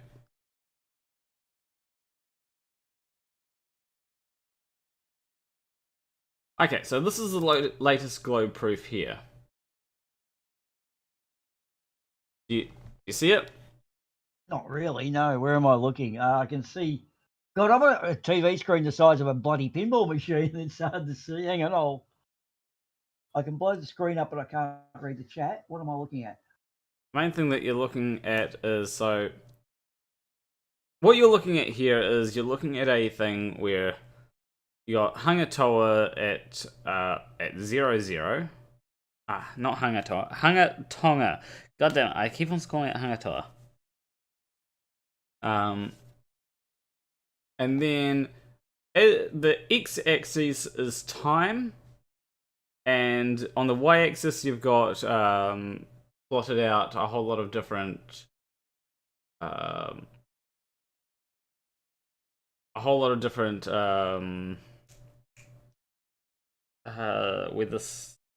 weather stations measuring pressure, right? Where they're listed on here is on the x-axis is when they received a pressure wave or a spike in pressure after the eruption. So okay, this is a volcano thing, right? Sorry, I needed some. Okay, now I know the premise. Yep. So, right. Firstly, Seattle. Reached Seattle first, then Washington, then New Jersey, then North Sweden, and then all of these at similar times. Right? Then there was a bit of a wait, and then it hit all these ones, right? Again, all the ones that it just hit them again. So and you can see that it's on either side. It's fairly well mirrored, right? So what happened is it hit the ones on the first thing, came back and hit them again in the opposite order to which it hit them. Okay, so that's the pressure wave going one way around the world and then the other way. Is that what you're saying? And yeah, so once it reaches the antipode, it comes back. Right. Okay. And when you add them, so when you add the time it takes to receive each pressure wave from when the volcano erupted, you then get a nice line around. You know, there's a bit of an error there, but that's due to like a number of things, like the fact that Earth is not a perfect sphere, and you know, perfectly timed means it's dead uniform, and it's not. The crust is not uniform. There's different tension. I understand that. Yeah, cool. Yeah, and geography and stuff. But it all is around the 36 to 37 hour mark. Is when you add them together. Beautiful. That is not possible on a flat Earth. That's really a good one. Now, can I just throw up a good point of reference? When Krakatoa erupted back in whatever it was, 150 years ago, apparently that blast and shockwave circled the globe 3 times. Yeah. So can you imagine from Krakatoa, this thing's radiated around the world and directly opposite Krakatoa on the other side, there must have been a point where all those sound waves came back.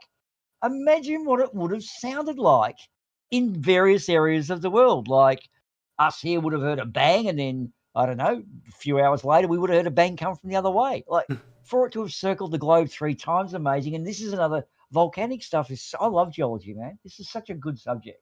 Yeah. Yeah, this is cool. I love this, yeah. Yeah, so CGI, of course. When it comes to this kind of thing, this is perfect evidence.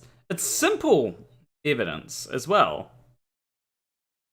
Like, it's not something where it's like, also, the data here was collected from Twitter. So this is just random people who posted, oh yeah, we detected the pressure wave here. Mm-hmm. And at this time and this time, they weren't trying to prove that Earth is a globe. They were just saying, oh yeah, we detected the pressure wave, or this is the data that we got, and the data happened to show show the pressure wave hitting twice, and it all lines up fairly well with each other. So, The P and the S waves are one because one radiates around the outer crust, the other radiates through the sort of, what is it, the mantle is liquidish. So we get 2 different types of waves, don't we? The P and S waves, I think, is what that's called. Yeah. With, those sorts But of this eruptions, isn't to do with P and S waves. This is shock waves or pressure waves. Oh. Pressure waves okay. through the atmosphere, I believe. Oh, okay. Yeah. Right. So this is okay. Yeah. So that's why it's such good evidence, because this can be from independent people that have their own things to just measure pressure. Yep. Of course, if you were to look at the psychology of a flat earther, they're either po/troll, slightly unhinged, or just attention seeking, or all of the above. Yeah. So they never accept this anyway. It's CGI is going to be the hand wave off. But for us who are more open minded and have us indoctrinated, it's absolutely brilliant stuff. Like, we're not doing ourselves a disservice through misbelief. I actually love this sort of this confirmation. Yeah. Did you actually see the picture of it from the satellite too, the way it exploded? Oh yeah, I did. Oh, wasn't that brilliant? Here's the Himawari picture. And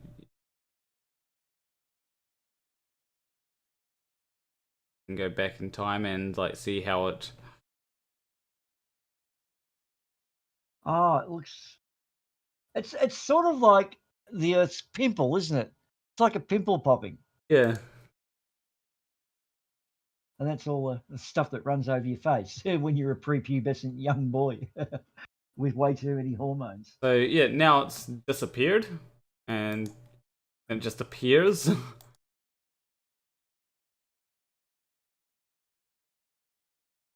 You can kind of see the shockwave as it. Shockwave is far more noticeable when you watch the animation of it.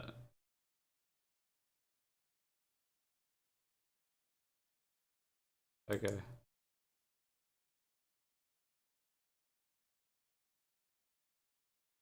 Why is it? Oh, I suppose the cache of the page isn't gonna. Thing, although this is not quite relevant to this, is when we do have these rather large geological events, a lot of the animals actually seem to know in advance it's coming. Sometimes. Like elephants and birds and everything will all vacate the area. Like, they kind of know what's happening. The tsunami was only a meter or 2 high, I think. What was the one we had back in 2003 or 4? That was actually pretty bad, remember that huge one where it hit a lot of places, Bali and the like? Oh yeah, I think I remember that one. Yeah, that was a real biggie. Yeah. Okay. Oh, that's this. So. Yeah, you've digressed again away from your soundtrack of your game. Yeah. Can't help yourself, can you? This is why Bethesda takes so long to develop games, because everyone sits there talking about all the current affairs. They don't do any actual game work.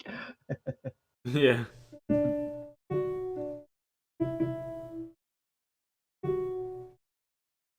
Okay.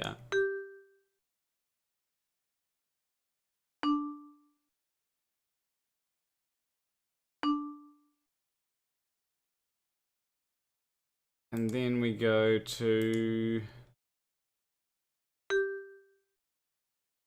What was it?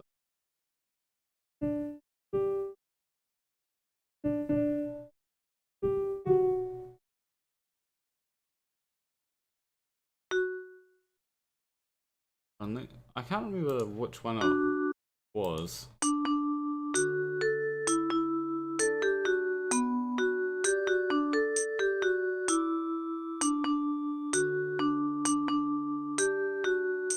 Ah, I worked out what I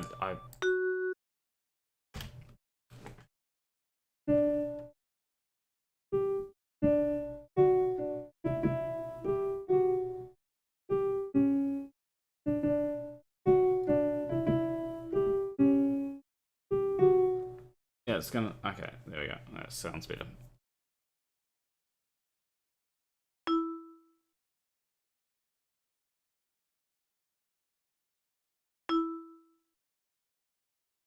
It's amazing how they composed games like what ones do you have?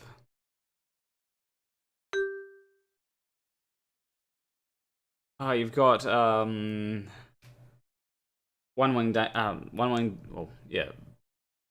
You have One Winged Angel from Final Fantasy VII. You ever hear about how they composed that? No, do tell. So they composed that from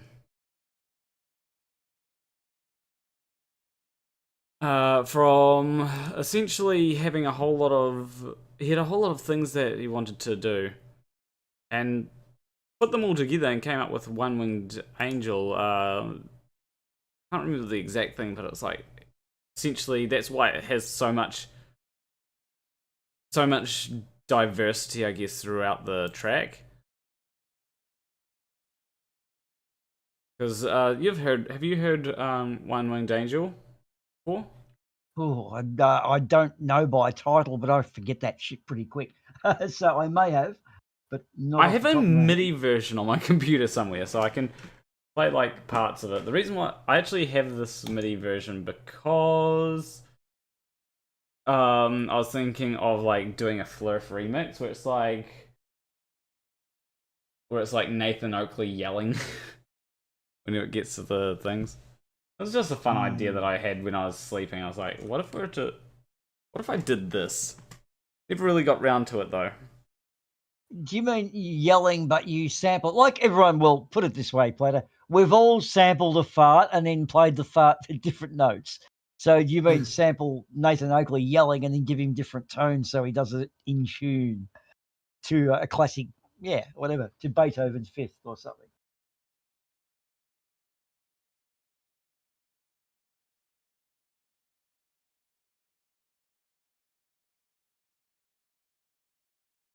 So yeah, this is how the track goes.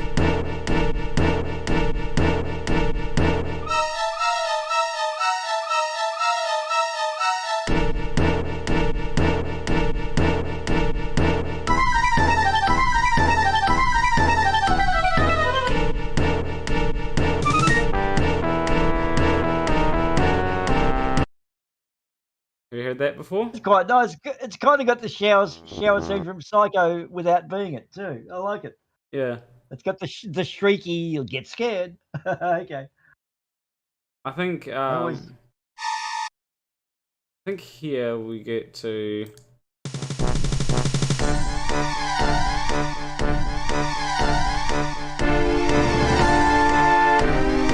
I'll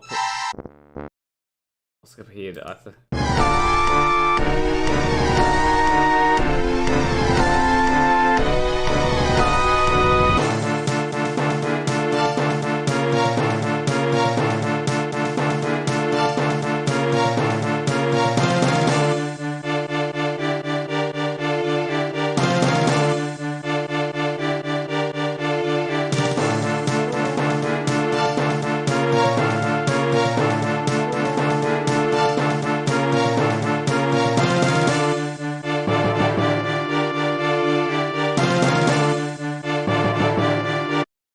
So yeah, that has the like that's the main hook of the song.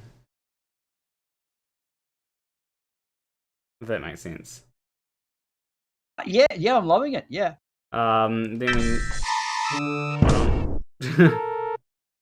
I go to here. I think it sounds a bit different here.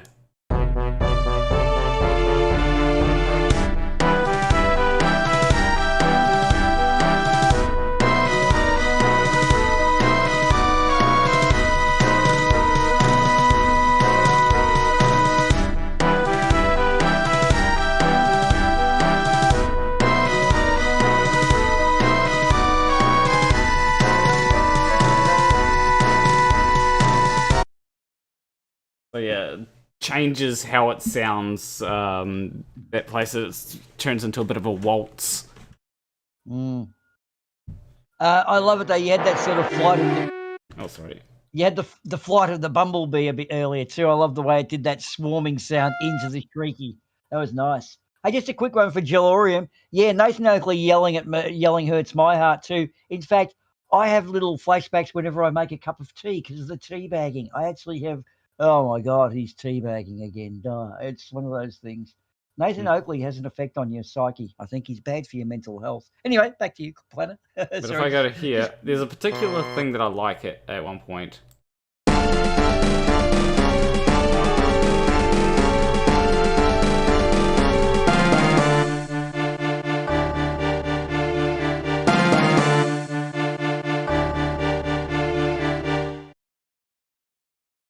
So the part that I really like is, let me isolate the two things. I think it's here, so let's go solo that, and this drum. If I go.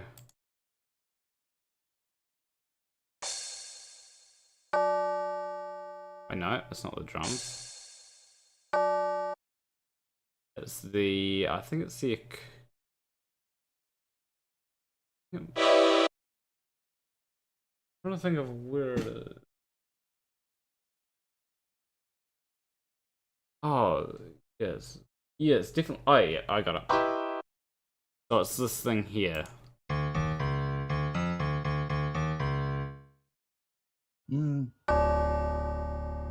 Yeah, I agree. I love that too. Like, just that whole... What note is it? That...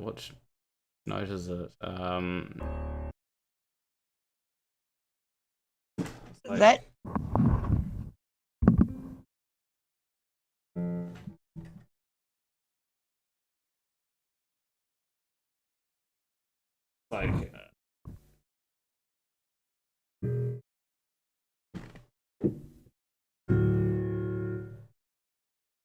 even that's like not quite low enough. I'd have to I would have to do a thing where it's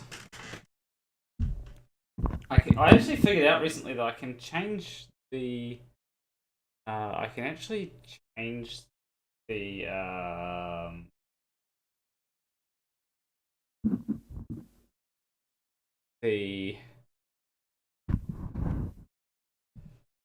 oh, there we go, transpose.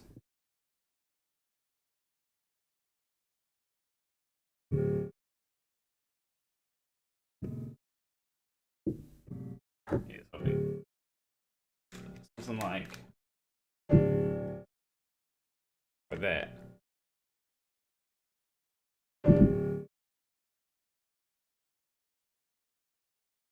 It's like a really dark sound. I think that's the right note.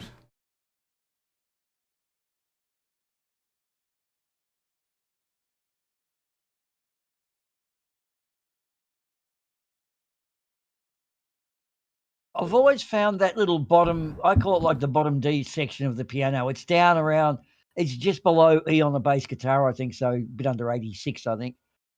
Something haunting about it. But when you go further down, it seems to lose it a bit. You know how like guitars are getting down to low B?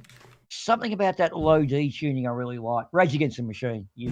Drop well, don't they? Oh, drop D is the drop D. Well, that D, that sounds like the low D on a piano because that's generally where it is in normal music. Low D on my is yeah.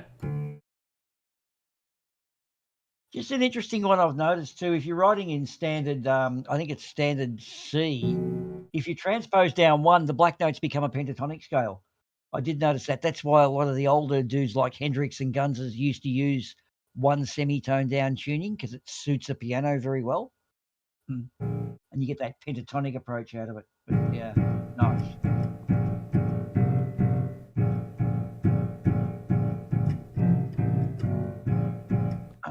That was just me doing something random with it. Yeah.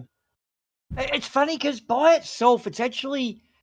It creates the haunting effect when you're let in through the higher range. Then when you hear that, it's got a real, oh, what's that? Almost like that alarm or that old-fashioned foghorn sort of sound about it. It just draws you in. I think it's one of those things where you can't overdo it. Like when you do it 2 or 3 times over a period of, say, 10 seconds, and then the 4th time you don't do it. People are kind of waiting for it, that sort of make them want it and then don't play it. Yeah, but I think it's also how you do it, I guess. Because the way that it's used in One Winged Angel is very masterfully. It's it just has a few things going on in the background, but it's also got that haunting sort of thing, like it's your doom kind of thing. And and basically it's done it with tubular bells or something. So you have that kind of sounding of doom, but also you also have that low note on the piano that comes through and just gives it a bit. Yeah, I will have Mr. Dunning and Mr. Kurger in my game. And of course, there's got to be the pinnacle of Mount Stupid. You'll definitely do that. And the curve of enlightenment. You see the way Fight the Flat Earth have done with the Dunning-Kruger chart now? That looks very good. What you're talking about there with effects, I think a great way to give an example, because everyone knows the song is Enter Sandman. You know that build-up. It's a 55-second build-up. And the way it's doing the da-da-da, da-da, da-da-da, da-da, you're kind of getting drawn in, and it's drawing you in, but you want to hear the resolution. And Lars, being an angry little man that he is, no, stuff you, da-da-da, stuff you, no. And then when it eventually gets into opens up the beat and the whole tune runs, you feel the relief. It wouldn't be the same if it only went for 10 seconds. It's that 55-second build-up sort of creates this tension in you. Yeah. All right. It's one of those great psychological effects. I'm doing a coffee, so just keep going. I'm listening, but I'm just going to mute for a minute. Yeah, I'm going to...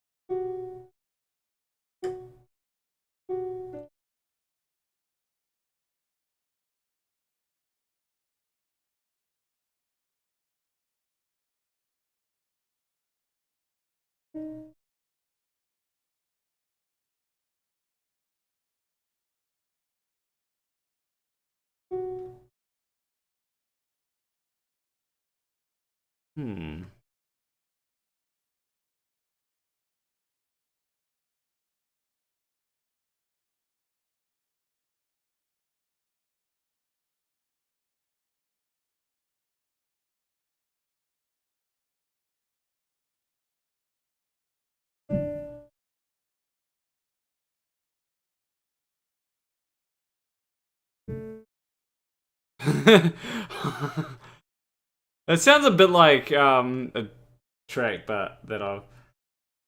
It sounds a little like we're coming home. But I'm still using it because there's 3 notes that can't be it's in the middle of something, but if they didn't want me to use something that sounds somewhat similar to their track in my game, then in the middle of a song, then they shouldn't have made their notes so 3-noted. And they shouldn't have used so little notes that can easily be used for anything, because fuck copywriting 3 notes. Especially They when should have sat there and thought, we've got to stop Planet Walk. We'll make this more notes than 3 because Planet Walk's going to have problems with us, and we don't want to have problems with him. He might come after us. Okay. I love the way you just, what's the word? Justified your usage then. I like goddamn major scale.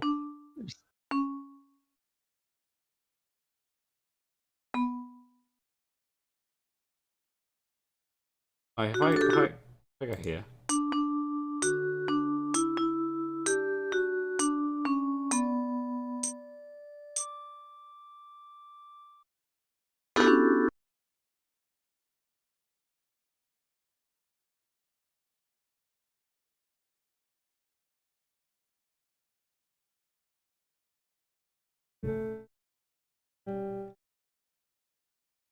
Oh, yeah.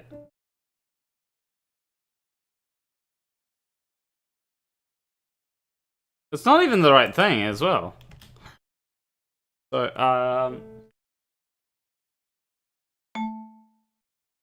if I went,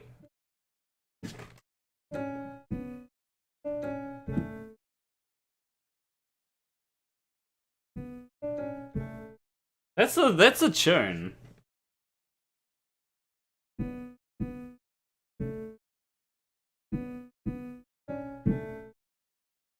That's a tune right there. Like, I'm just using like 3 notes from it. Not really. Doesn't stand out as a standard sort of a thing though. Da da da. That last note's a little bit enharmonic, I guess. I don't know. It's that doesn't conjure up. You've stolen that from wherever. What are you thinking it sounds like? It sounds like a song that goes. Oh, the song that it sounds like, right, is right.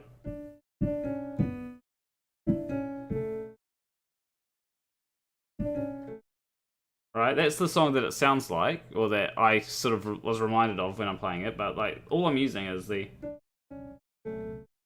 art.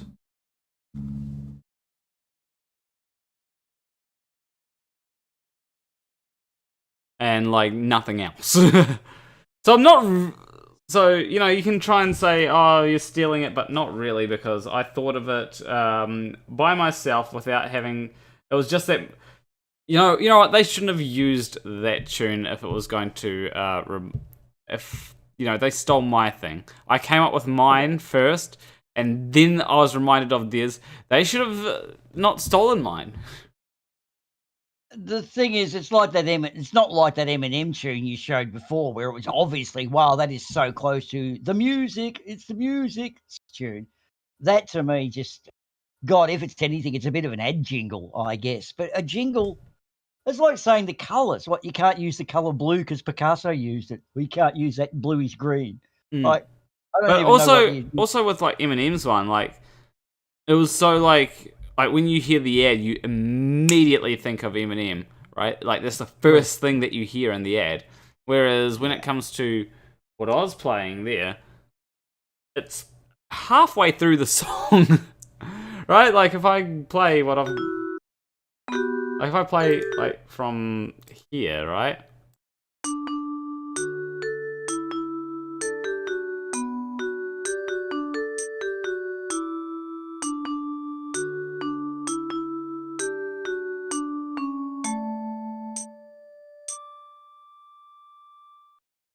You know, we're it doesn't. It's not. It's don't worry about it. Whatever you're making it. You're making it into something it's not. It's not an issue. That doesn't sound like it's tuned to me at all. Yeah. That sounds like something you've just done. So get on, move on with it. Don't stress. All right. No, you're not going to get sued.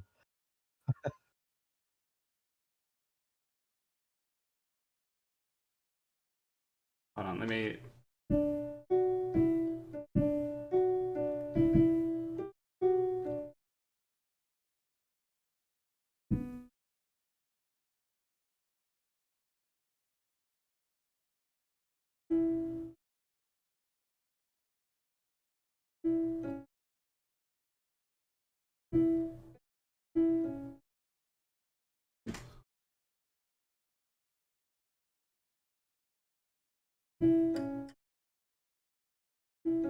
Let's see how that sounds. You cut and pasted that from the weird Alice waiting music on Telecom back in the 80s. That's where you stole it from. Those annoying fucking phone jerks. That's it. Oh, right. They're coming after you, buddy.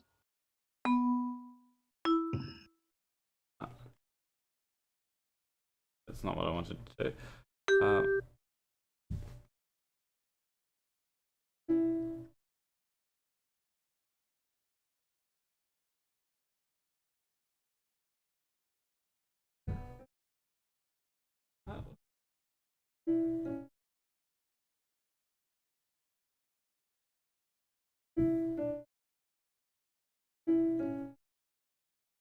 Okay, there we go.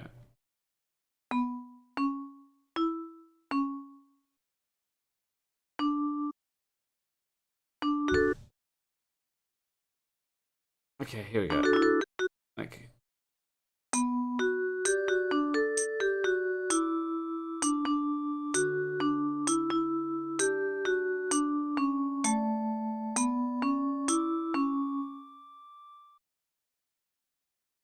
Not as strong as the rest of the song, but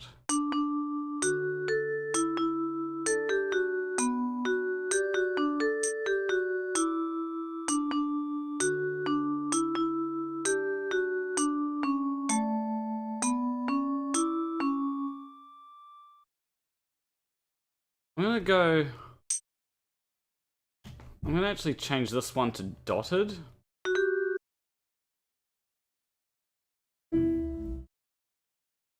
Is that increasing it by half its length or something, or chopping it by? Fuck, I can't remember. Yeah, increasing it. Okay.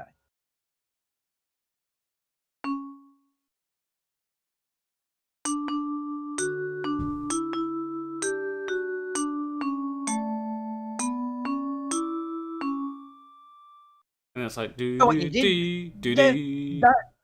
was good. Whatever you did, I don't know, but it yeah, like it just sort of like basically adds a bit, like doing that kind of stuff adds a bit more swing to it, really. Well, you just let it ring, really. It just allows it to resound. I don't know. Whatever you did, I don't know what you did, but it sounds better. That's all. I'm not going to give it what terms.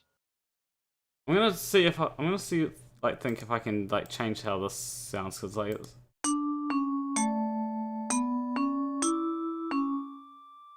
What if I'm gonna hold on. I'm gonna actually shorten this one. Okay, good night, David Oliver. See you, David. I like your banter in the chat too, dude. You should come in and talk one day. It'd be nice. You seem to bring something to the table, my friend. Nice meeting you.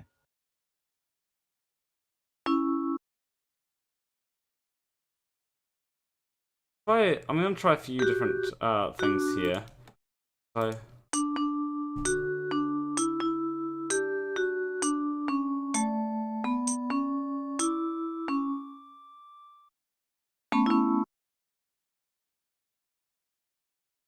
That needs to be longer, but not that long. Oh, that needs to be shortened. Let's see what. Let's see what this one sounds like.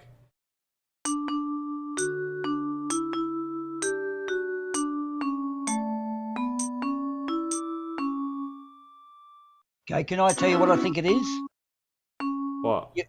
It went da-da-dun, dun. There was that note that rung underneath. And then it went da-da-da-da. It stopped. So you've got your first voice is great, the da-da-da-da voice. But the one underneath needs to have boom, bum, bum, bum, bum sort of thing. So you got the counter melody happening. I think it's your second voice is what you're stressing about. Yeah, hold on. I'm just gonna see what this sounds like.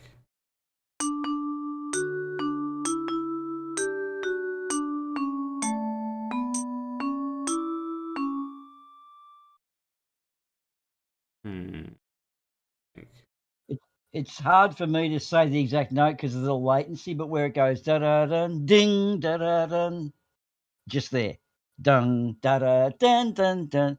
Yes, the bottom, in the bass clef. Yeah, it's more of the it's more of the rhythm that I'm trying to get right here, because it's like Right. because I don't want. There's one note that was ringing out just a bit too long. Oh, okay. All right. Yeah, and so I'm just trying to think of.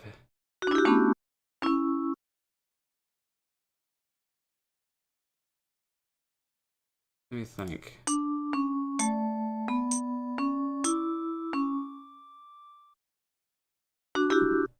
Let me think. Does it?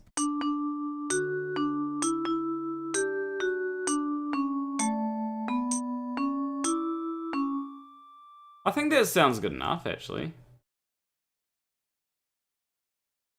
Yeah. Sure what you're trying to achieve. So yeah, there's no right or wrong answer to that. Yeah. If you were looking for something that it sounds like you're looking for, I'm thinking it's that second lower voice. The upper bit, the da da da da da da da da, is okay. It was just the underneath. But I don't know. You're doing this. You're reading this, Chook, mate. I'm just sort of holding your tail. I'm just gonna take one more listen to it, because like I'm thinking.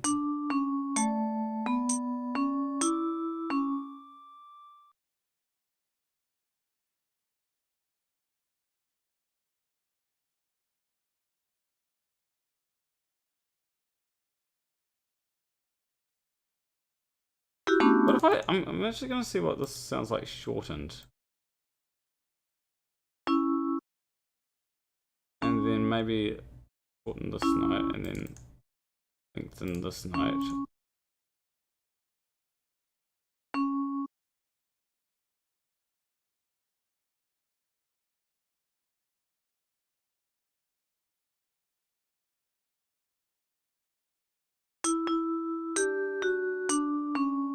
Hold on.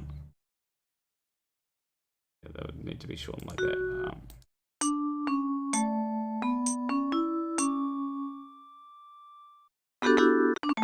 No, that doesn't sound right. It's not.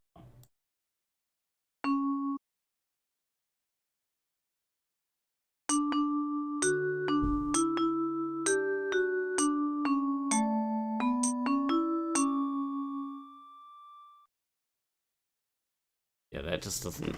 Nah.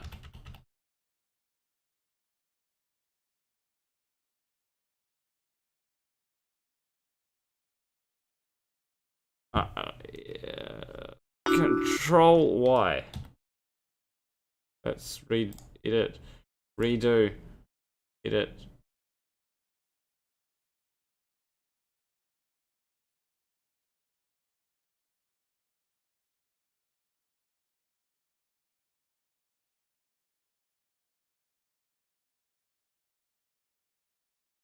There we go.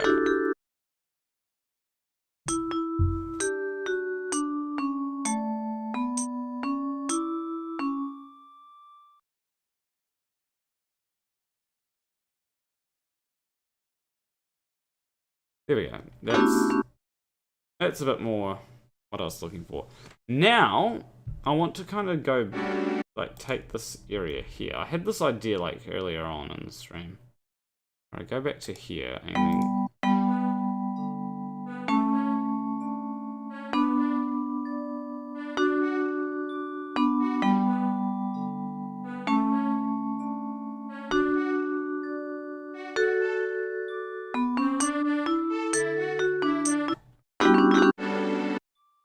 I think it was more back here actually.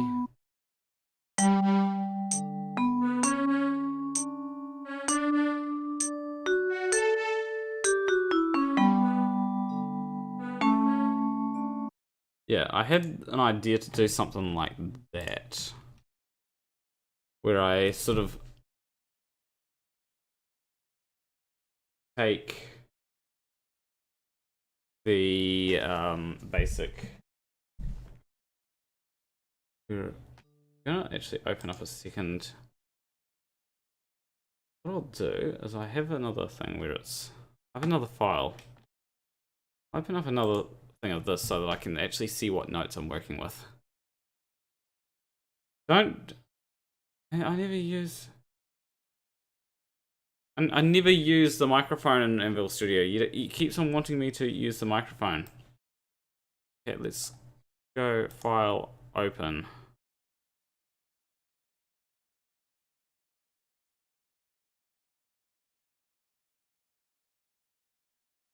It's always wanting me to use the goddamn microphone.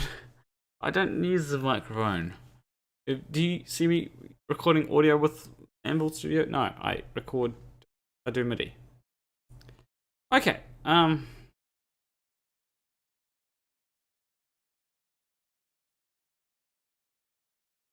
music.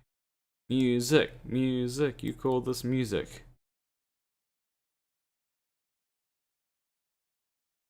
Where is it? Good morning. Yeah, let's go with good morning inside.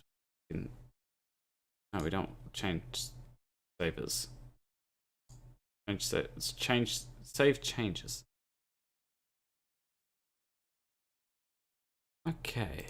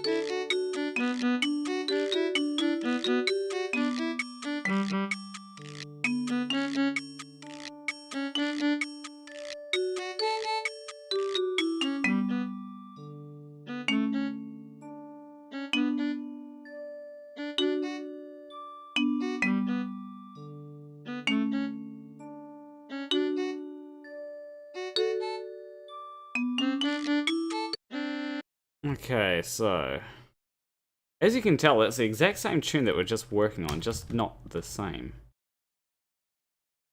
Yeah. I'm just going to open up.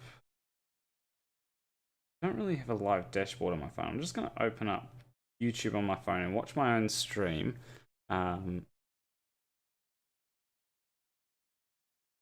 Just that, with that little melody you're running, that can be sort of, what do you call that? Repeat bars.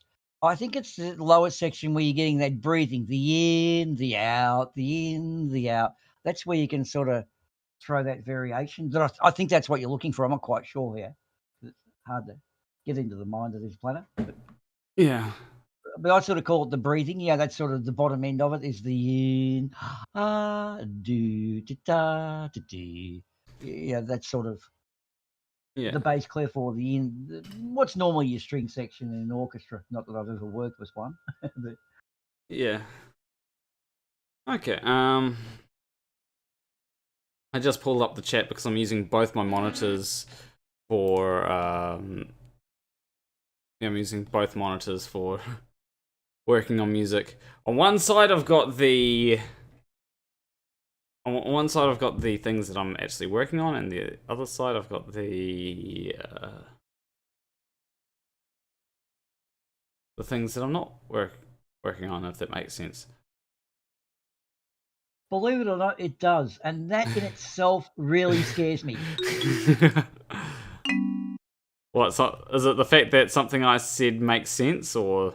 Yes, yeah, I'm worried. Oh, no, that's it. The descent into madness has begun. The transition into senility is smooth and seamless.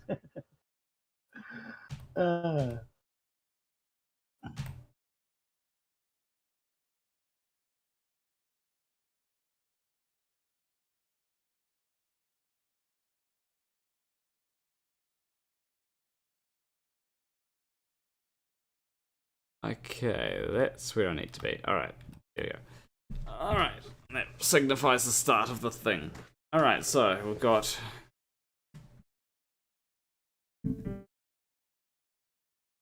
But then it's also... So it goes...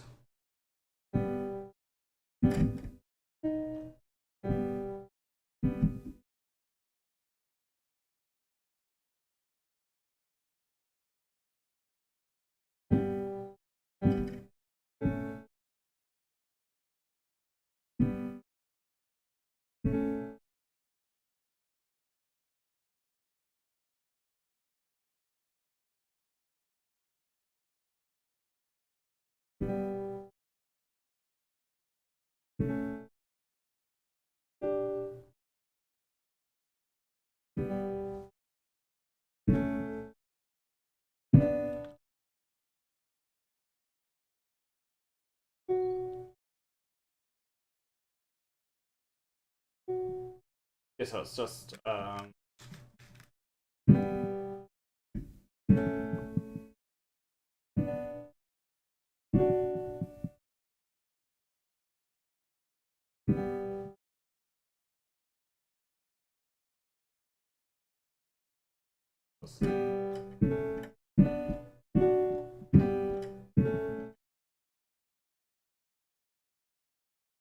what was the difference?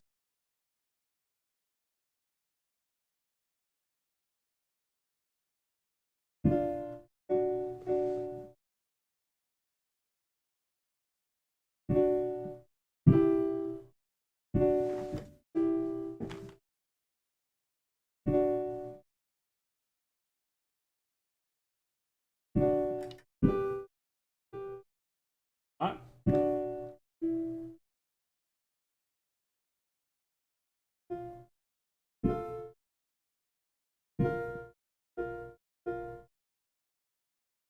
Oh, it does. Does it? Oh no. Oh yeah, there we go.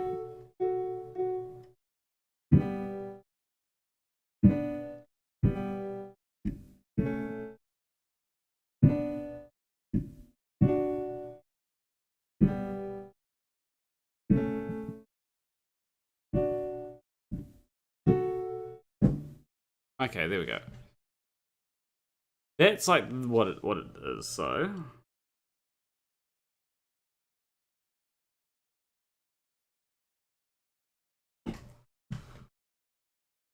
What if I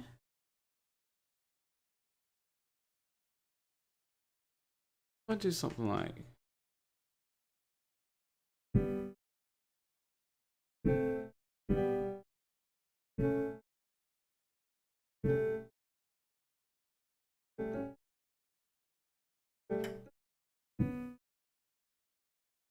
I have weird images sometimes when I play certain things.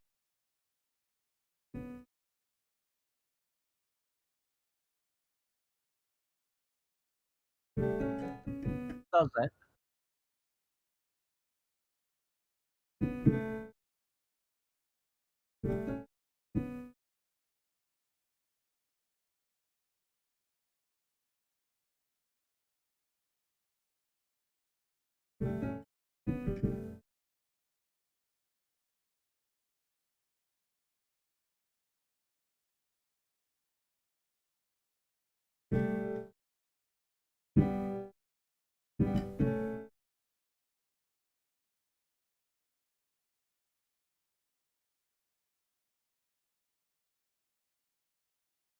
I don't think of how I can turn, because I've got ideas for that part. However, it's just like translating them is a bit of a.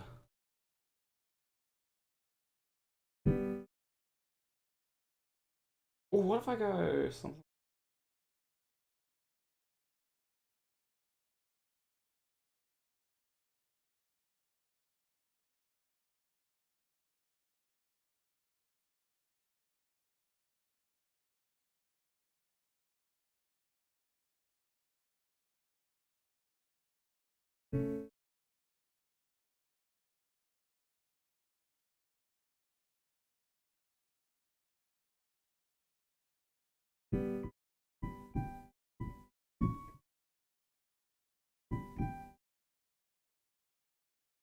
Oh, that's the thing. I see what you're doing there. Keep going. You're getting it. Yeah. Yeah. Keep going. Hold on. What I'll do is I'm just gonna copy this over, except we're gonna paste, and we're going to get rid of this. Yes, I do want to delete time, kind of technically. Lengthen.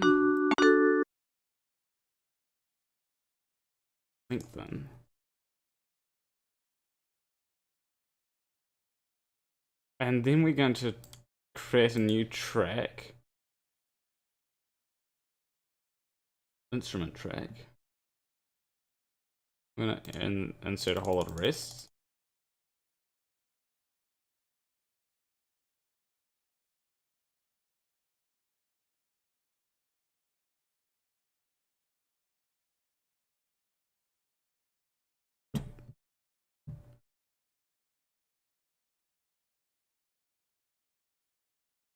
And then we're going to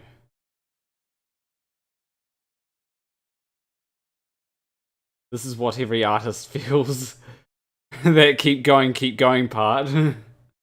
Is that what you mean, Jelly Lorum?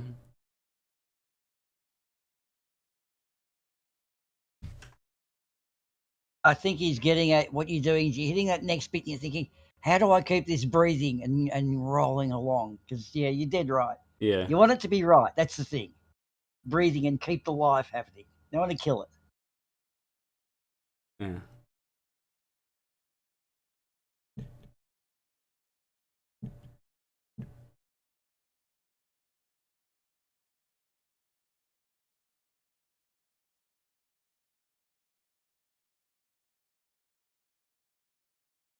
Okay, so there's a half note rest there.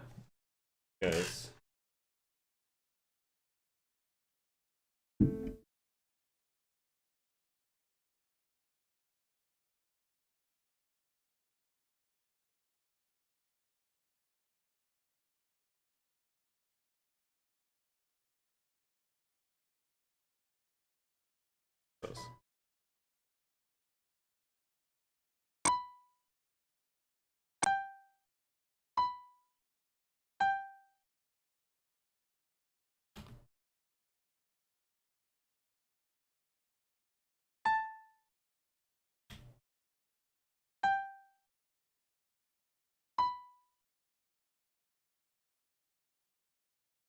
Ah, keep having ideas but can't make them work. Oh yeah, I'll just call you Jelly then.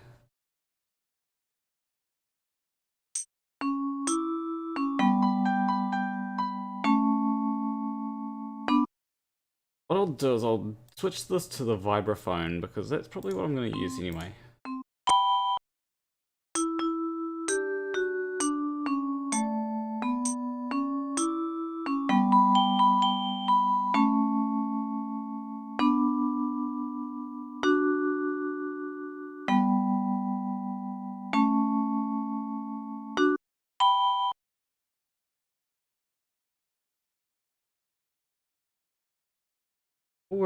We'll work out some of the finer things later.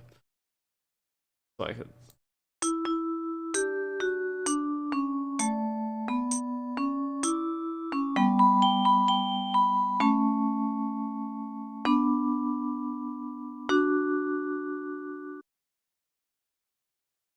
what is this? Hold on, let me. Right, volume 88. Oh. God fucking damn it! Ah. All the volumes of everything is all different.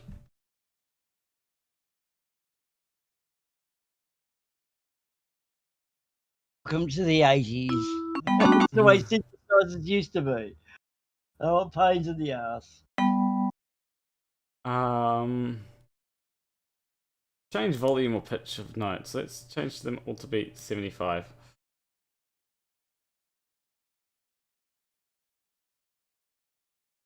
Because that's why that still sounds.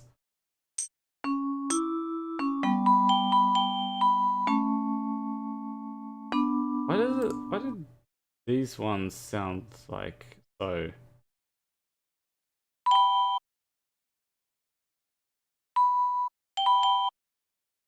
Maybe I'll just turn it down a little bit. There we go.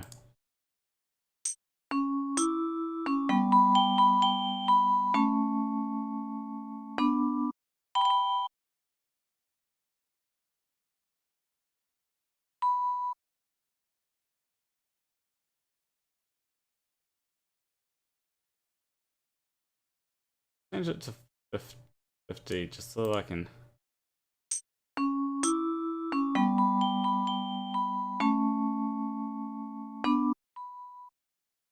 Okay.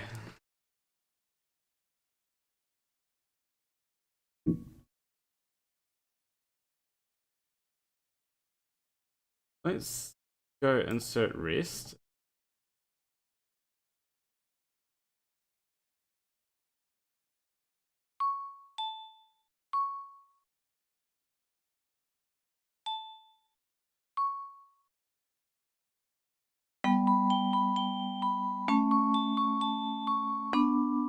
I like it.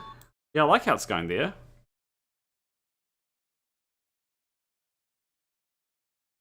Draw the chop off at the end, though. Are you trying for that, or is that? What do you mean? We're just done, and then it just kind of chops off. Is that, are you planning that, or are you? Yeah. Getting okay. All right. Or mate. Oh wait, hold on. Let me see.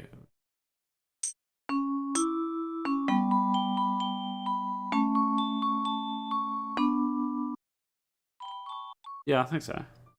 The real quick chop off at the end. I was expecting those bottom notes to just fade a bit more, but okay, it's cool. All right. Or it might be a thing to do with how you're hearing it compared to.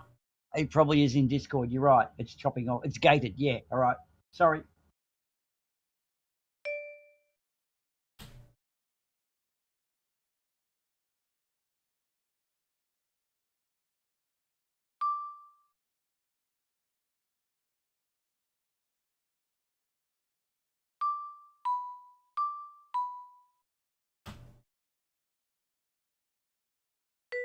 You're right.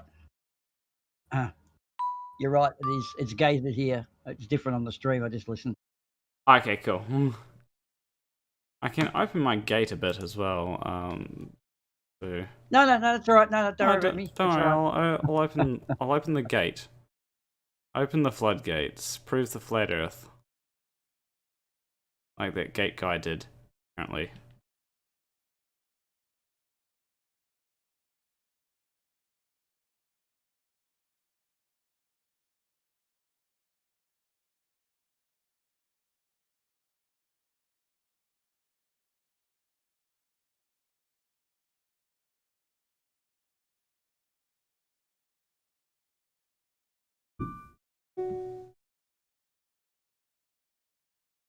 Those are the right.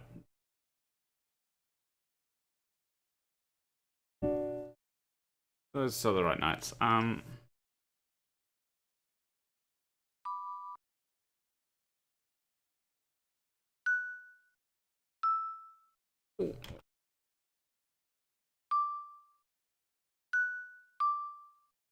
not the right thing.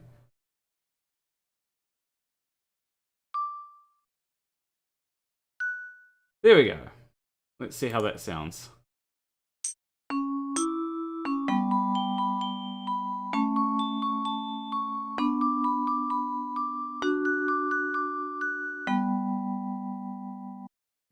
And also, let's...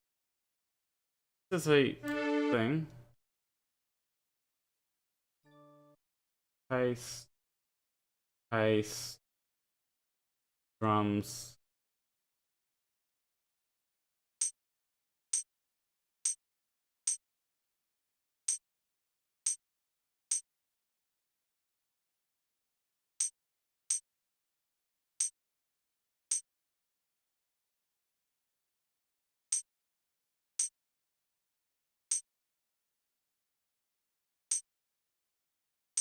That way we can go to here and go.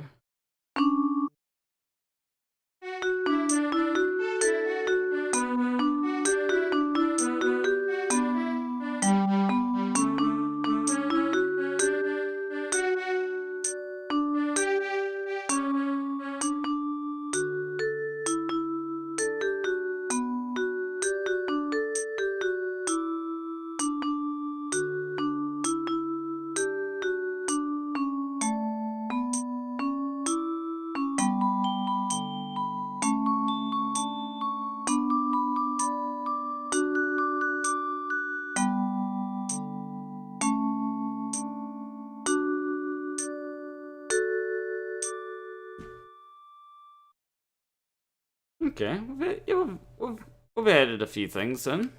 Nice. That's the first time I've heard the entirety of it. That's very nice. Yeah. Can I have a replay? Oh, do you want to hear? Well, first first off, I'll add in like what I'm thinking of on the vibraphone. Okay. All right. Do that. Yeah. And then we'll, because that goes, and just rather than entering in.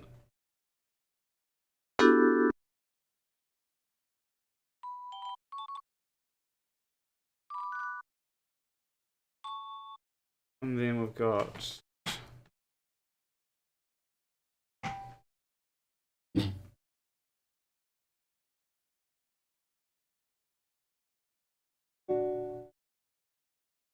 goes and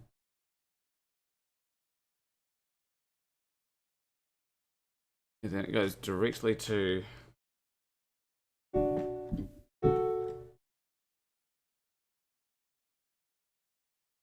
so we can actually also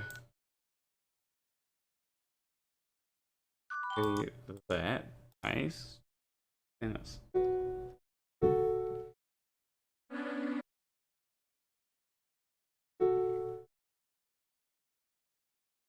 insert rest.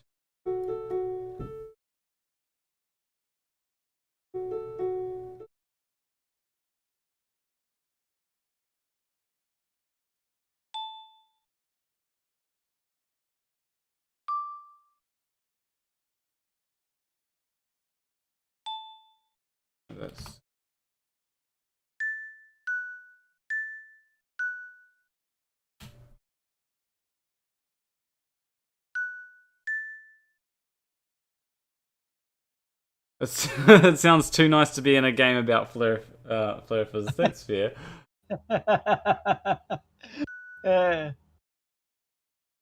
All right, let's play the. I'll play it from start to finish, like the entire thing.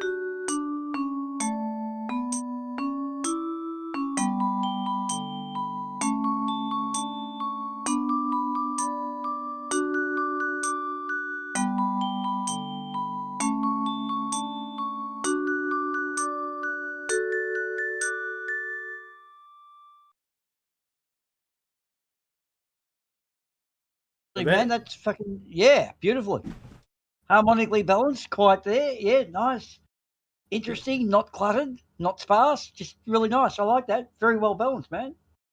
Yeah. Although Jelly's comment, it probably does sound too nice to be in a game about Flerfas. Does yeah? No, that's really good, man. Yeah.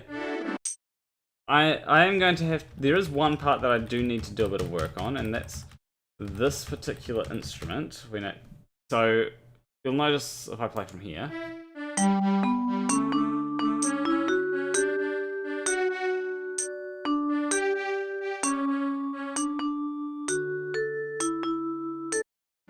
So you notice how it just cuts out. Okay. Yeah. It sounds a bit empty there when you've had it there already, you know? Okay. I think I know what you mean. Yeah. Yeah. And actually, sir, I just realised what the time is. I'm going to have to depart and go and do a few things. So, been a pleasure, as always, Planner. So, Right. Take care. Next week. Yeah, and see you, Jelly, and see you, whatever it was. Dave, who's gone already. See you, Jelly. Nice work. You did bring something to the table there, too. So, anyway, Planner, till next week, mate. Cheers and peace out, guys. Bye. Right. Take care. Alright. Alrighty, so. Probably.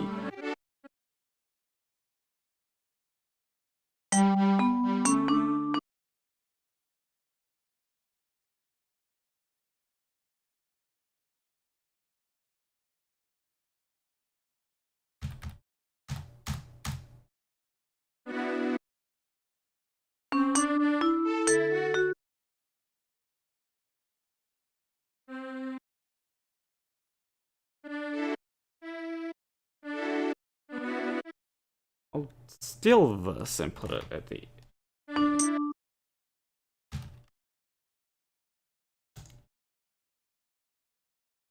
That.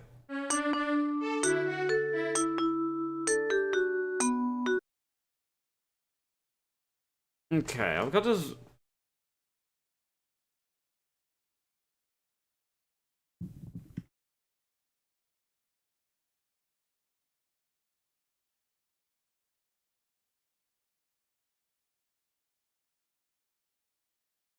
Oh, 48.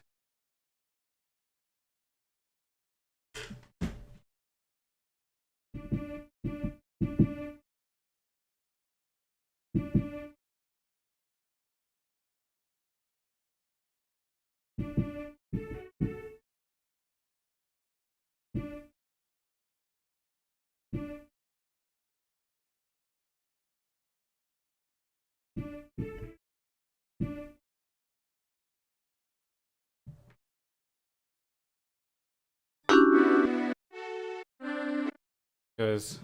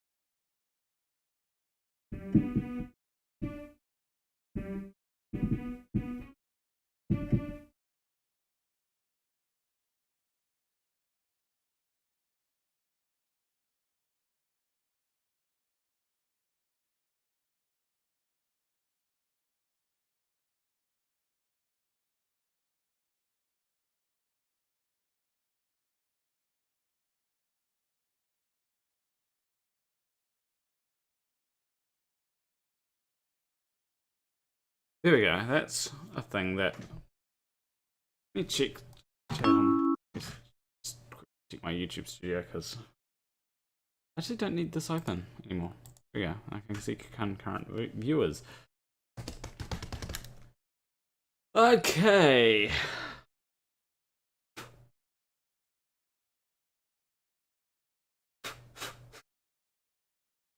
is in the way.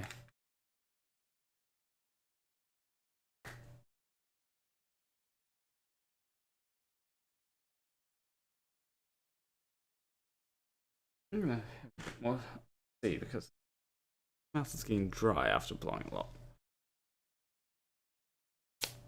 Hopefully I don't need to do O'Reilly anytime soon.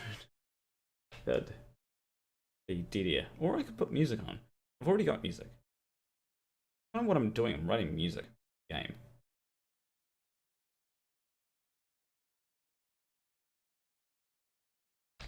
There's always a challenge. Forgot to ask Boomer about some good MIDI VSTs for.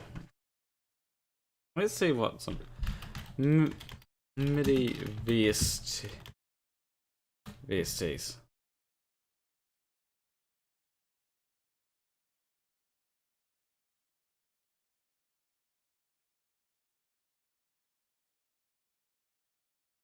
Apparently this is Pro Tools, maybe, but I know Pro Tools.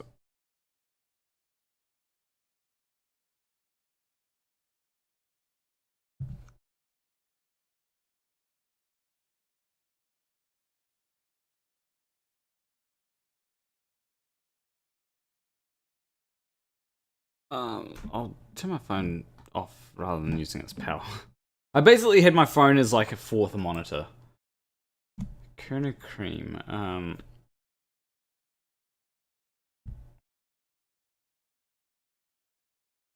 I need just something that does MIDI. Like something that like MIDI instruments. Like this some. If I go here, I've got. Like, that's the thing that I...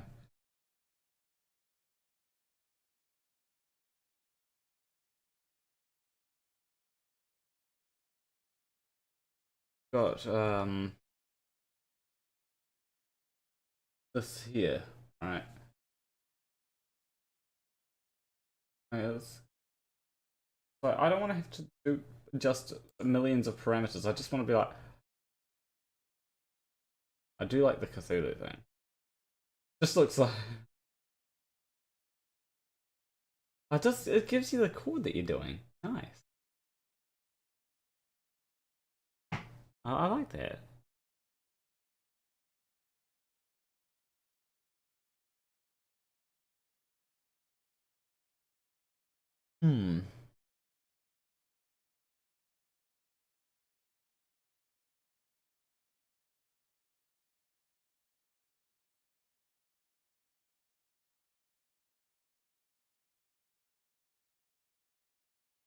So this is a...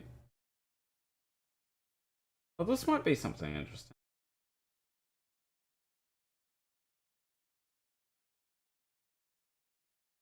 This Gala 2.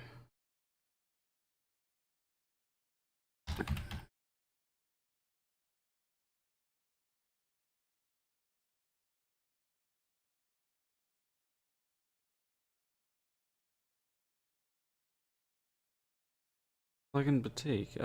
Scale it.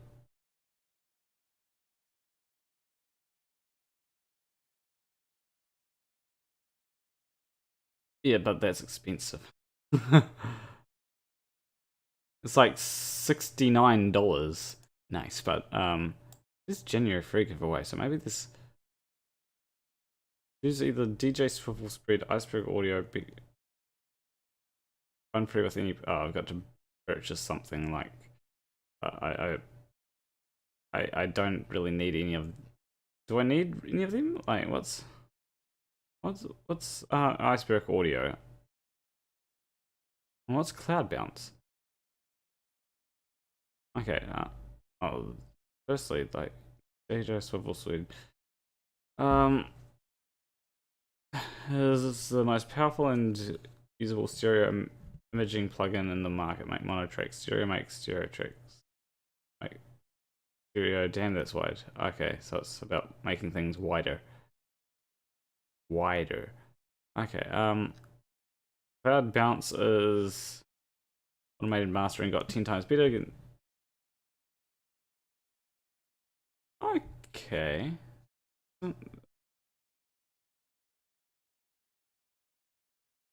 Standard. That bounce actually sounds cool. But beat grader is it's just basically okay, basically makes things deeper. All of them sound cool, but like I need a free MIDI VST.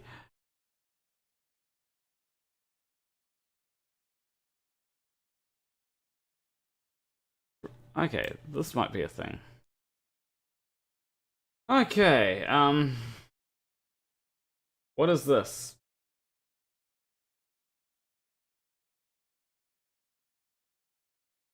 What is this? Okay. Control MIDI. Okay, this seems too complicated. I want to be able to just select an instrument and then do that.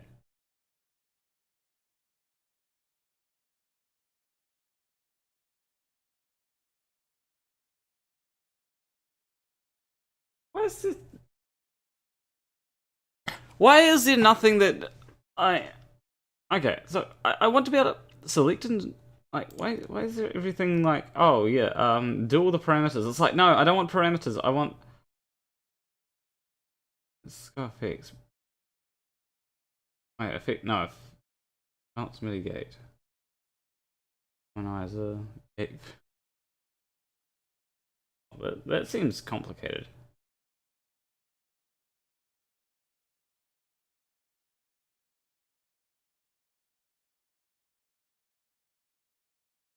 Generators.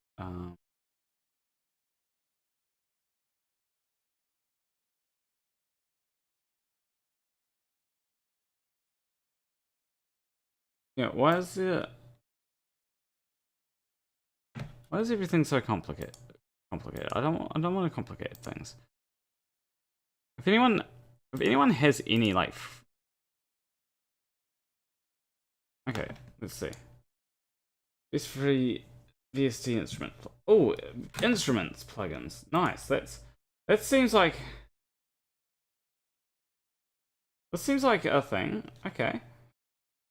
No, I don't sell me things. No, I don't want to. I want Contact. Oh, I've used Contact.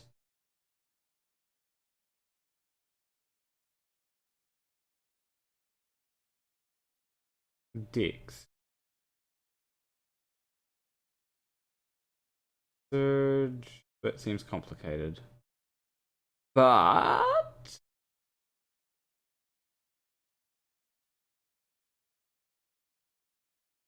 it does have a thing up here.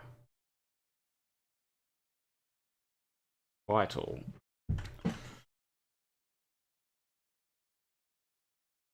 It doesn't really seem like a thing that. Well, it does seem like.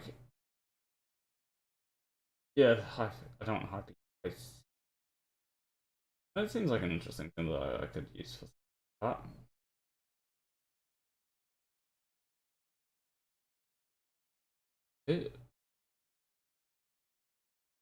Oh, I have this one. No joke. Like, if I go back to Reaper, I don't. Maybe it's not that particular one, but if I go to Wheeler, like that was the main one that I was using. Pyroline 6.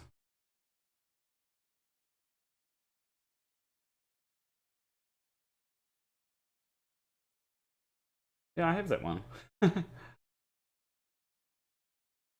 But it seems like more synthy than. Seems more like a synth than a. I mean, I guess they all are synths, but I want more instrument things that I don't have to like do all the things. I don't have to worry too much about like looking through all the different possible things that it can come up with. But no, like this is cool. Where was it? Where's? Yeah, like Just same thing. See?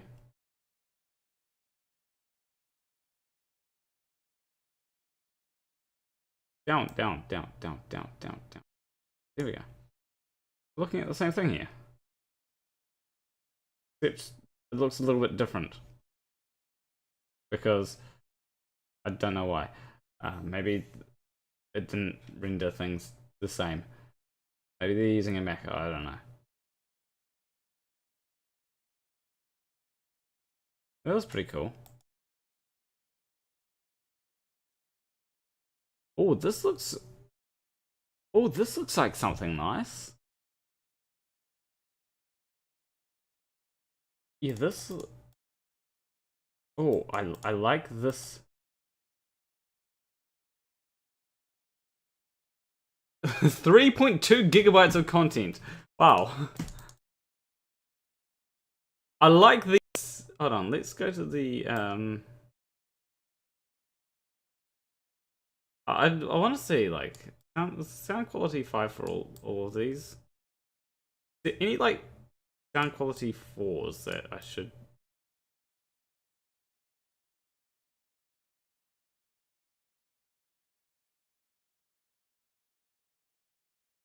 Yeah, like all of them have a sound quality of 5. Mostly the ease of use that I've got to worry about, and features maybe, but features I'm not too worried. Not too worried about. Viking synthesizer. Oh, that's no. When we get down to number 8, we've got the sound quality of 4.5. And same with the honorable mention. Tell noisemaker. I sometimes use some of the Tell ones, but I'm definitely gonna have a look at this one here. Zillion Studios. That might be something that I can download, because like, especially for this. Oh, it gives you all the instruments that it has. Nice. Oh, I like that.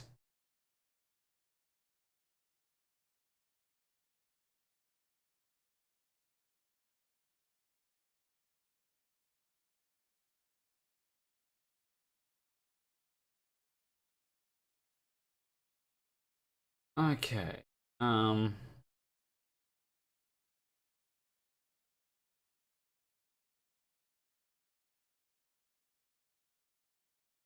Pick. Okay, so what's the okay, so the versions of got the vanilla. Hold on, what's the thing that they recommend?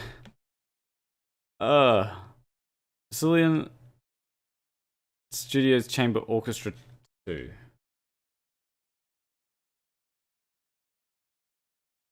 Community Edition.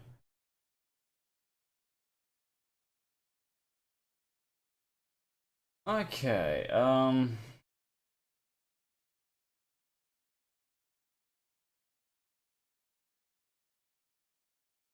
confused. Which ones did I need to get? Virtual playing orchestra. I'll pick is the.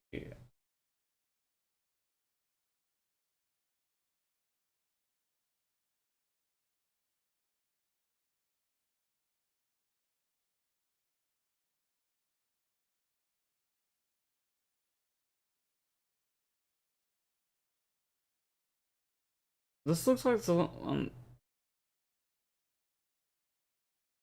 that.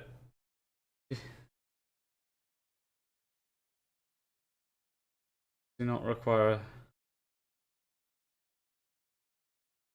Okay, like the VST3 one looks appealing. Mostly because like the original waveform, ultimate functionality.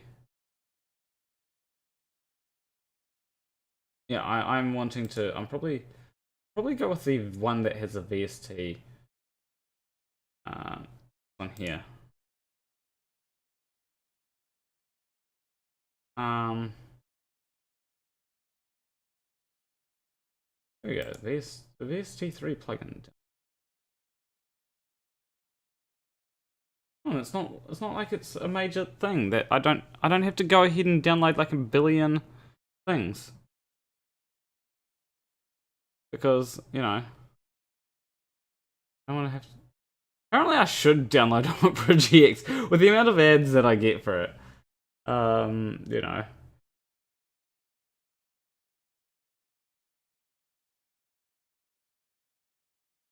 And it's like free.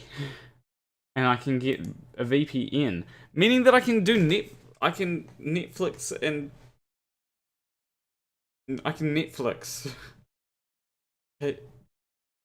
In countries. Except I can already Netflix in countries. Just my own country. That's a thing that I need to get back to as well. Getting back to this.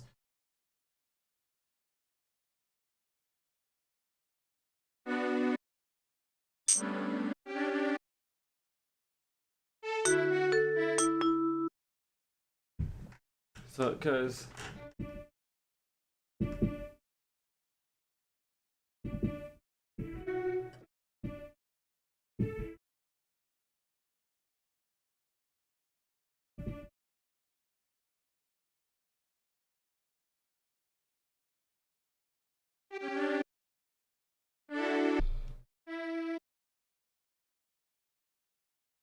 Let me see if this sounds right.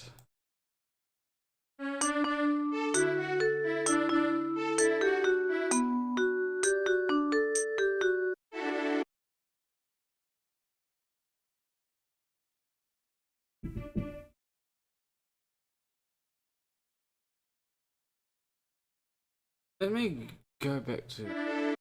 Yeah...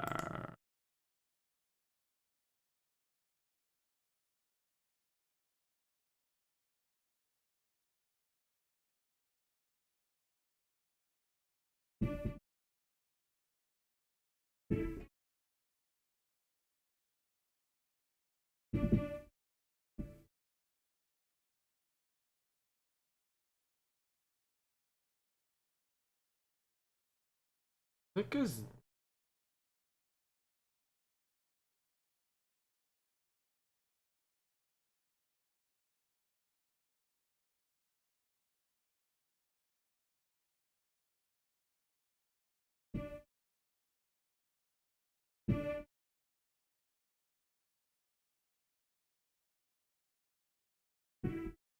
oh, that's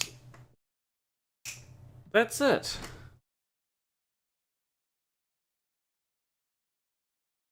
What done the hell? Oh, that's... I don't know why, but it's like... idea.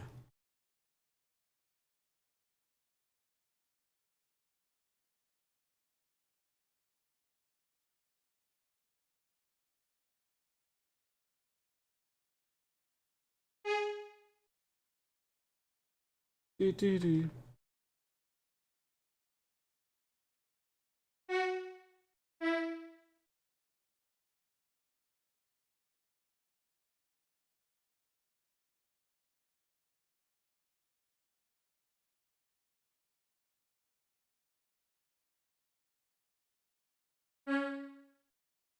Okay, here we go.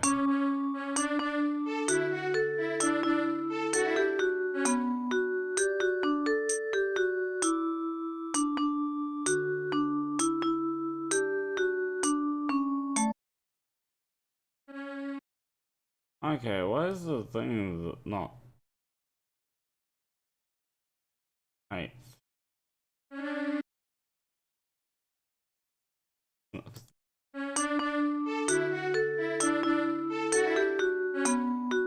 Oh, I know why. Insert risk.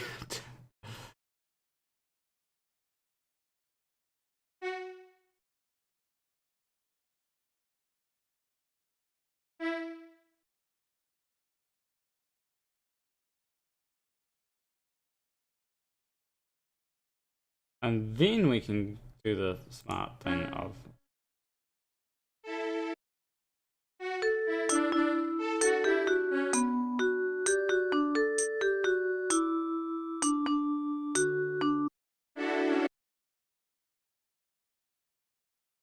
Okay, there's something wrong with this.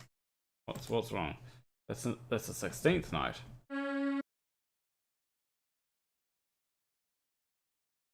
Ugh.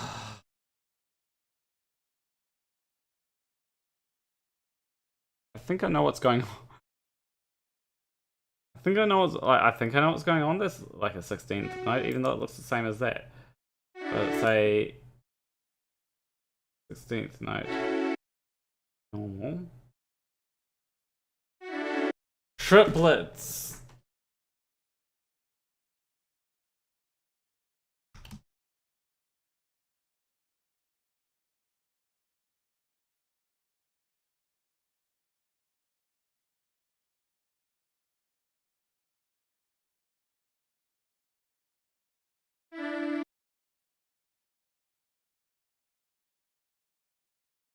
That changes how things look for some reason. I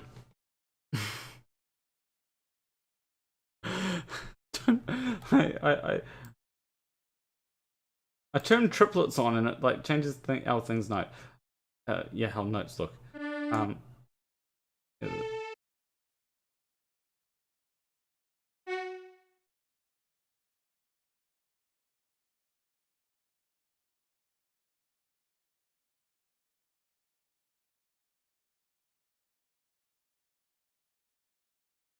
Do.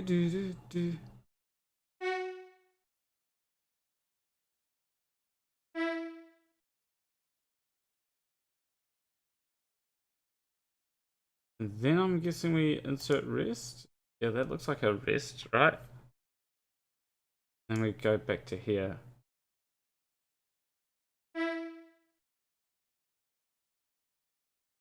And insert some rest. So we get it like what we want. Maybe not like that.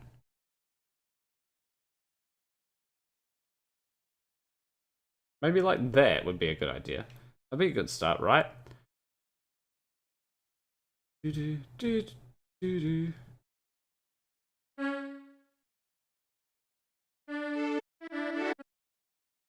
we go. That looks like a.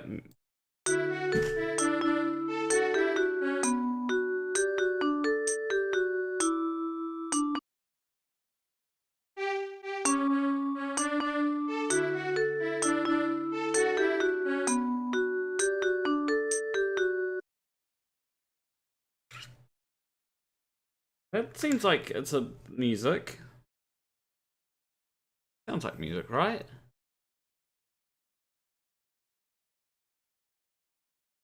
Also, I should probably. But I haven't.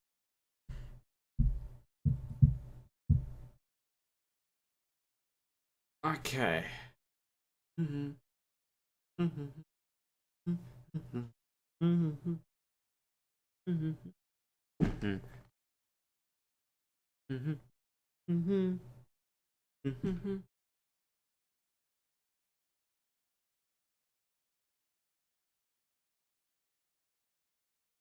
Okay, let's.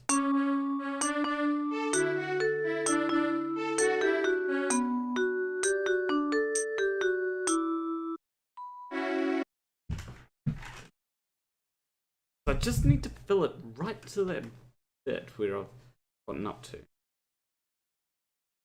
Whether I'll add another like section to the song, I have to wait and see.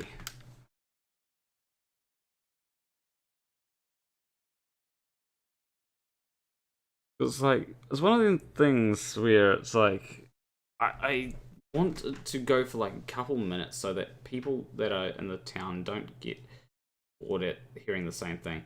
Like, sure, if you spend like 5 minutes in your house, you're going to probably get bored of the like, at least in the house when playing the sleepy music here.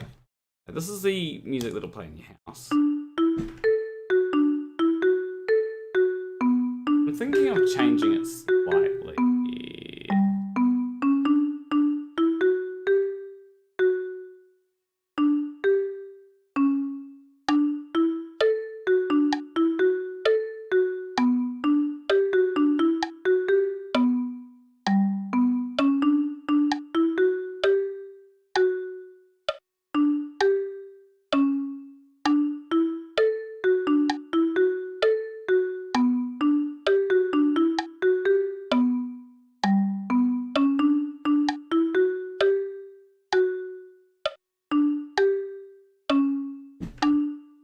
I'm thinking of actually changing it to.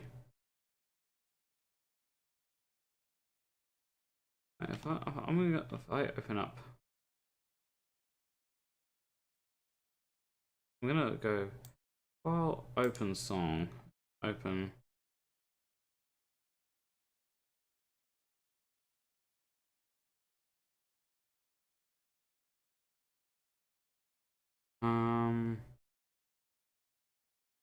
Music. It should be Sleepy Morning.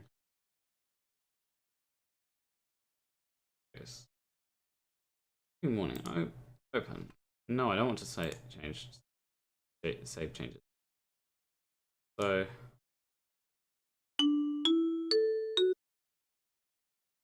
I wonder if I just.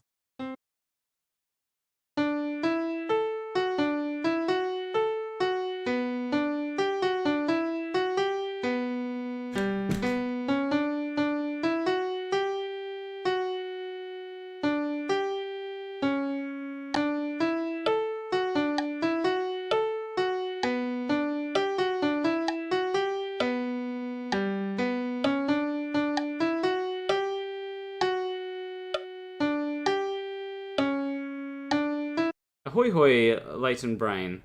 How's it going? What if I go with a bright acoustic? Maybe.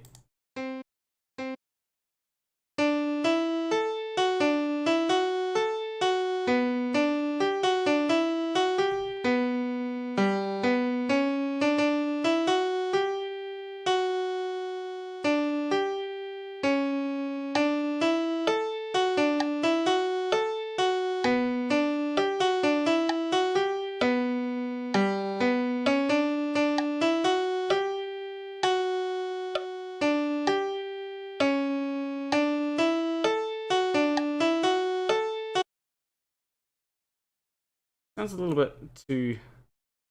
Well, what's someone said harpsichord? That doesn't sound right.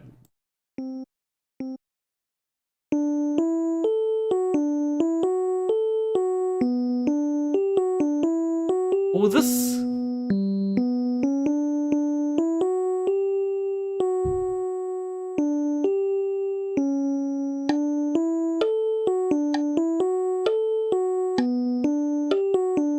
That sounds good.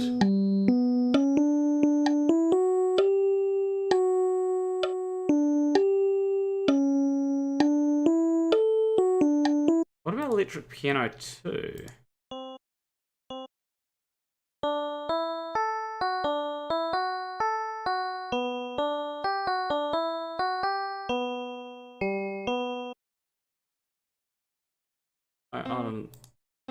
This sounds like too. Yeah, if I go to. What has a.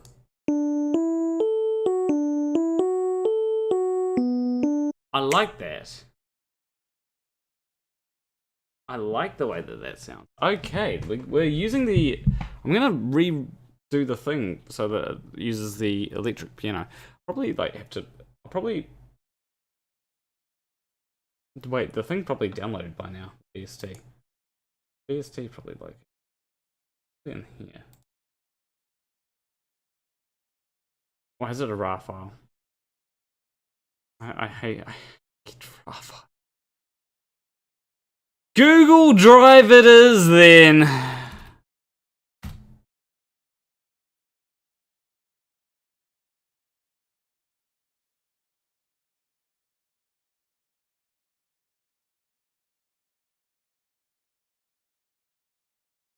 Because essentially, with a RAR file, I have to. My computer can't open RAR files. I don't have WinRAR or anything like that. Why does everybody do RAR files? It's not good.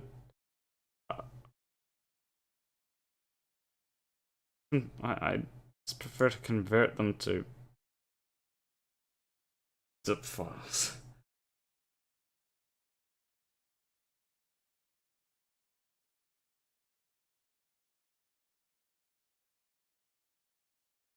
Yeah, I'm gonna use my and a walk account. Allow, yeah. Was it choosing me if I don't have any other accounts there? Or was it getting me to choose? Yeah, let's go to zip. Yep, and convert. And then hopefully it doesn't damage anything. And hopefully that works with Reaper. Because, you know. Hopefully it's the sort of thing, because I'll probably play around with like the instruments, especially with the Sleepy Morning one. Like, one of them ones where it's... I want it to like sound good, but also... Download. Alright. How's anyone in is there anyone in chat left? Leighton Brain. There.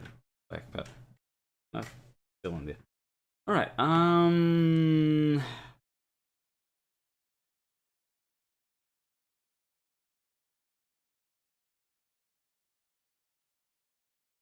back to this.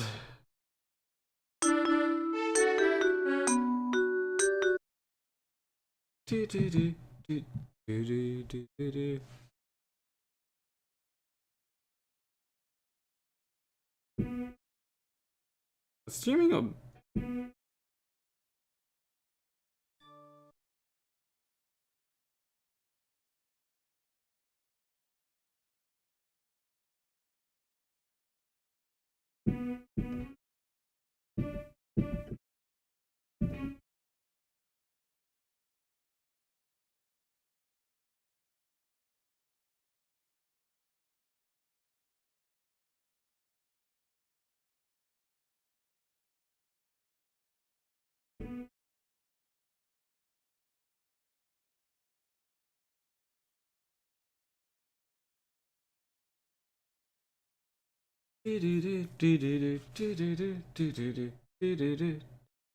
Please tell me there is a Mount Stupid. There should be. In fact, this gave me a great idea for a location. So essentially, what I'm planning on, spoilers a little bit, I guess, for like the early part of the game, is I'm planning on you meeting up with a group that is hunting Bigfoot. Right? We're trying to find Bigfoot. And then you sort of join this group. This is really early on, and it's sort of, I was thinking of it being, you get to this mountain, sort of in this mountain area where you these people trying to find Bigfoot. That would actually be a great place where you're trying to find Bigfoot. Yeah, I'm going to let me add the thing to the notes. I need to close things down. Let's close this down.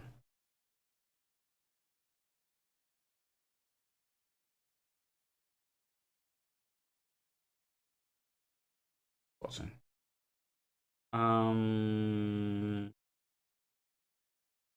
That's identifier.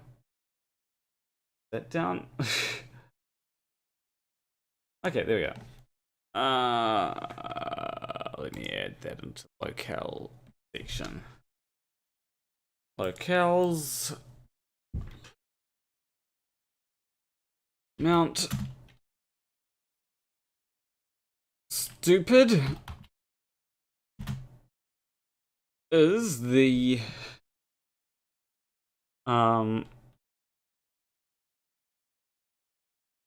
mountain where you hunt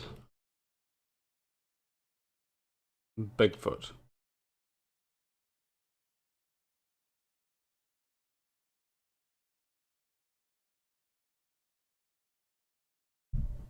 There we go. And then then after that, you'll get to go on to. Yeah. Because like it's one of them things where I was sort of wondering how I'm going to introduce Bigfoot. Like if I can sort of because what I need to do is I need to compress a lot of the meeting characters down. Because once you meet Bigfoot, who is there? There's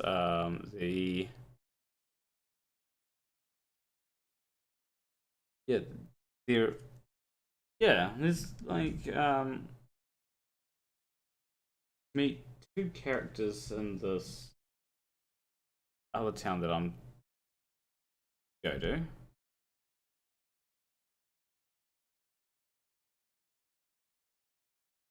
And then maybe meet.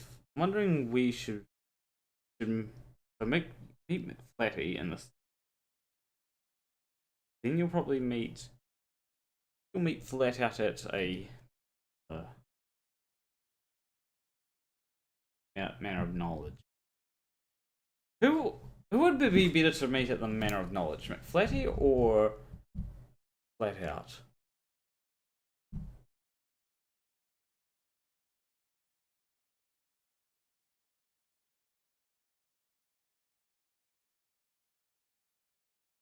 It depends whether I can contact Flat Out. If I can't contact Flat Out, then it'll be Flat Feet Pete. Flatty will. But I want to kill off Flat Feet. I want him to fall off the edge. I want Flat Feet Pete to fall off the edge. And then there's Flat Earth Town. We meet area, and that's all the characters. And like after that, I can go to the end of. After that, you can go to the maybe we'll see. Not sure what happens after Flat Earth Town. I was going to have another area, but we'll see how time allows for that.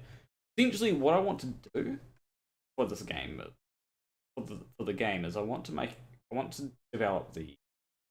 I've been developing the start of the game, but I want to introduce all the characters because that's going to be like tough to do, like as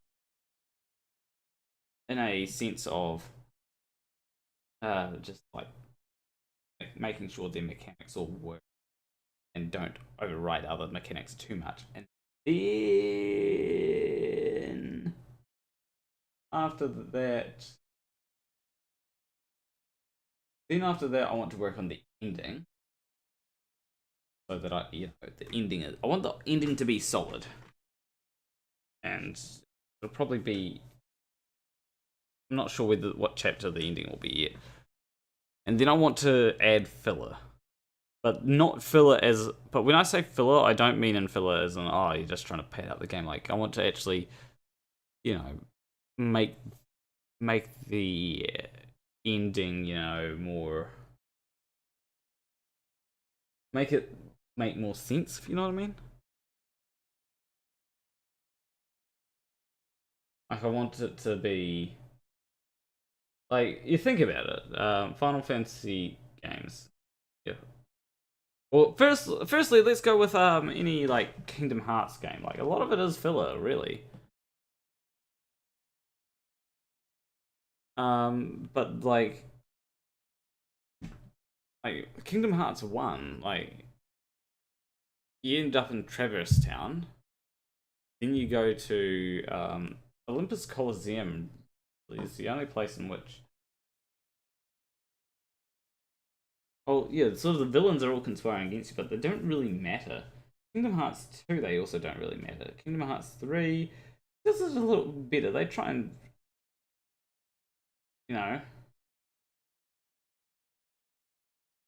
but like nothing really matters towards the overarching plot in a lot of the Kingdom Hearts games. I don't want it to be like that. But you can kind of do it like that. I want it to be more like Final Fantasy games, where it's like, you got Final Fantasy 1.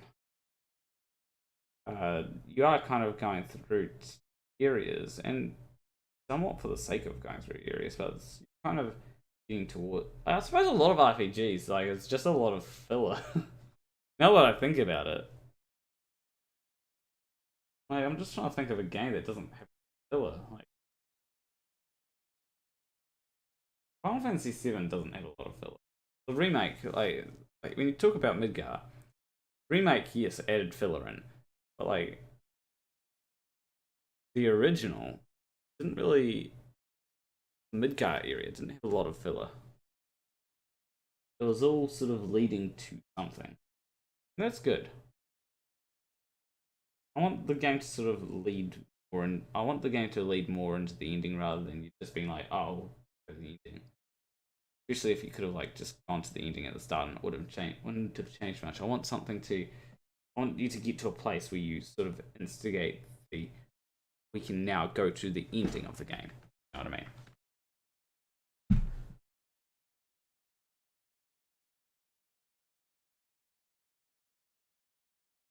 There's a particular battle that I would like to do as well, which I think would be cool if we could do the battle.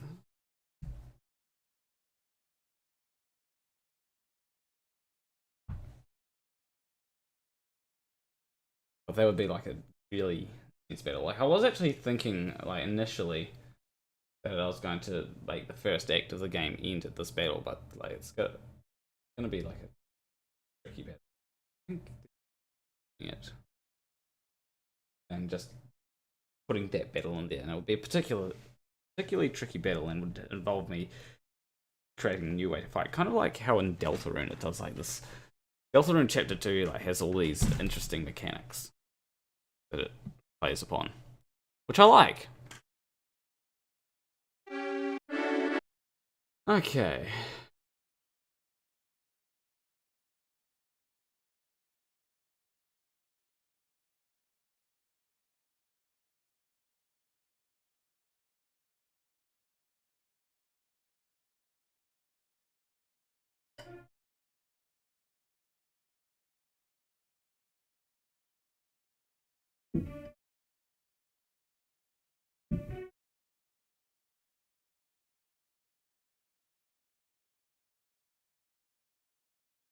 Okay, what's the thing on this?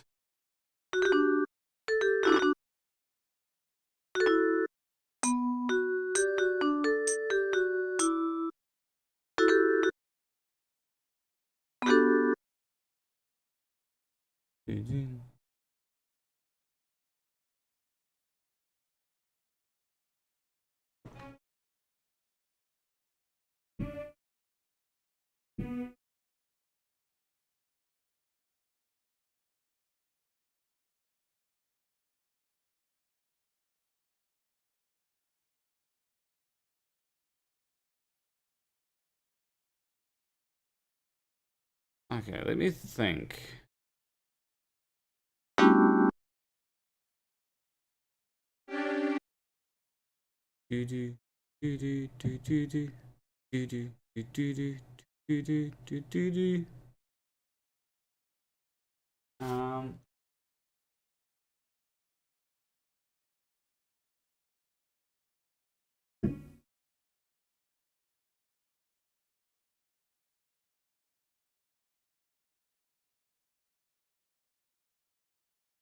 That could be interesting.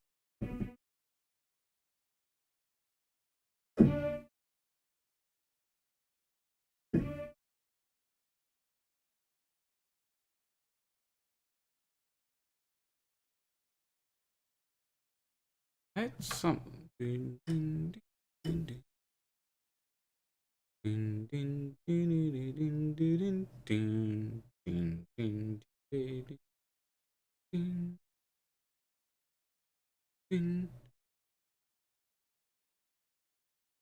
Let me see how.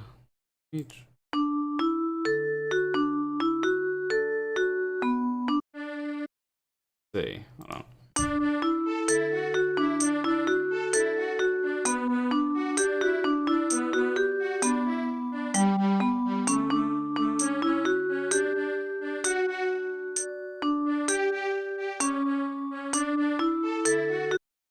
Yeah, we need over here. We need to sort of.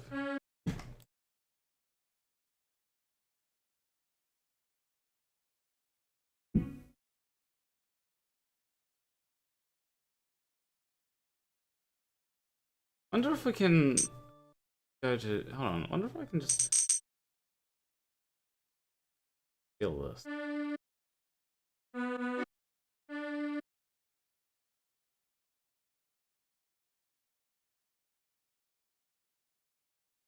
That's basic.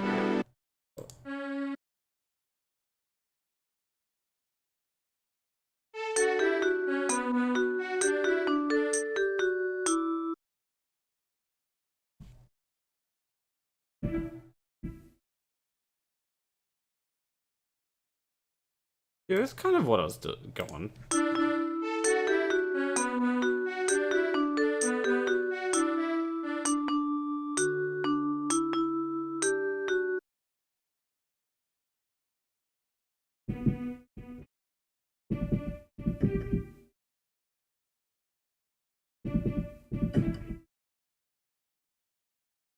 Yeah, it's bad. Maybe I don't have to rewrite the entire thing after all. Be a godsend. I don't have to rewrite stuff.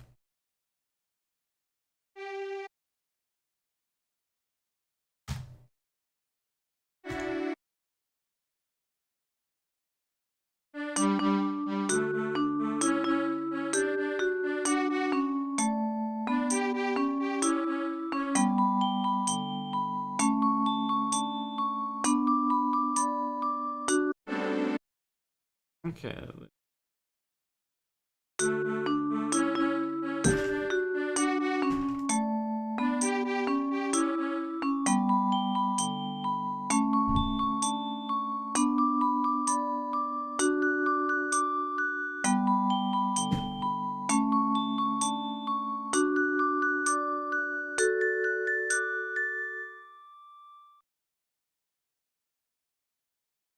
I need to hold on. Something's not quite.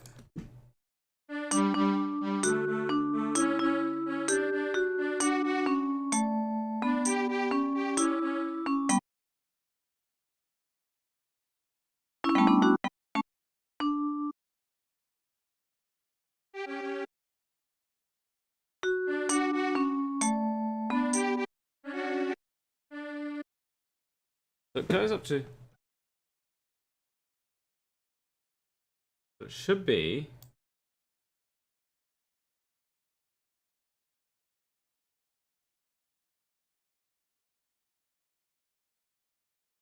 So rather than going up here.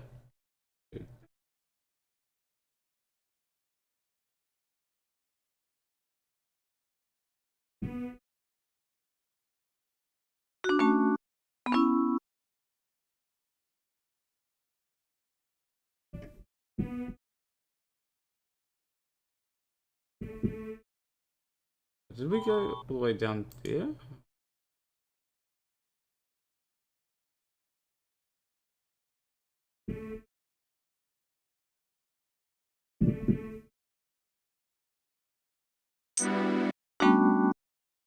Yes, we did.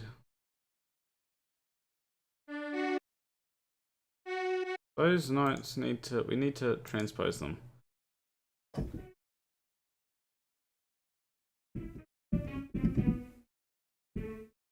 Fine.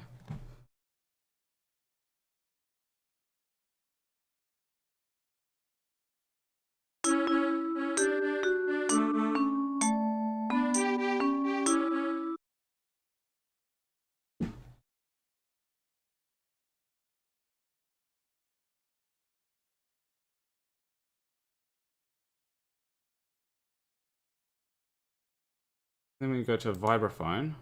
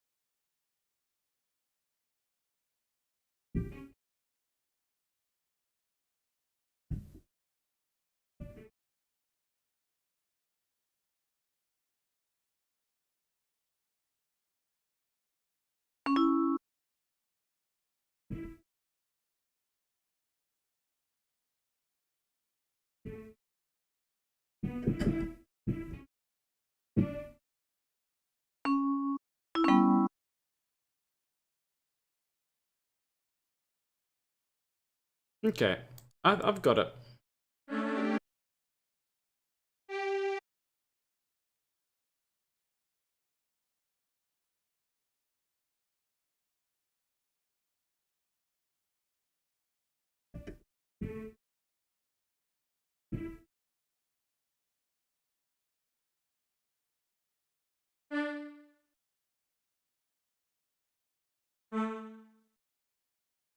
There we go.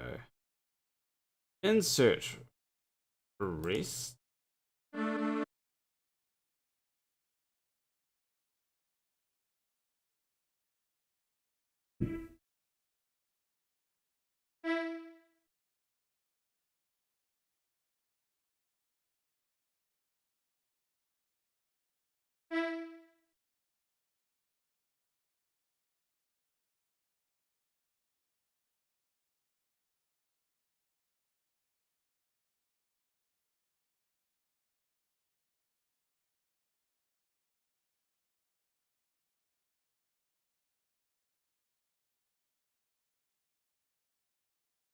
What's the right thing to do here? It's not showing me the right amount of things. Oh, there we go. Why is it? I keep on missing something.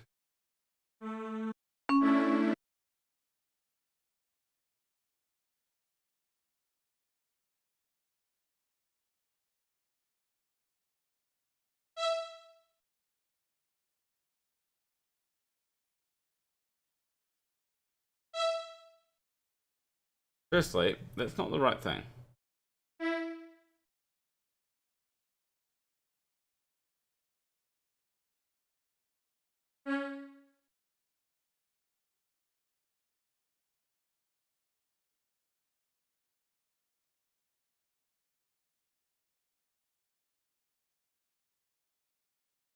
So...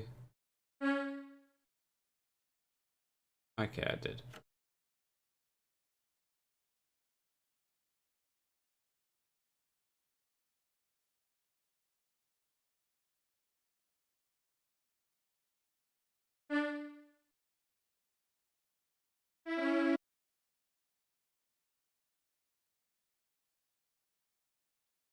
It would be that, wouldn't it?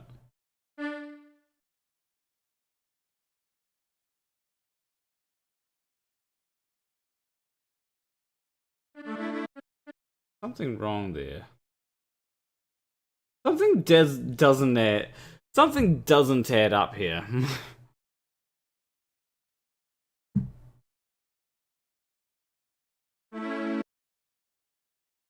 We're gonna find out what it is.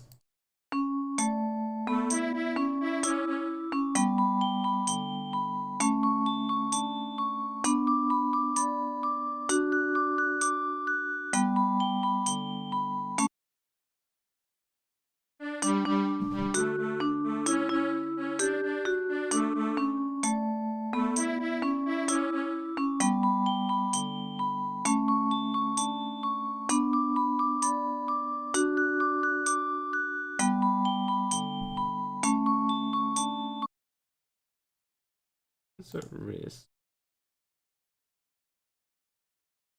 What is it? Rest.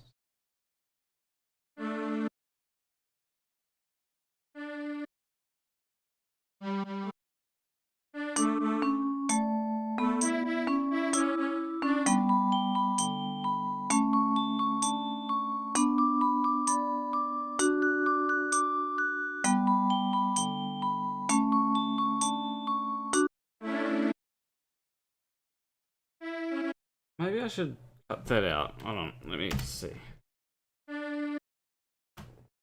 Let's see how this sounds.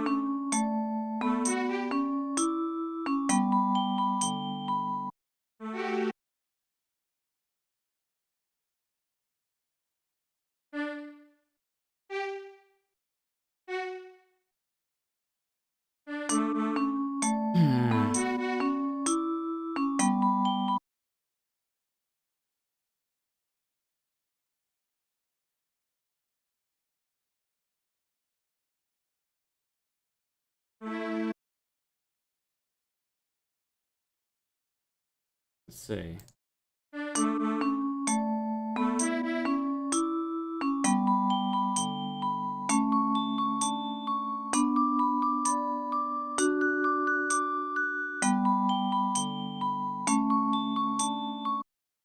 You should just, rather than just,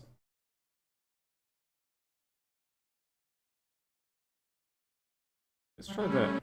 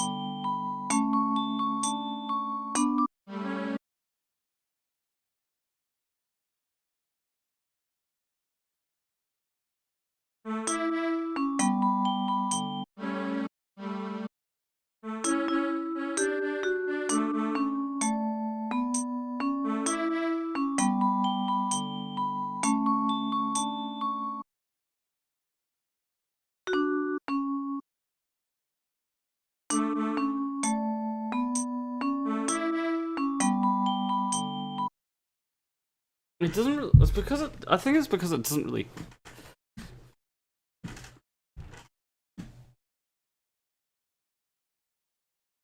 Doesn't really fit, kind of thing, you know.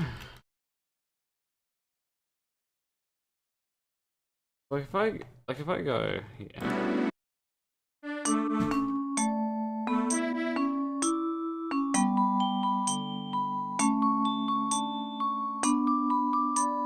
Ball. Oh. I like turtles. It didn't come up and... Oh, there we go. Now it appeared there. When the... Okay, this is... I had this issue with the super chat earlier. It came up in the... It came up in the chat. I was like, oh yeah, any second now. Oh, it's gonna come up. It's gonna come up sometime. But this time, it came up in my audio first. And I was like, wait, what? I thought something had gone wrong. I thought I had broken something for a second. But no, it was just a super chat. Thank you, Xenoth Carthage. And I'll need to make sure I put turtles in Flerfia at some point. I don't know whether you'll be fighting them or not. Maybe deadly turtles that, you know, try and... Maybe deadly turtles that have flatter... Enemy idea.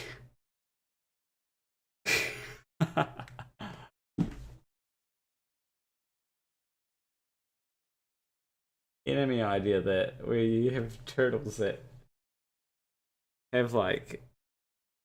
I saw something recently. Oh, where I saw it was like a Minecraft thing. Probably on Simon Dan's Discord server, to be honest.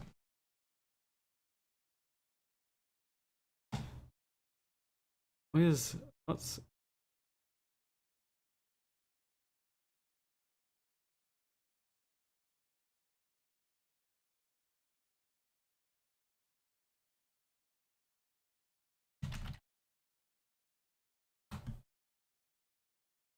Okay, MCToon was just saying about something.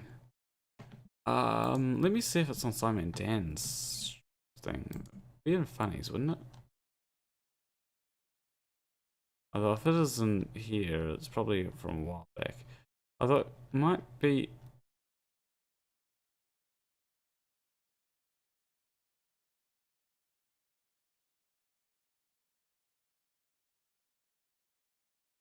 Potentially... Is there anything here?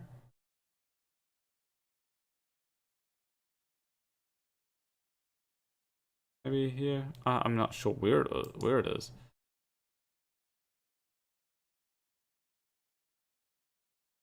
I saw it somewhere. It was like Minecraft, but like turtles. Final boss is Turtle Earth. I might have like a Earth with like a boss that's a turtle, like a secret boss that's a turtle then, and it'll have an Earth on it. And you fight it, and then you... Yeah. I think that could be an interesting thing. Final boss will be a turtle. That would be definitely an interesting concept.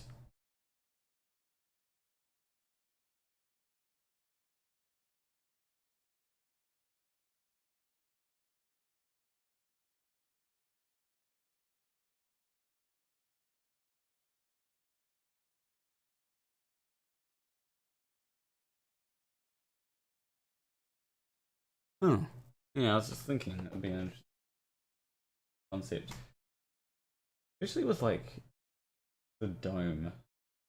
Yeah, there is going to be a dome in there.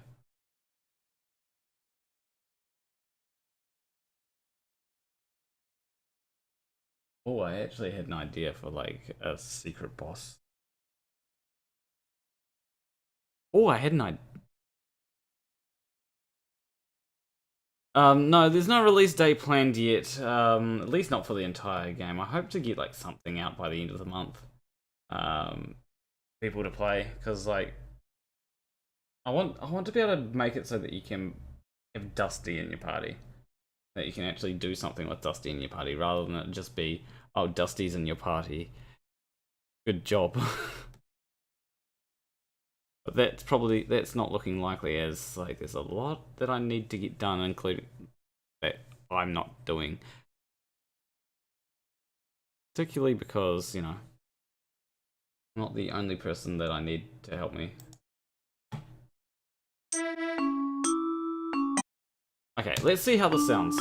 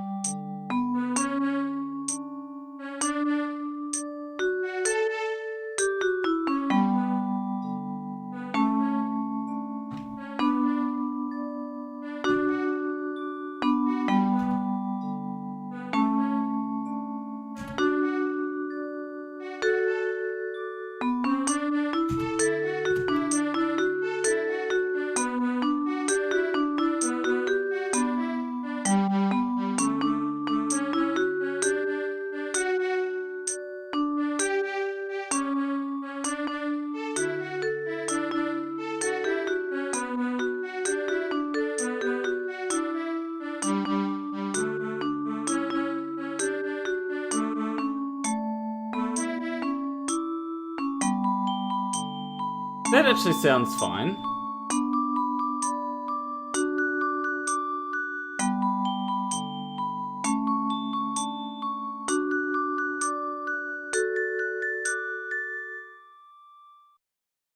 Live. Wasn't live yesterday? I'm gonna think of. Oh, I'm gonna.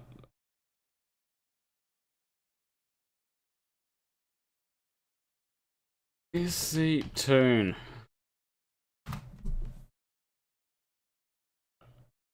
Okay.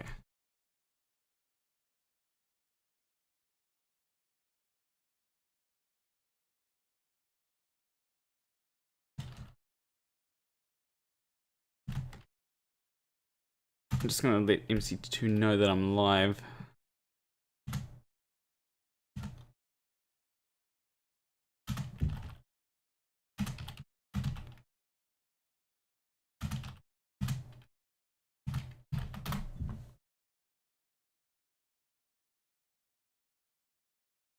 There we go.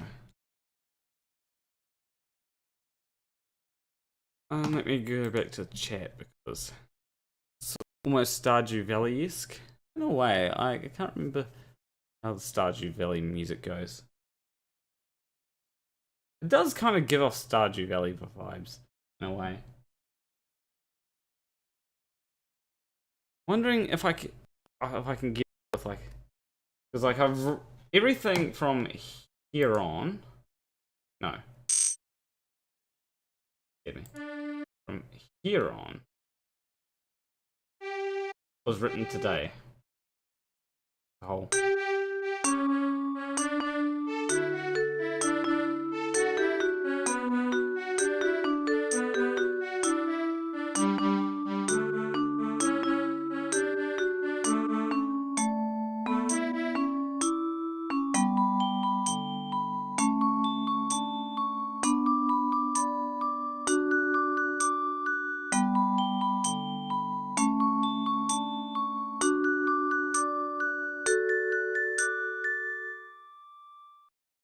So yeah, I've been sending like everything through. I just realized that my desktop audio is low.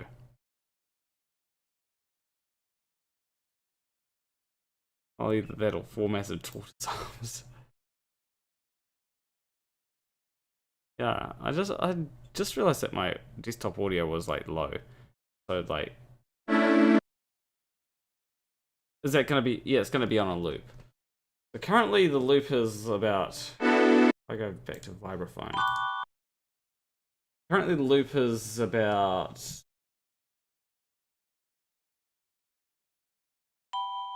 loop would be about a minute and a half. So that minute and a half on loop, I want there to be like variation in the loop. Like a decent amount of time, because if I go to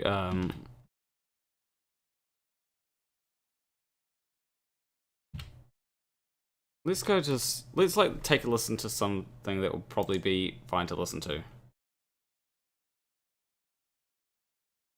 This gets claimed by Toby Fox. I swear to God. Okay, this is like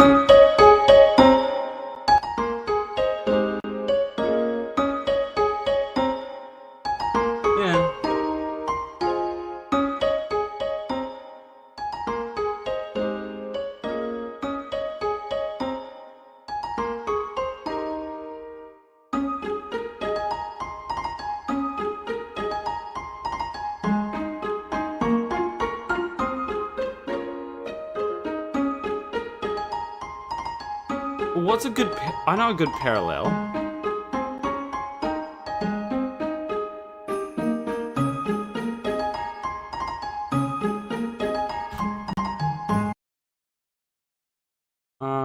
Let's go view this. I'm gonna view this playlist.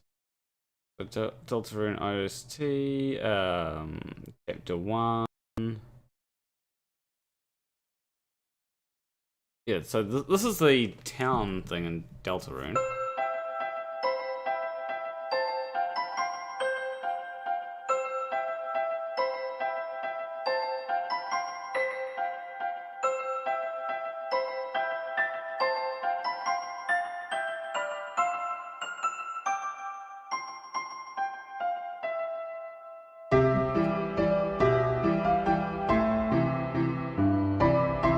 And it kind of, you know, has similar feels.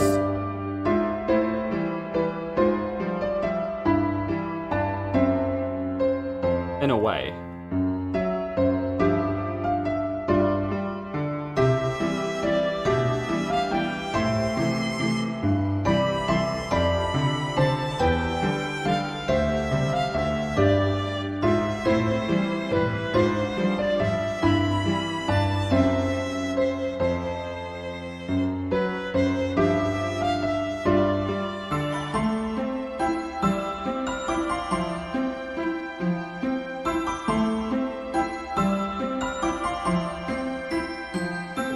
Like, it's not something that you get terribly sick of. Like this one, I think I...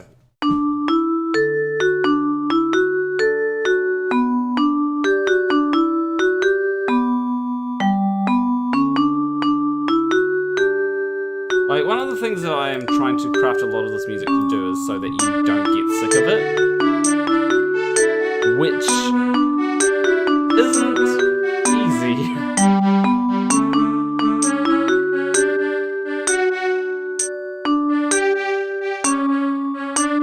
You don't think you get sick of it?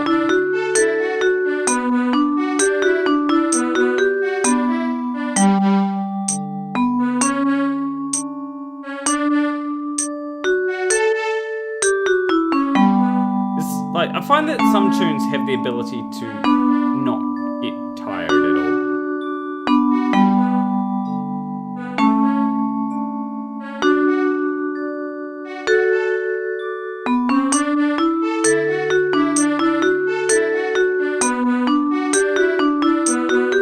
Okay.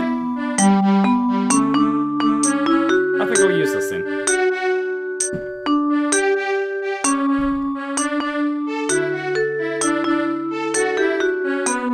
This is it, I keep playing. That is one way to go about it.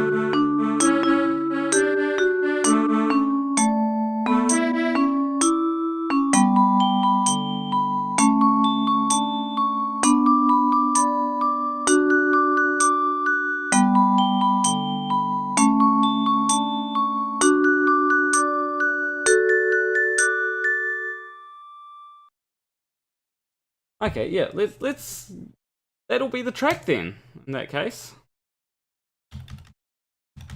What I'll do is I'll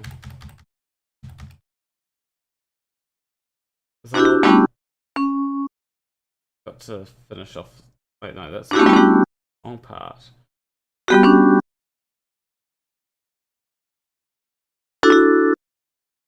Okay.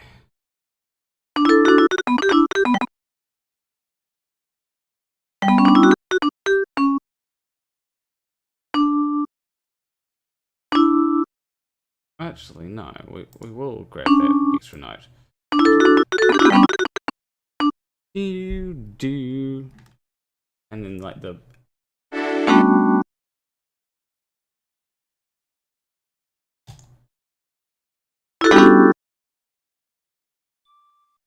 And then this is easy.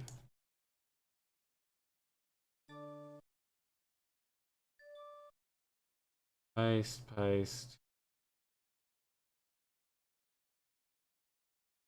And this we can just...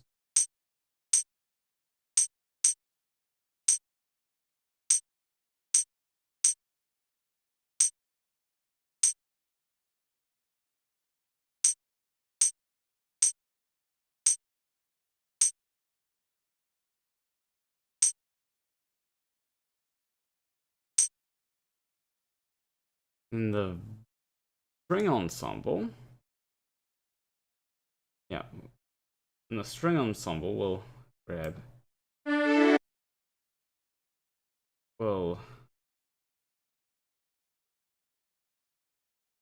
gonna be difficult. Oh,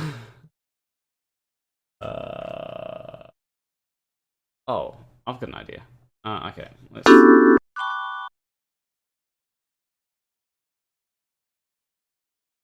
I got an idea. Insert rests.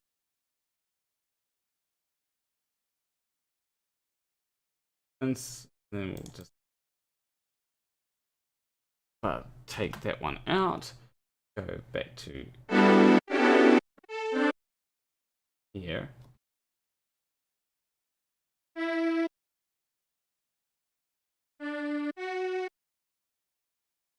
No, that's not.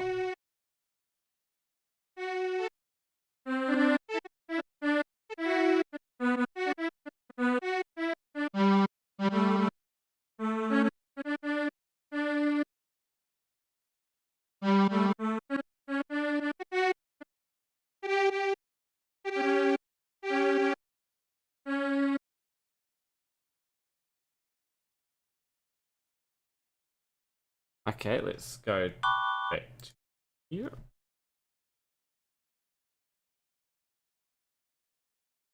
paste. And let's... There's like a thing where it's like delete. Okay. Edit.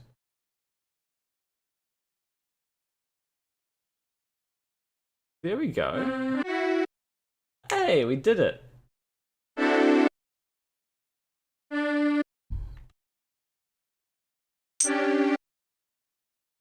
And then we'll go to here. No, I didn't want to do that.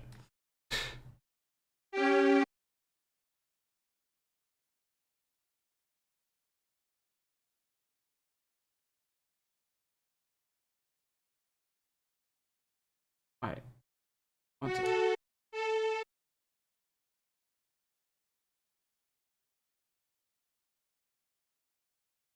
But not...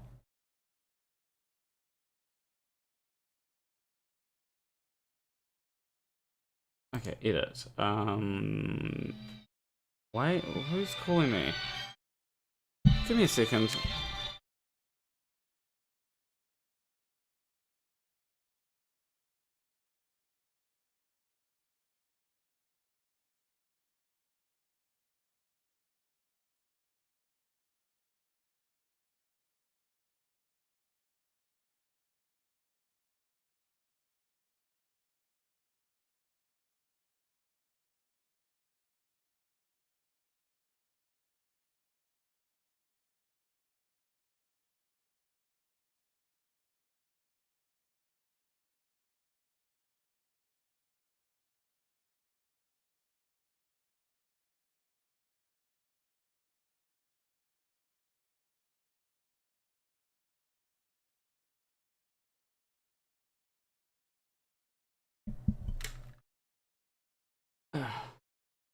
There we go. Okay, so make selections quiet.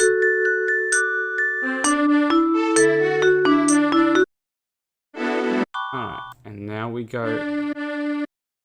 Now we Control C that part. Here. Paste. There we go. Lengthen.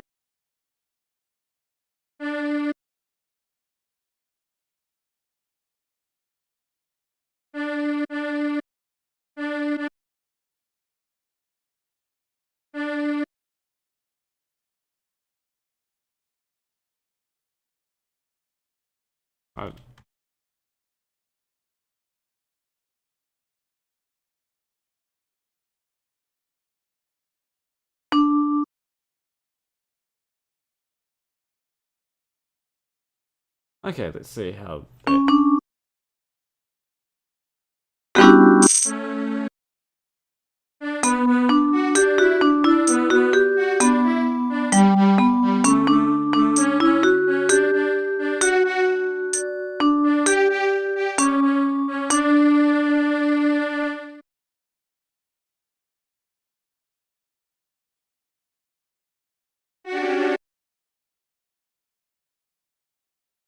Wait, hold on, let me go a few.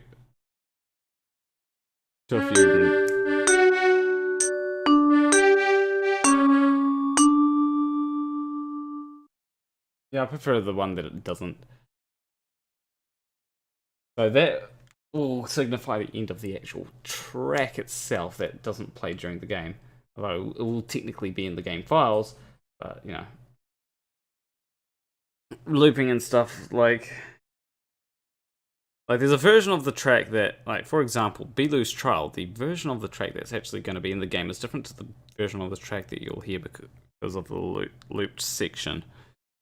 But I had to make it longer for the looped section. It doesn't quite sound right if I don't have that if I put that looped section in the game, because it's difficult to loop stuff, essentially, is what I'm going with. Anyway. With that,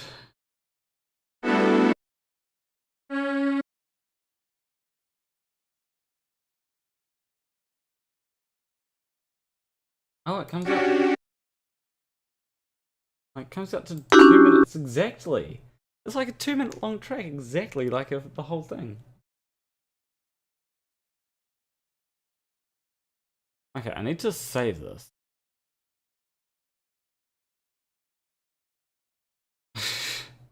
Hoi hoi Super Swoggin, how you doing?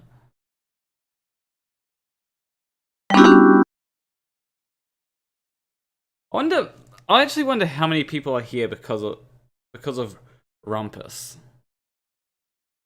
Super Swoggin seems like somebody that would be here because of Rumpus. And today was the day that Rumpus actually found out about Rumpus. Or about the Soot House video, should I say. I haven't spoken to Rumpus in a long time. But yeah, I spoke to him today. And I actually told him about the Soot House video. But he didn't know about it before then.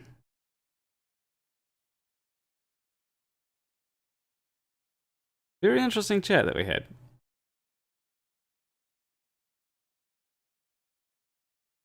Oh, I just realized that someone else is in a different voice chat. But I don't know if they're awake. Oh, actually, I don't know if they're actually in that voice chat or not.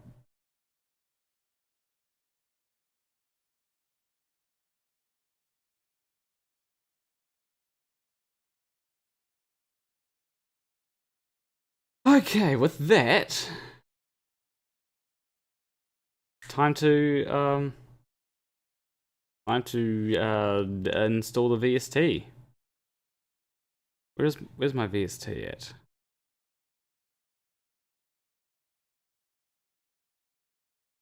Did I? Hold on, let me go to downloads. No, it wasn't. Okay, I actually have to download this. And probably reload.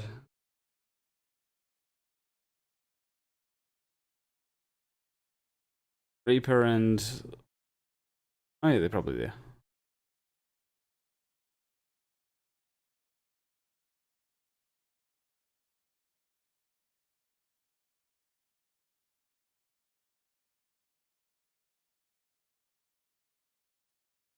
Oh, where's my YouTube con?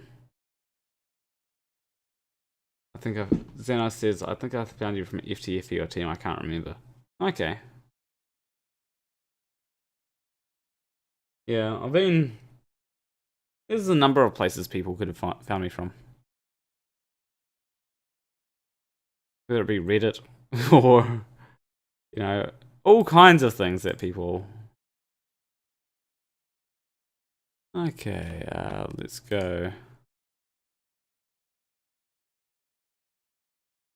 I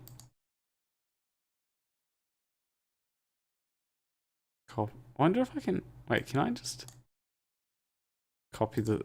Hold on, can I just copy that and go to these Windows C VSTs? I can't remember what this is called.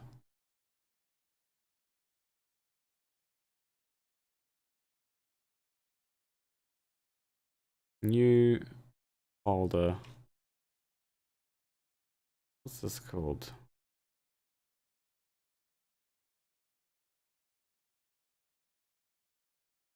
There's a thing.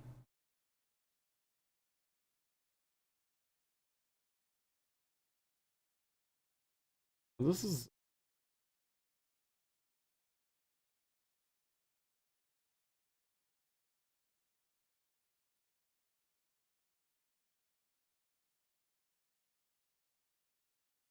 Oh, these... Oh, there's like... Ah.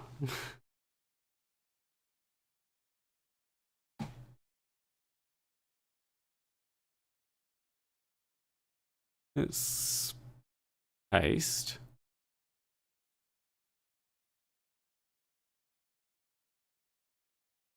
Oh, it does do the thing. Cool. Let's call this orchestrals.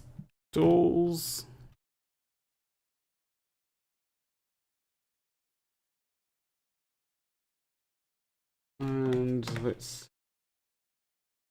go to here, go to unsaved, and go file.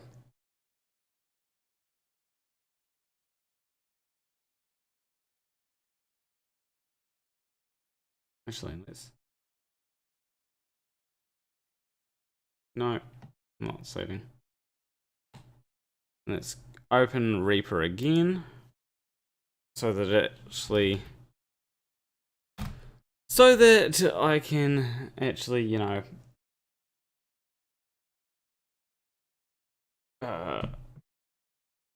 oh yeah, it scans. Yeah, there we go. We've got VSTs now.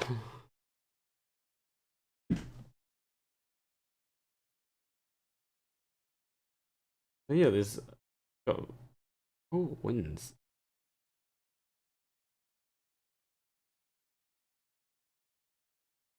So it's drums and percussion.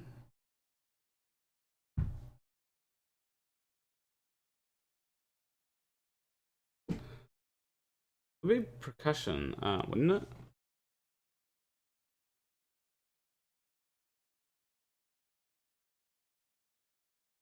Percussion is like, would be like a bell thing.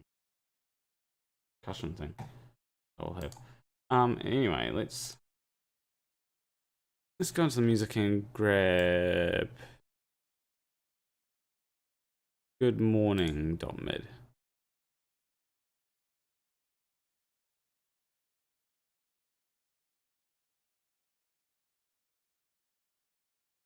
Band 5.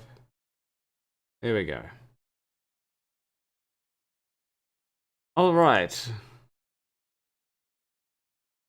How do I? If track 1.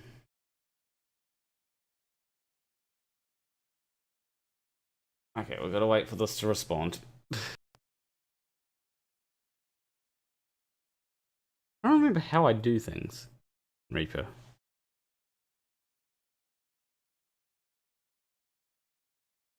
Okay,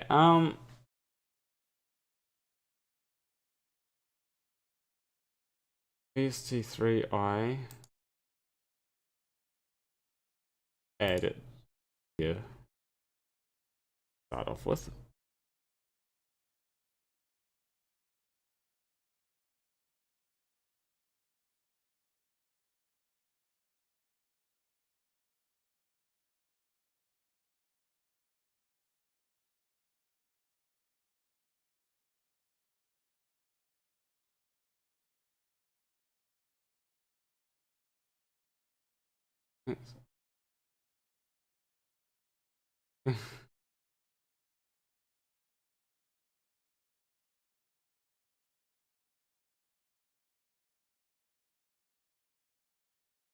Hold on,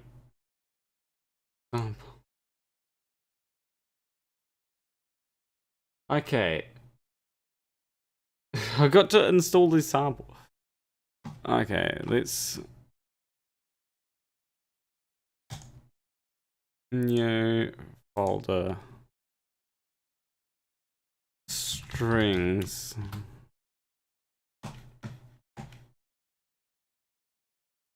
Okay, yeah, I should have. This is gonna be raw. God damn. I don't like raw. And that's where the big size comes from, because it's like, you know, I was thinking, oh, cool. Oh, jeez. That could have been terrible.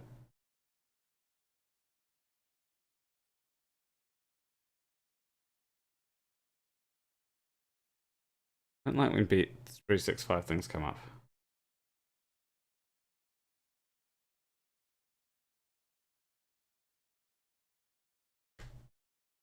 Well, looks like that's not going to be a thing that I'm going to get done in the stream.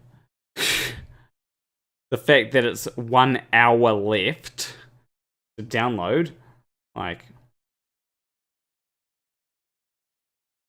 yeah, I'd like, you know. Anyway, with that, let's see if I can get other Cause like this seems cool for like strings and stuff. Like,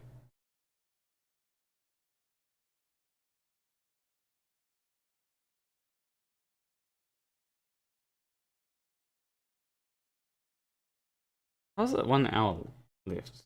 Hold on. I'm not gonna incriminate myself, but I'm gonna hit show.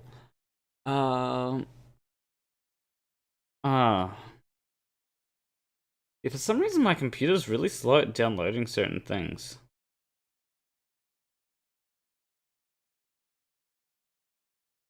It's just really slow at it for some reason. I don't know why. Maybe it's off certain sites? I don't know. Maybe my maybe if my provider thinks that I'm pirating something, because it kind of does. Like, the site that I'm using is a site that kind of looks like it could be used for pirating. Maybe my web provider slows things down. Maybe Spark is like, no pirating.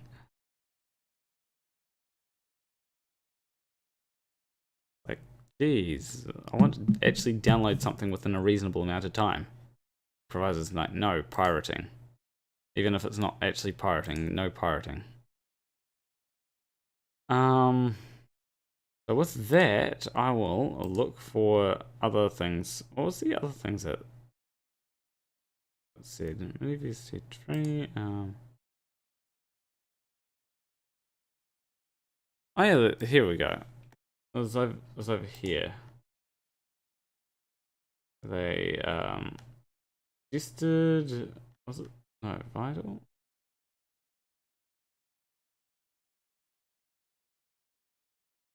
Yeah, this was one that looked nice. That was one that was Vital. No. Yes, Surge was one that. Obviously, it's wanting me to buy Contact.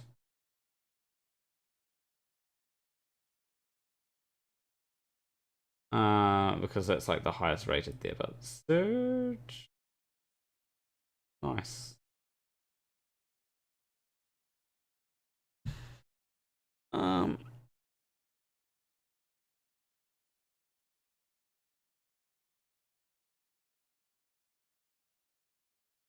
Let's see what. Oh, this looks fancy. It's a GitHub repository, but like nice. Let's see how Surge works. Maybe that will be like a thing that I'll use for this.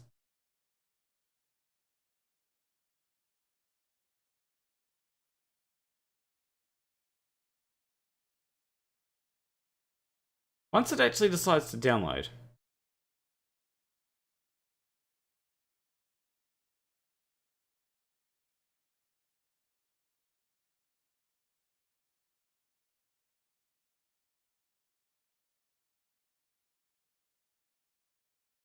There we go. Yeah, that downloads fairly quick.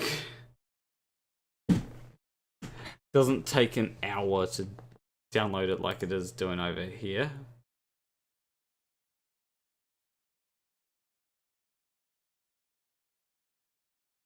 Yeah, it's like 2 megabytes per second because it's GitHub, not because it's something else.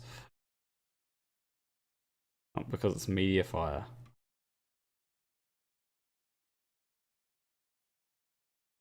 Or it could just, like, there's multiple reasons why my Mediafire might be slow. Maybe it's because it's Mediafire, you know.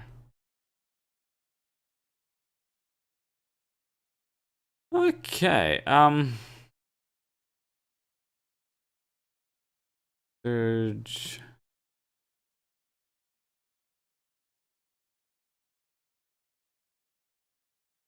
Wait, hold on. No. Oh, wait, I could have just downloaded. Hold on. Why is it wanting. Hold on. Wait. Yeah, I'll go yes, but for now. Also, like is the VST like Oh no, it's not.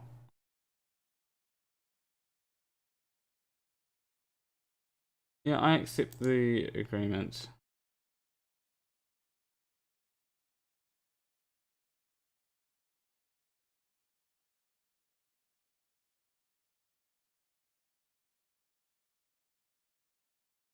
Okay, yep. I got the disk space. I'll probably have, like, sometime I'll have to probably go through and... I said next. Okay, right back. Installation. We'll go custom installation. Thanks.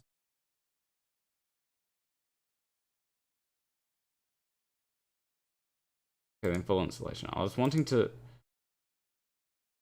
choose a place to install it, but I guess not. I guess I don't get that. I guess I don't get that privilege.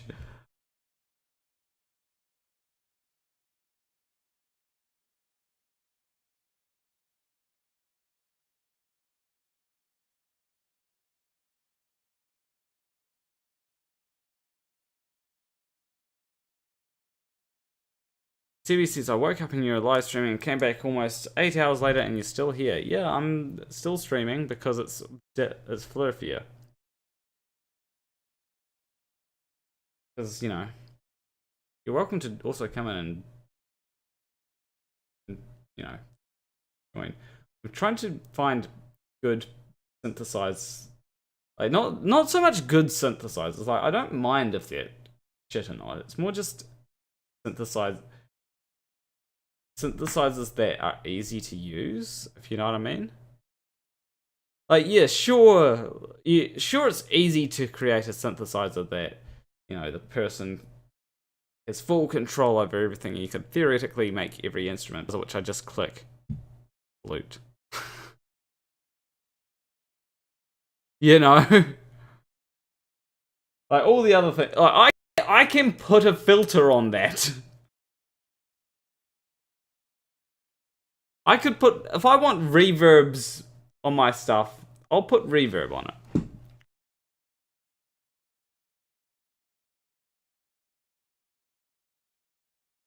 Okay, file.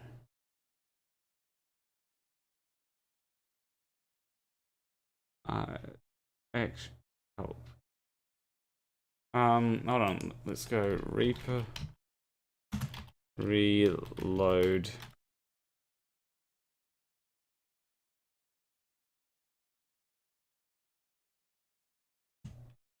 VST.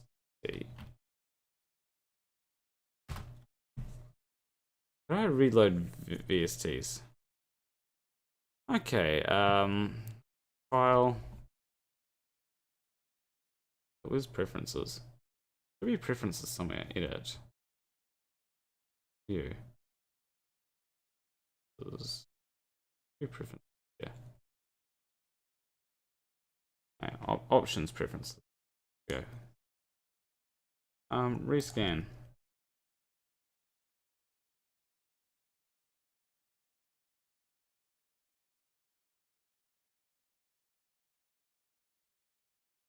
Oh, there we go. It's found search.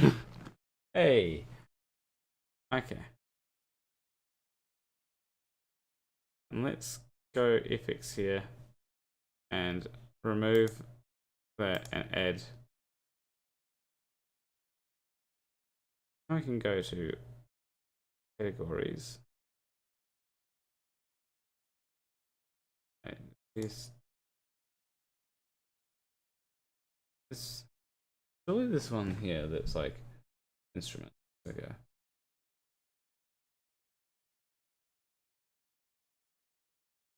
There we go. Search right there. Add. Okay.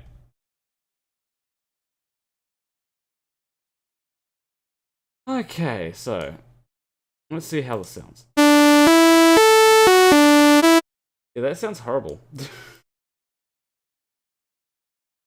Okay. Oh, we got. Oh, this looks nice. Leads. Oh. I like how it's Like this. X. Oh, what's this? What's this?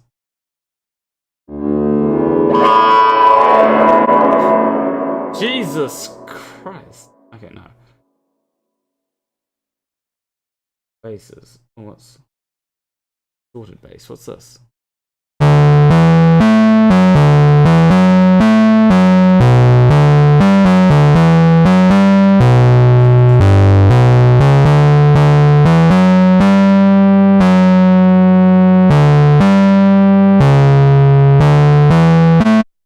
That's interesting.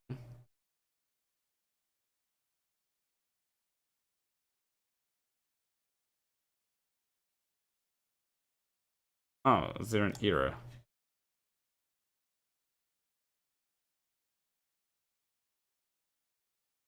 What's this?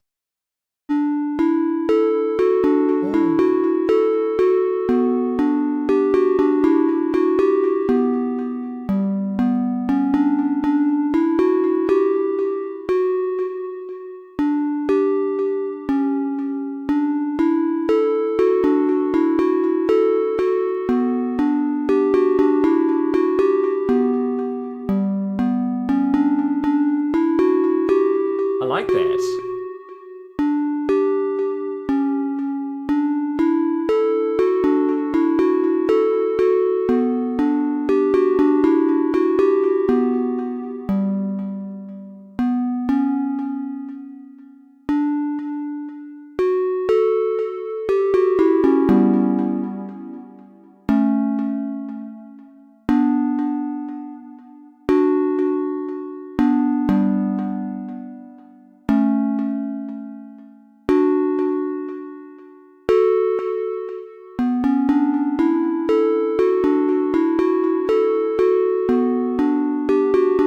Wondering how I...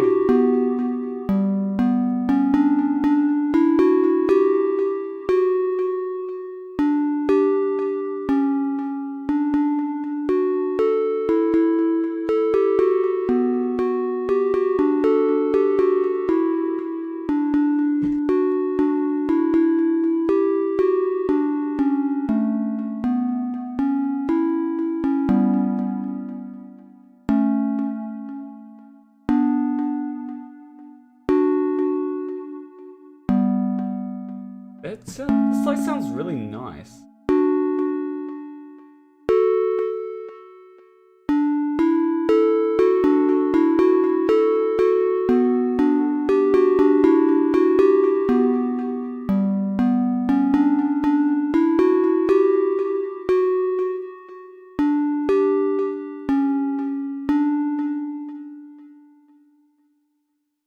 Now, I would like to have a thing where I can just... There is a possibility to reduce the delay there. Like, it does have a delay that I would like to just get rid of, but... And track 4, like, let's put the same instrument, same one will be the same. Oh, that also has like things. The plugs. Hold on, we'll see. The like, yeah. What the hell is, if I go to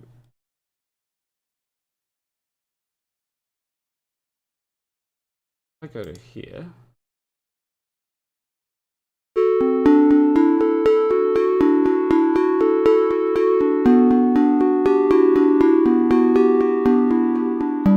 Oh, that's the wrong one.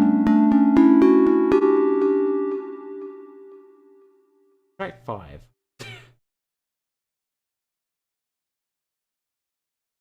That's the one that I need to add the plus one to. Okay. You see the flux.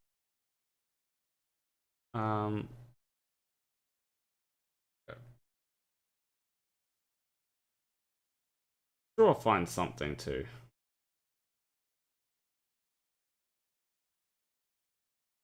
And track 4, that's something that we need to go to. We'll probably go to Leeds, I'd say. Or keys, we won't.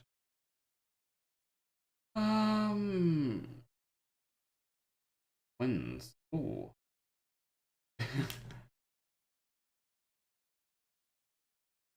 Police.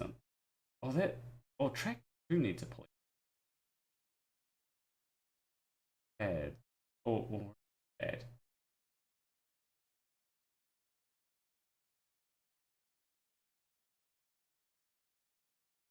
Ooh. Oh.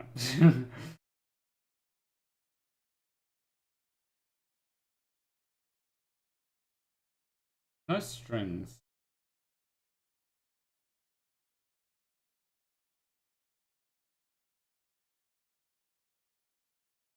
Except for that one.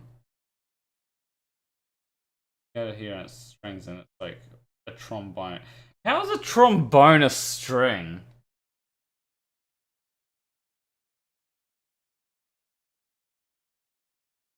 Oh, this has a lot of things. Oh, wait, where was it? Oh, it wasn't.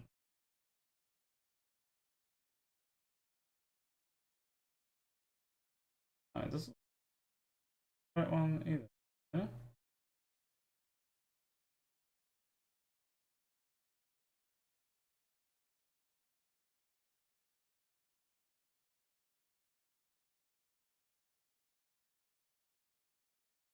Yeah? Ambient.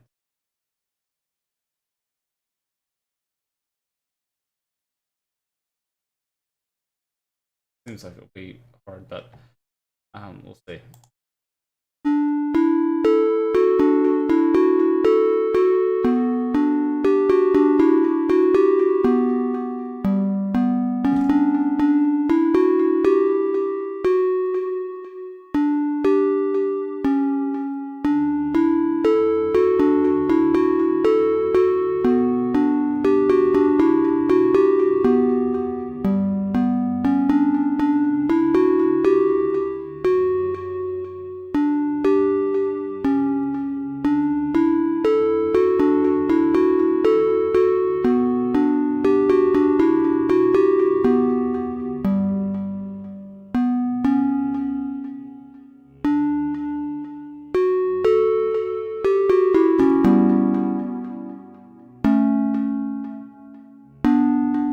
Something in the air though.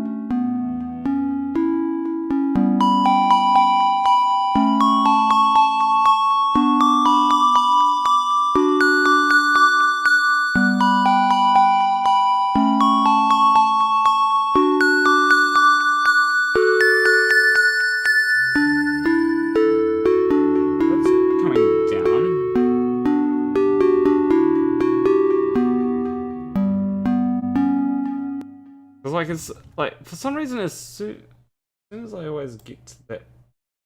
Okay.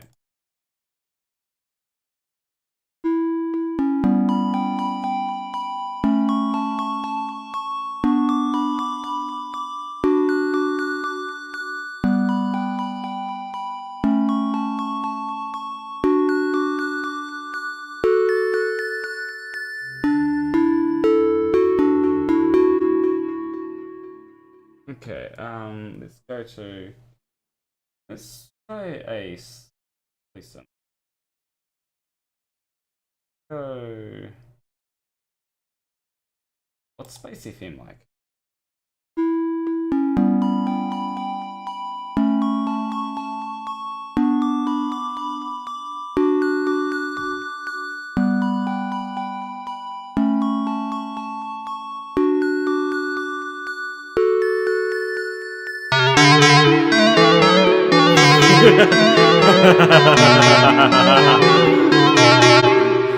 Just like... yeah, maybe not. Canadians. What do Canadians sound like, eh?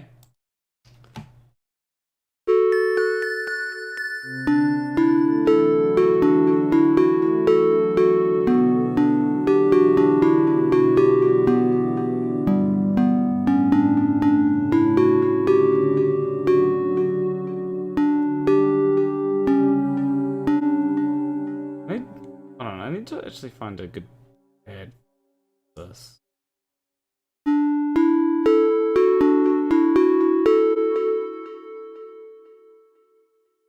Let's go to...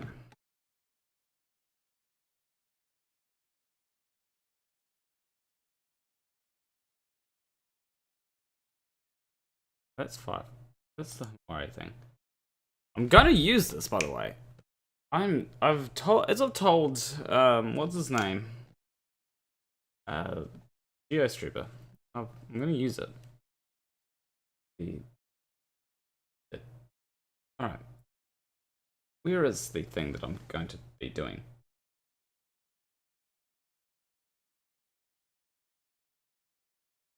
Good morning. Okay.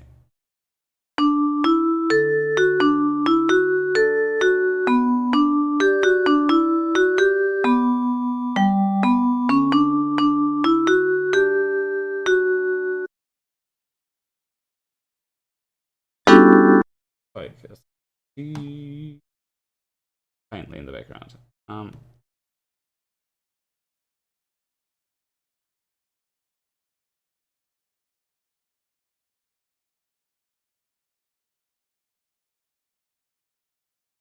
Yeah, we'll add search.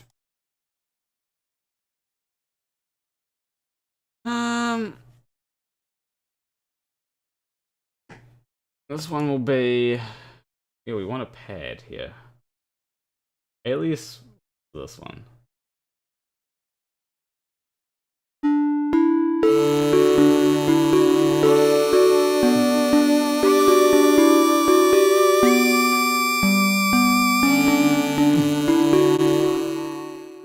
Yeah, no. S.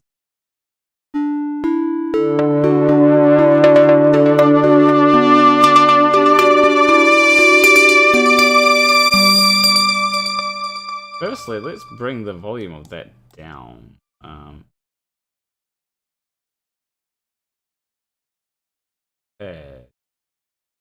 This L-pad looks like it'll be interesting.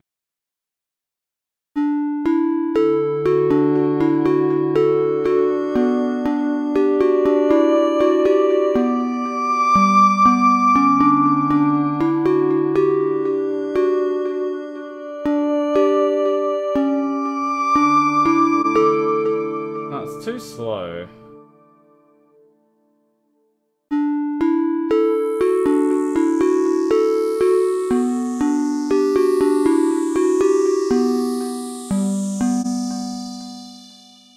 No, that's too... This one.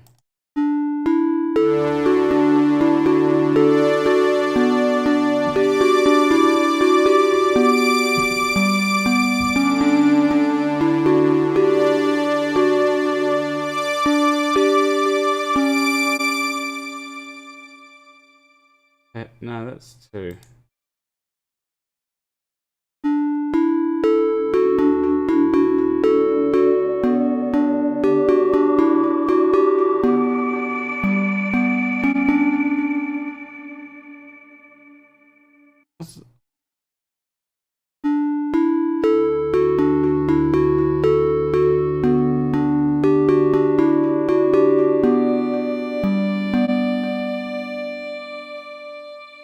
I need something that kind of has that, if you know what I mean.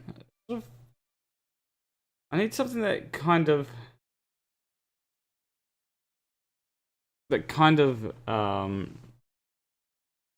let's try pad 1, see how that goes.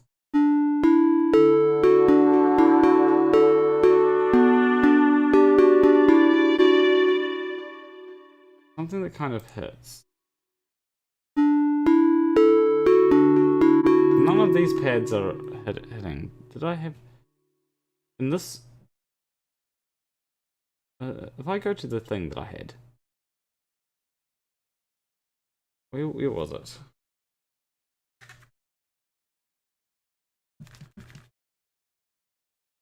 It was... here. A pad? It was a pad. Wait. This pad. Wait, what?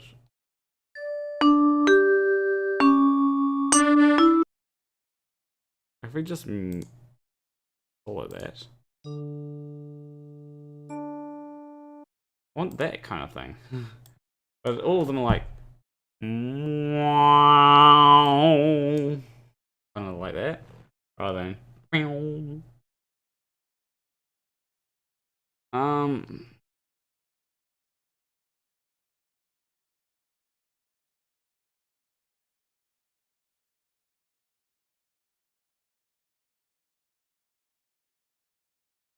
what's the leads? Let's go hippo.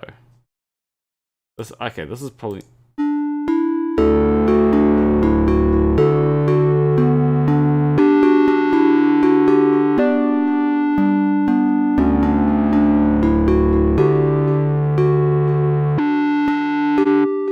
yeah, we don't want the hippo.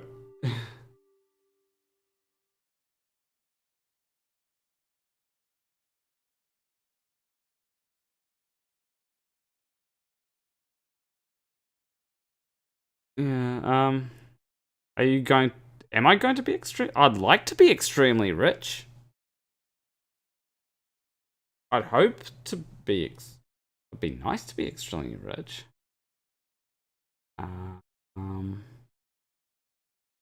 Let's go mosquito. How does that sound?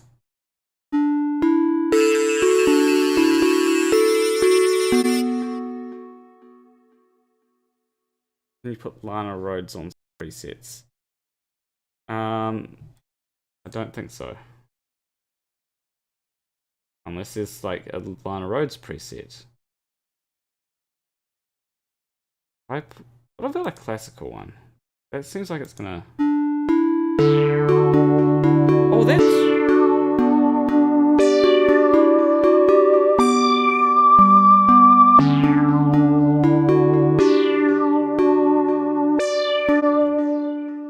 Okay, this needs a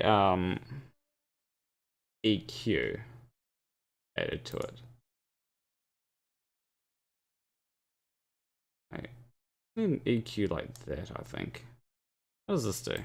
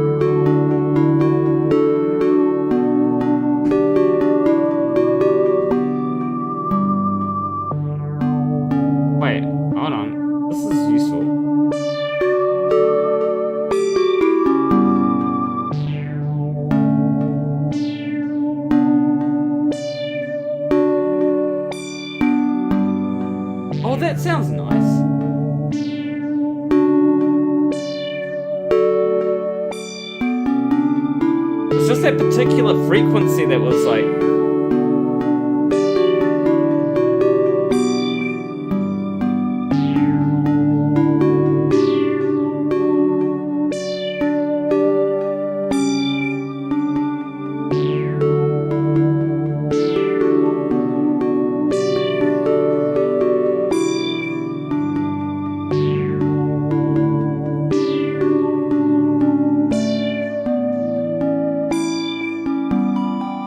Thank you, Mask 2 times.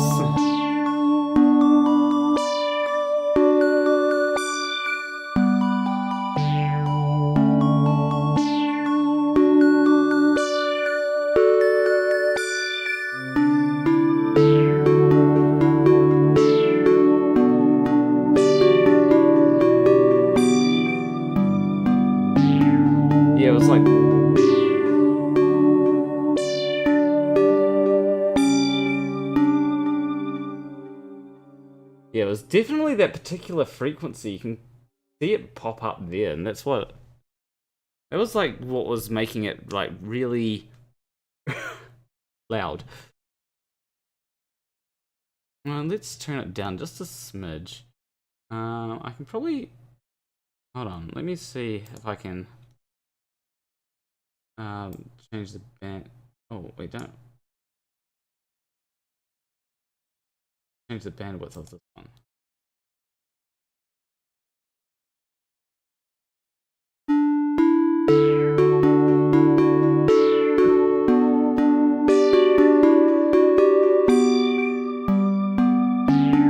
Yeah, just change.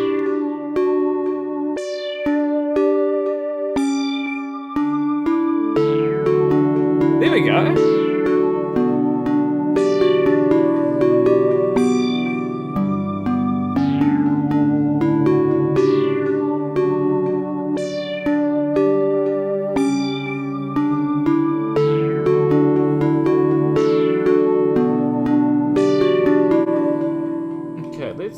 BPM to 130 like it was before. Here we go.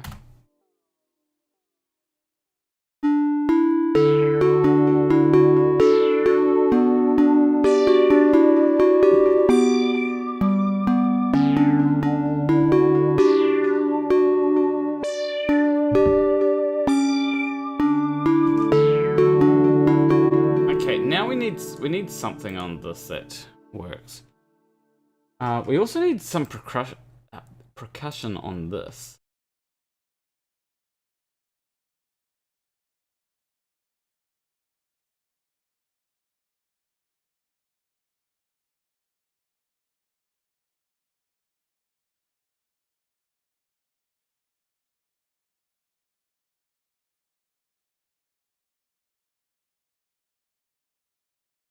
See if this works. Powered drum kit.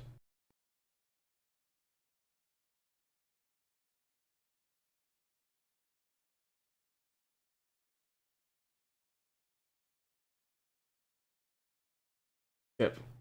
Let's see if this does anything.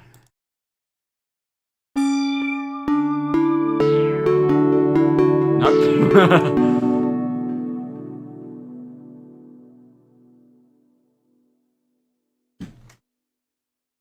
Just need like a sort of shake, I guess.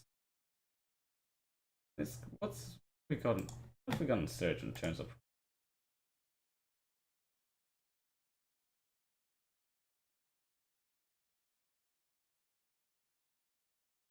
see what this.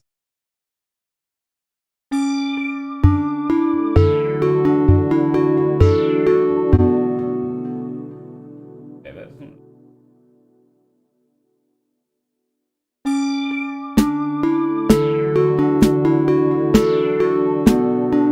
that sounds like a really tight snare.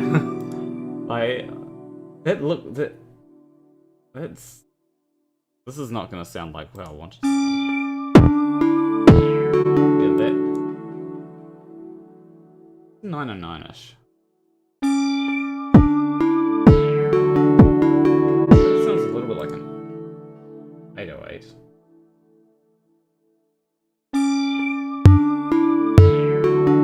Okay, probably the not the drum that I was looking for, but like, you know what I mean.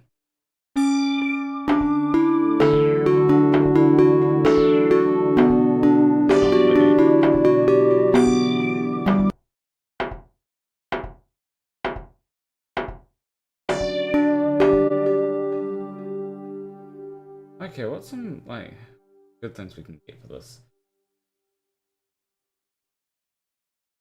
Tubular.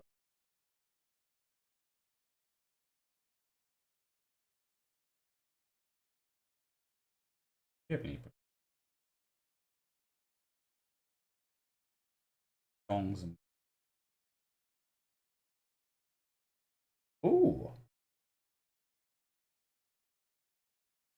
drums. I like drums. Hi-hat.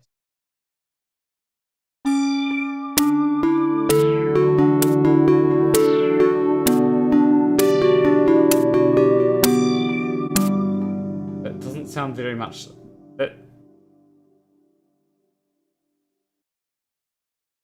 That doesn't sound very...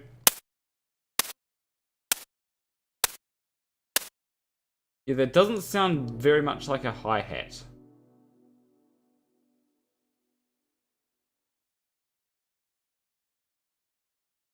What does this sound like?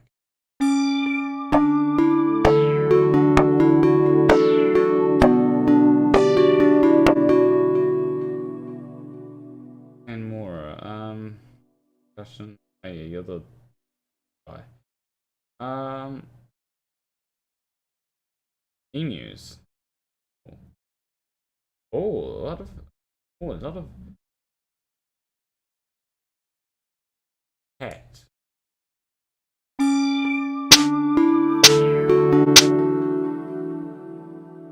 My hat does not sound like that. Egg shaker. Ow.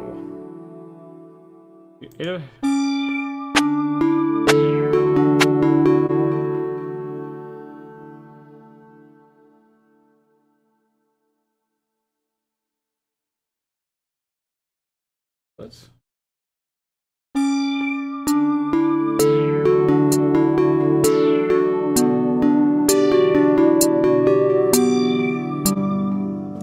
But more like what I'd want. Let's see what this is like.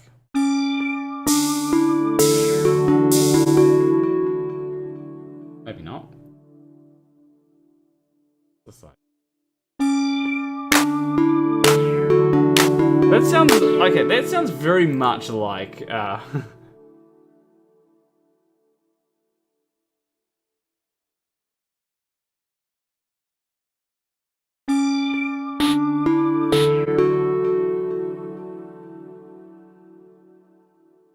don't think I'm gonna get what I'm looking for here.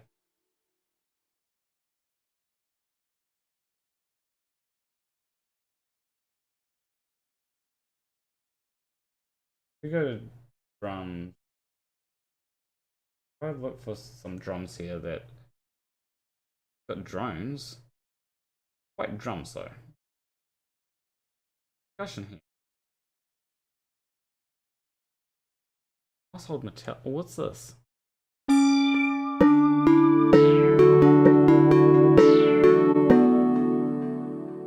Oh, that sounds interesting. Limber attempt. Here. Simple shaker.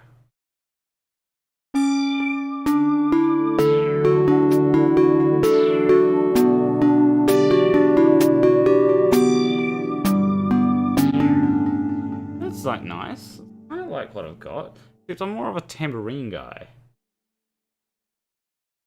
At least in the one that I've got going. What I'll do, I'll go back to this.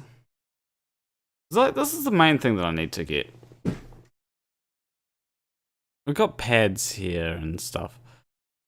What's like end game?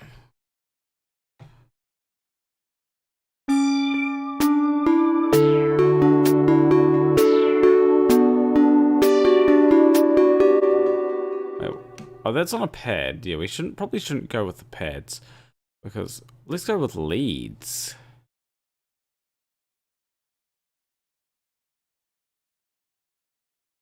There's one called condom.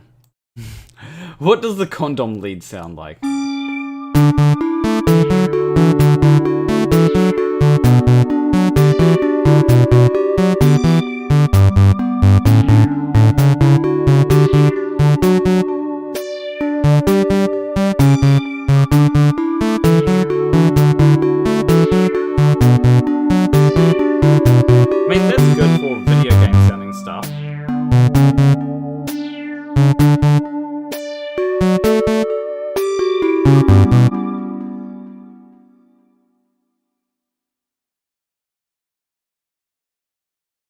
What about I'll just trick in the book.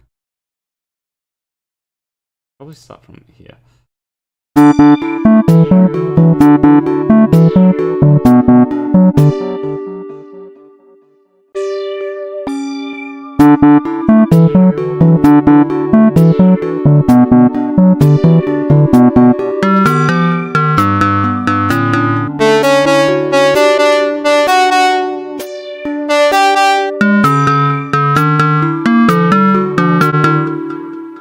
some weird sounding leads here. What about Fuji?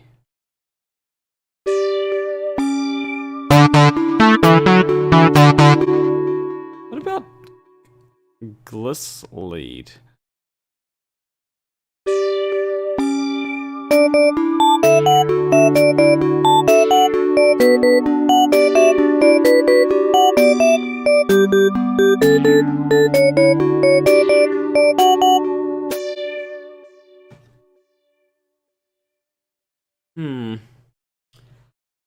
Want more of something like, I don't know. What we got here? Got FX. What? Does anyone have any strings?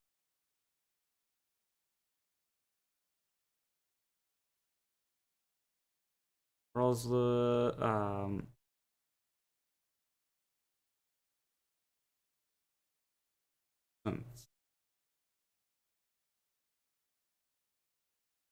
Rhizomes.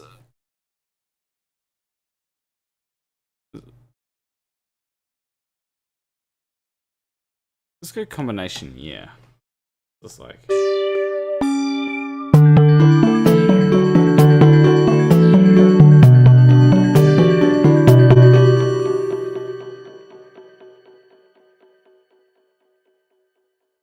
Oh, strings. Oh, just the trombone. As we discussed earlier, is not a string. When did trombones become strings? Really?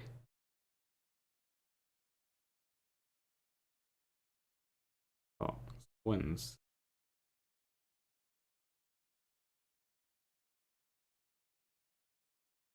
Yeah, we really don't have much in terms of what I want. Because like if I remove this and add strings here, we've got URL which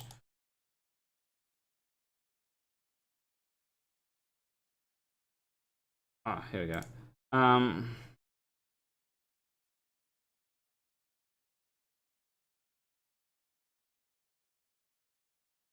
Here we go. Presets. Oh, this is the chemtrails one. Like if I had that one there.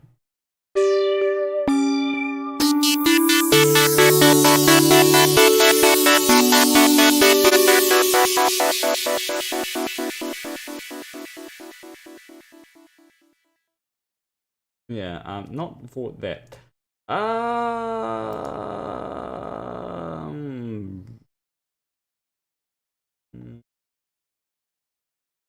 Birdie.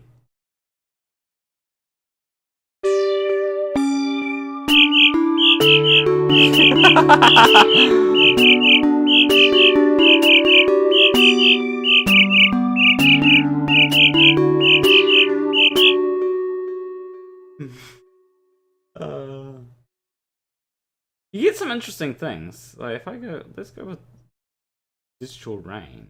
What does that sound like?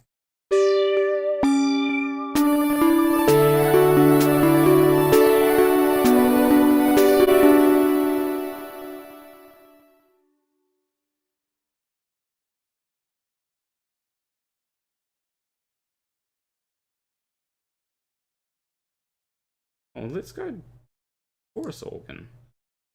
Be a thing.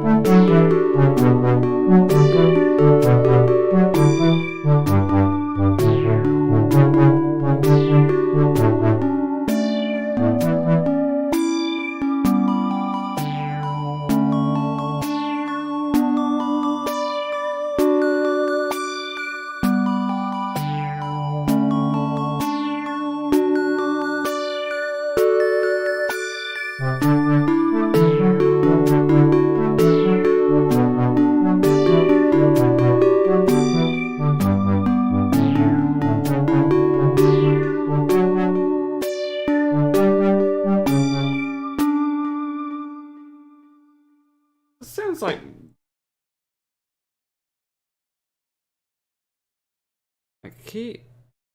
if I just clear that... See how, like, loud it is.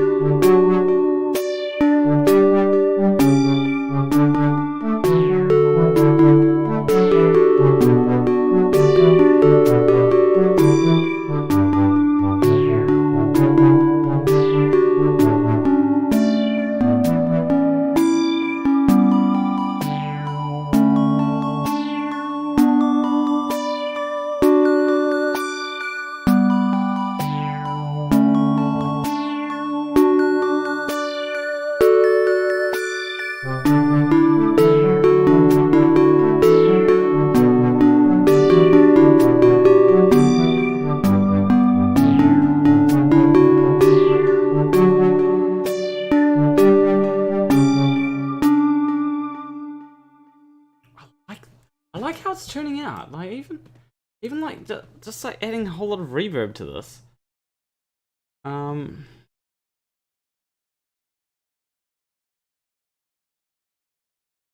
Like just adding a whole lot of reverb to like this kind of thing here makes it so much nicer.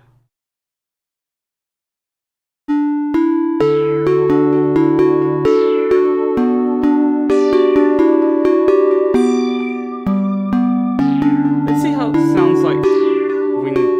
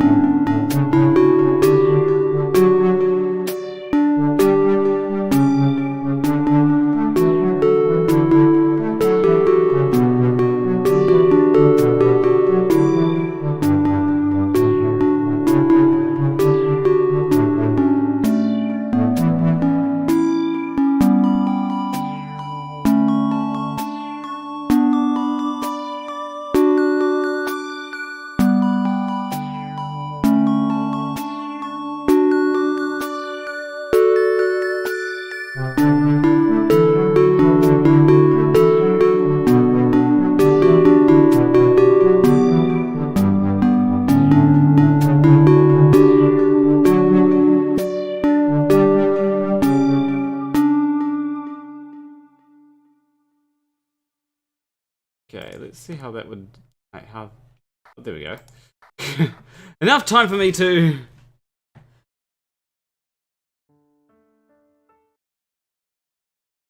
Okay, given how this...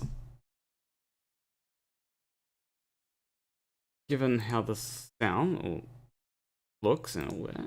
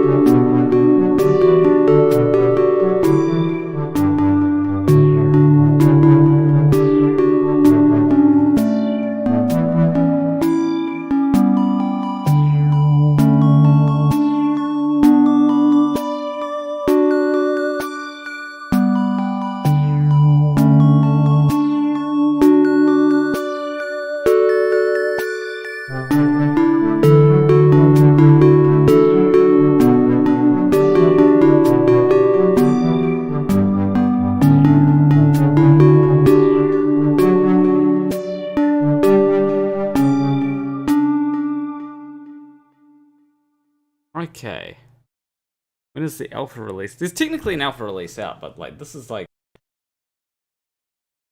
it's like the alpha release that's out is bad compared to what I've got here, and what I've got here is shaping up really well. I like how the music's going.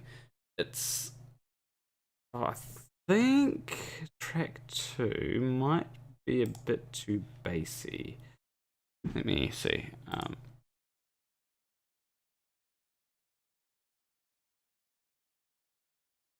Let's bring this up. Oh, we can. Let's just up the bandwidth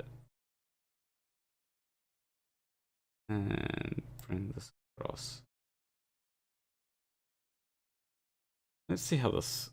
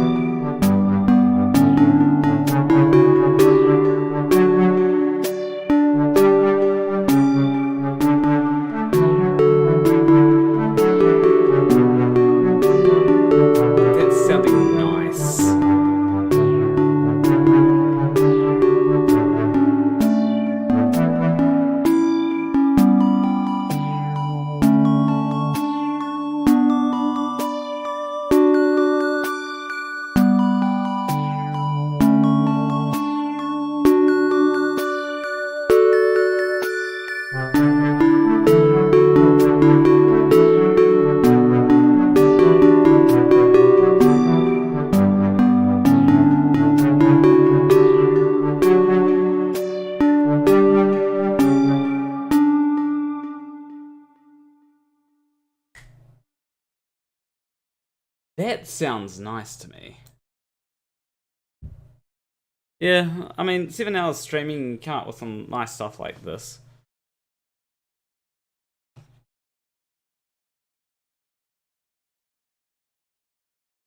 What have we got here? We've got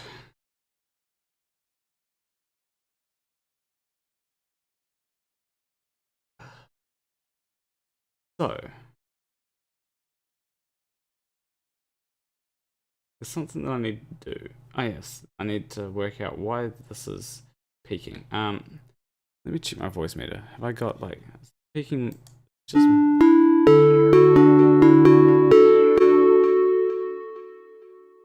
solo the first one?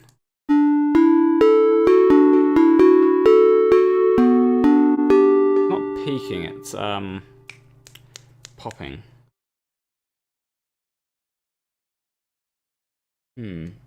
Got a whole lot of clicks that I don't like clicks. Do we have a click remover?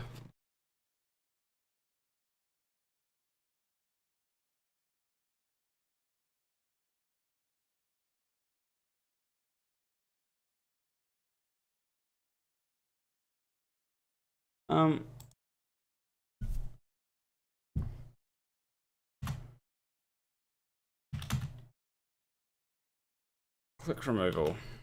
There's too many clicks. Hear it.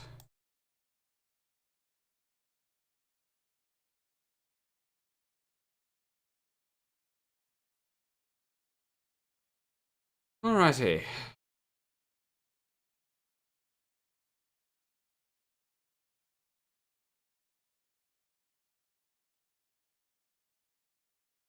What's the... I scrolled too... Wait, hold on.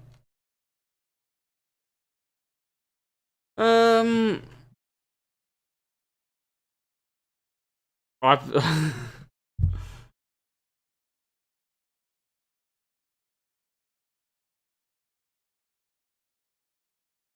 remove DC. Fix offset. Okay, what about waves? Waves X click. Let's go to, because this is some, like, it sounds nice. It's just the clicks that.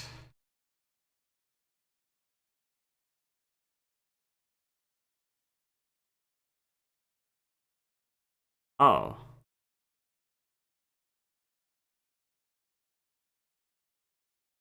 $29.99. So expensive. All this stuff.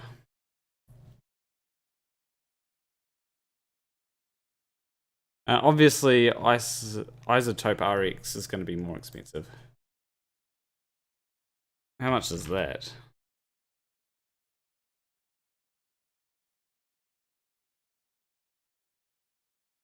When it Isotope RX.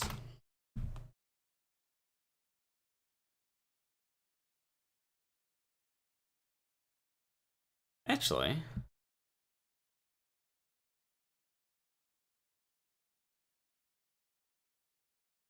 yeah,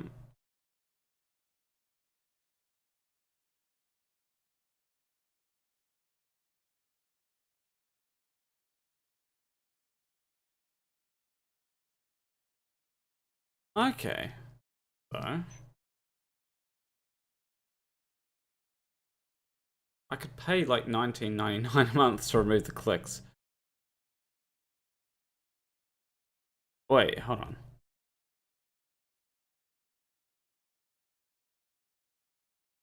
Hold on. Hold on. That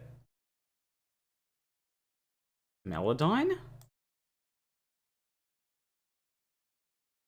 It includes Melodyne?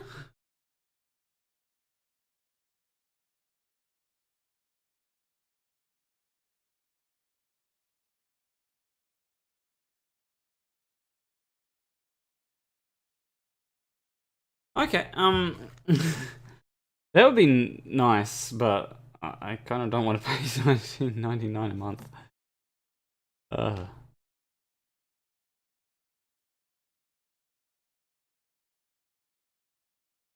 But like RX Pro, I think I've used that before.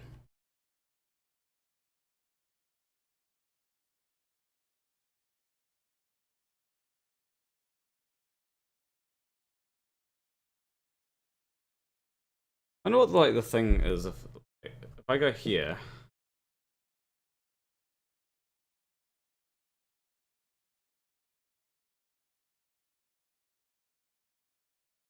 Okay, I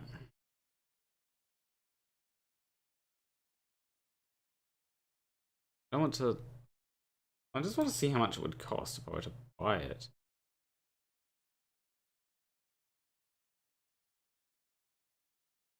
Oh, that's $129. Like just to buy the elements. I think I've used RX9. Let me see. Does it like? Yeah, this looks very similar to what I've worked with before.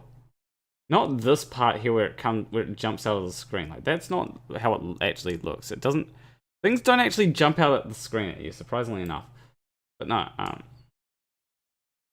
go capture them. I like how captures you don't even need to click on them anymore. It's like.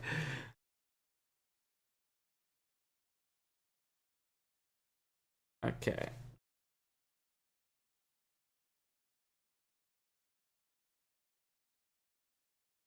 But yeah, I think the version that I was using was probably the.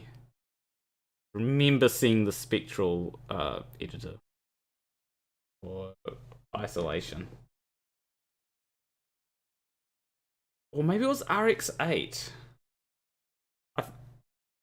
Yeah, I think it might. I think it was RX8.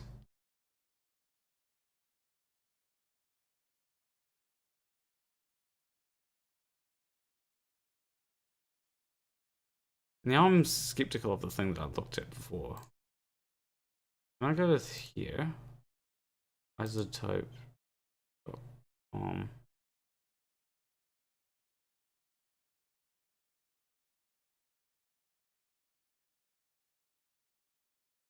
Okay. Yeah. Let's see. Let's see what this is like. Because this will declick. That's nice. Declip is another nice thing.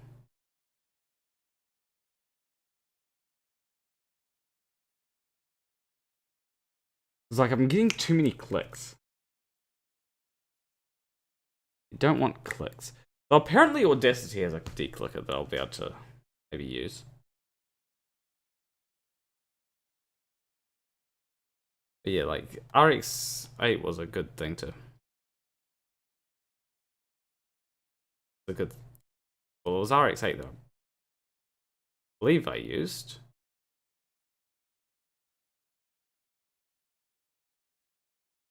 That looks like that looks a lot like the thing.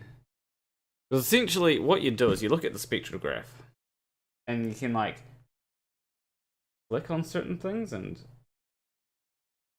like listen. You can listen to it and just be like, okay, this remove noise is a very good noise removal tool.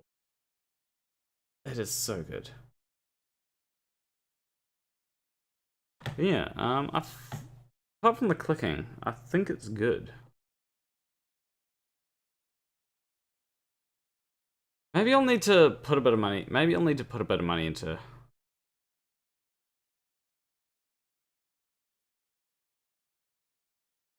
What if I go to this? Element suite. Okay, what is okay? Let me see what is ozone elements, because like if it's a elements, essential mastering tool, intelligent. Okay, I've got mastering tools. What's ozone elements or neutron elements? Should I say?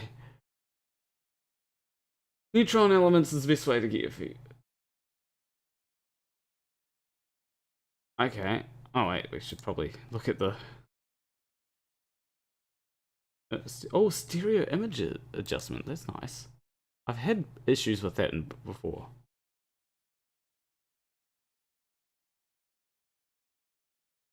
It doesn't seem like much. And what's the other one? Nectar elements.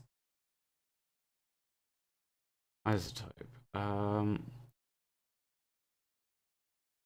It's got AI. And automatically set reverb, compression, EQ, and more. De-esser cleans up your sibilants. Like this kind of, okay, to be fair, this kind of stuff. Okay, actually, that seems like it might be nice. All these things. This seems like the most useful out of them. The neutron elements, it's like.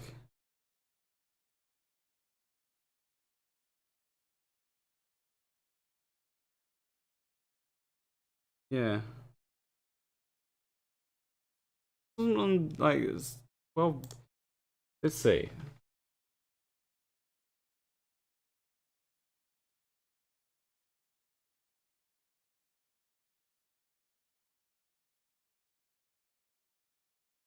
Like a synth lead.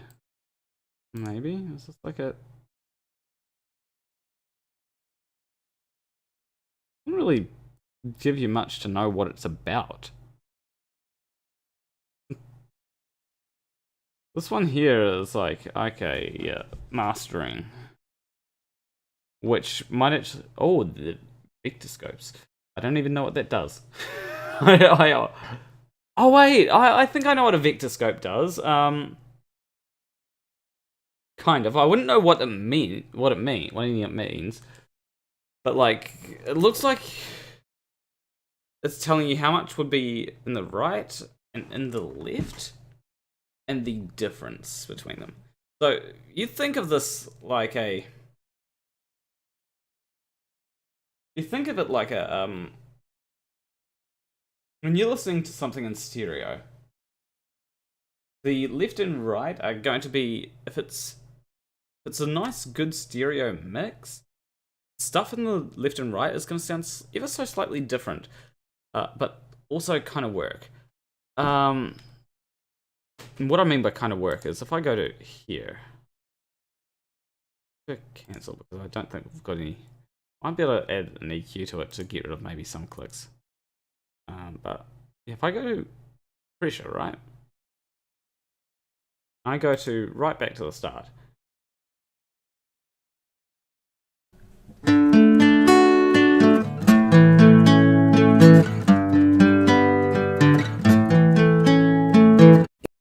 So, if you're listening to that, if you're listening to that in stereo, should I say, both the left and the right ears, it should sound very, both left and right should sound very similar to you. The reason being, the left and right should have sounded similar but different. The reason why that is because the audio in the left is slightly different to the audio in the right headphone. However, it doesn't sound different enough that it completely sounds like it's a different thing. Like, you don't have something that's playing in the right that's not also playing in the left. That's what a lot of Beatles songs, I think, did. They just would pan something hard right or hard left. I don't like doing that. I've tried that. Doesn't work unless it's your intention to pan something hard left and hard right. I'm actually working out what this is. I know okay.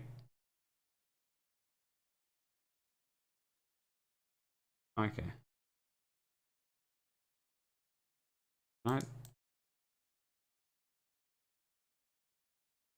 Can I go back? Yeah, I want to go.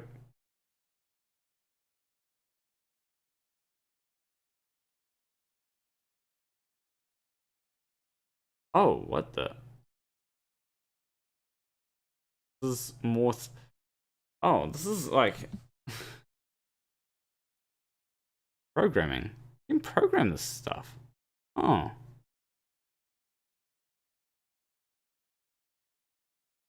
Huh. You can program your own thing using whatever this is.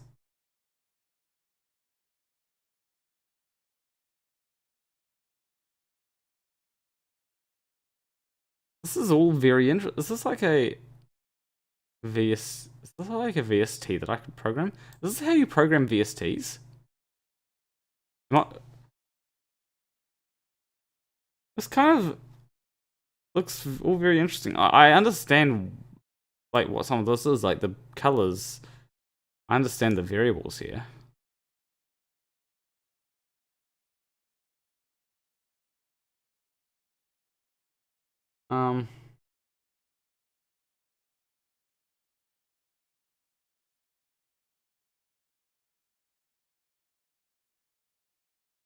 How do I get out of the configuration window? This is something that I don't know.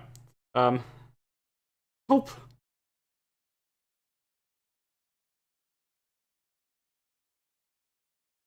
Yeah, I want to get out of that. How do you?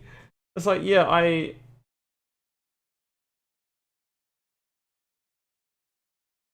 It's like, yeah, I understand that I probably wasn't meant to click that. Now, how do I get? If I've done editing, I want to go do something different. different kind of. Oh.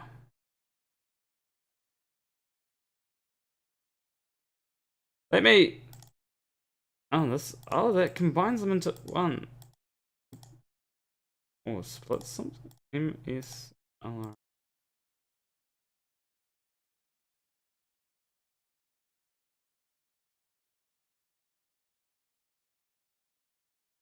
Okay, well, at least I.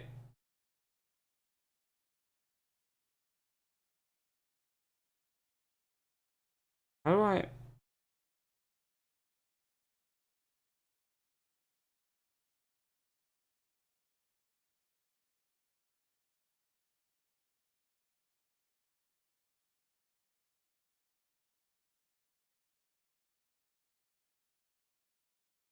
Yeah, at least I've almost got it. It's just like getting it back to how it was before.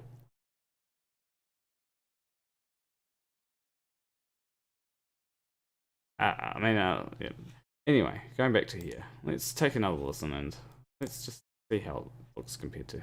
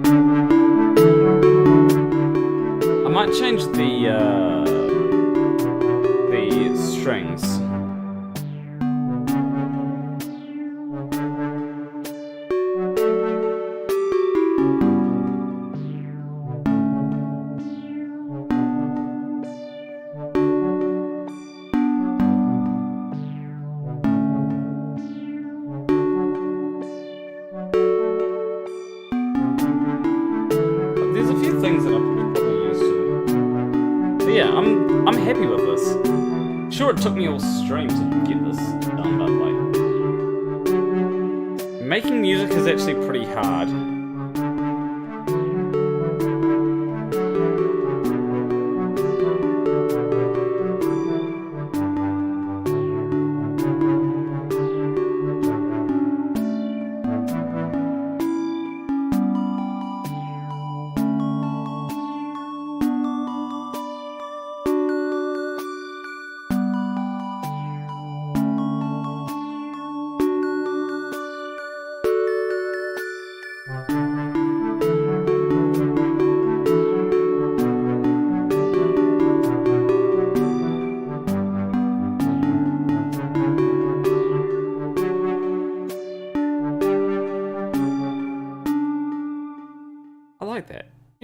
Time to eat up the stream. Leave a like and subscribe if you like the stream. Leave a comment letting me know of how you think the music is.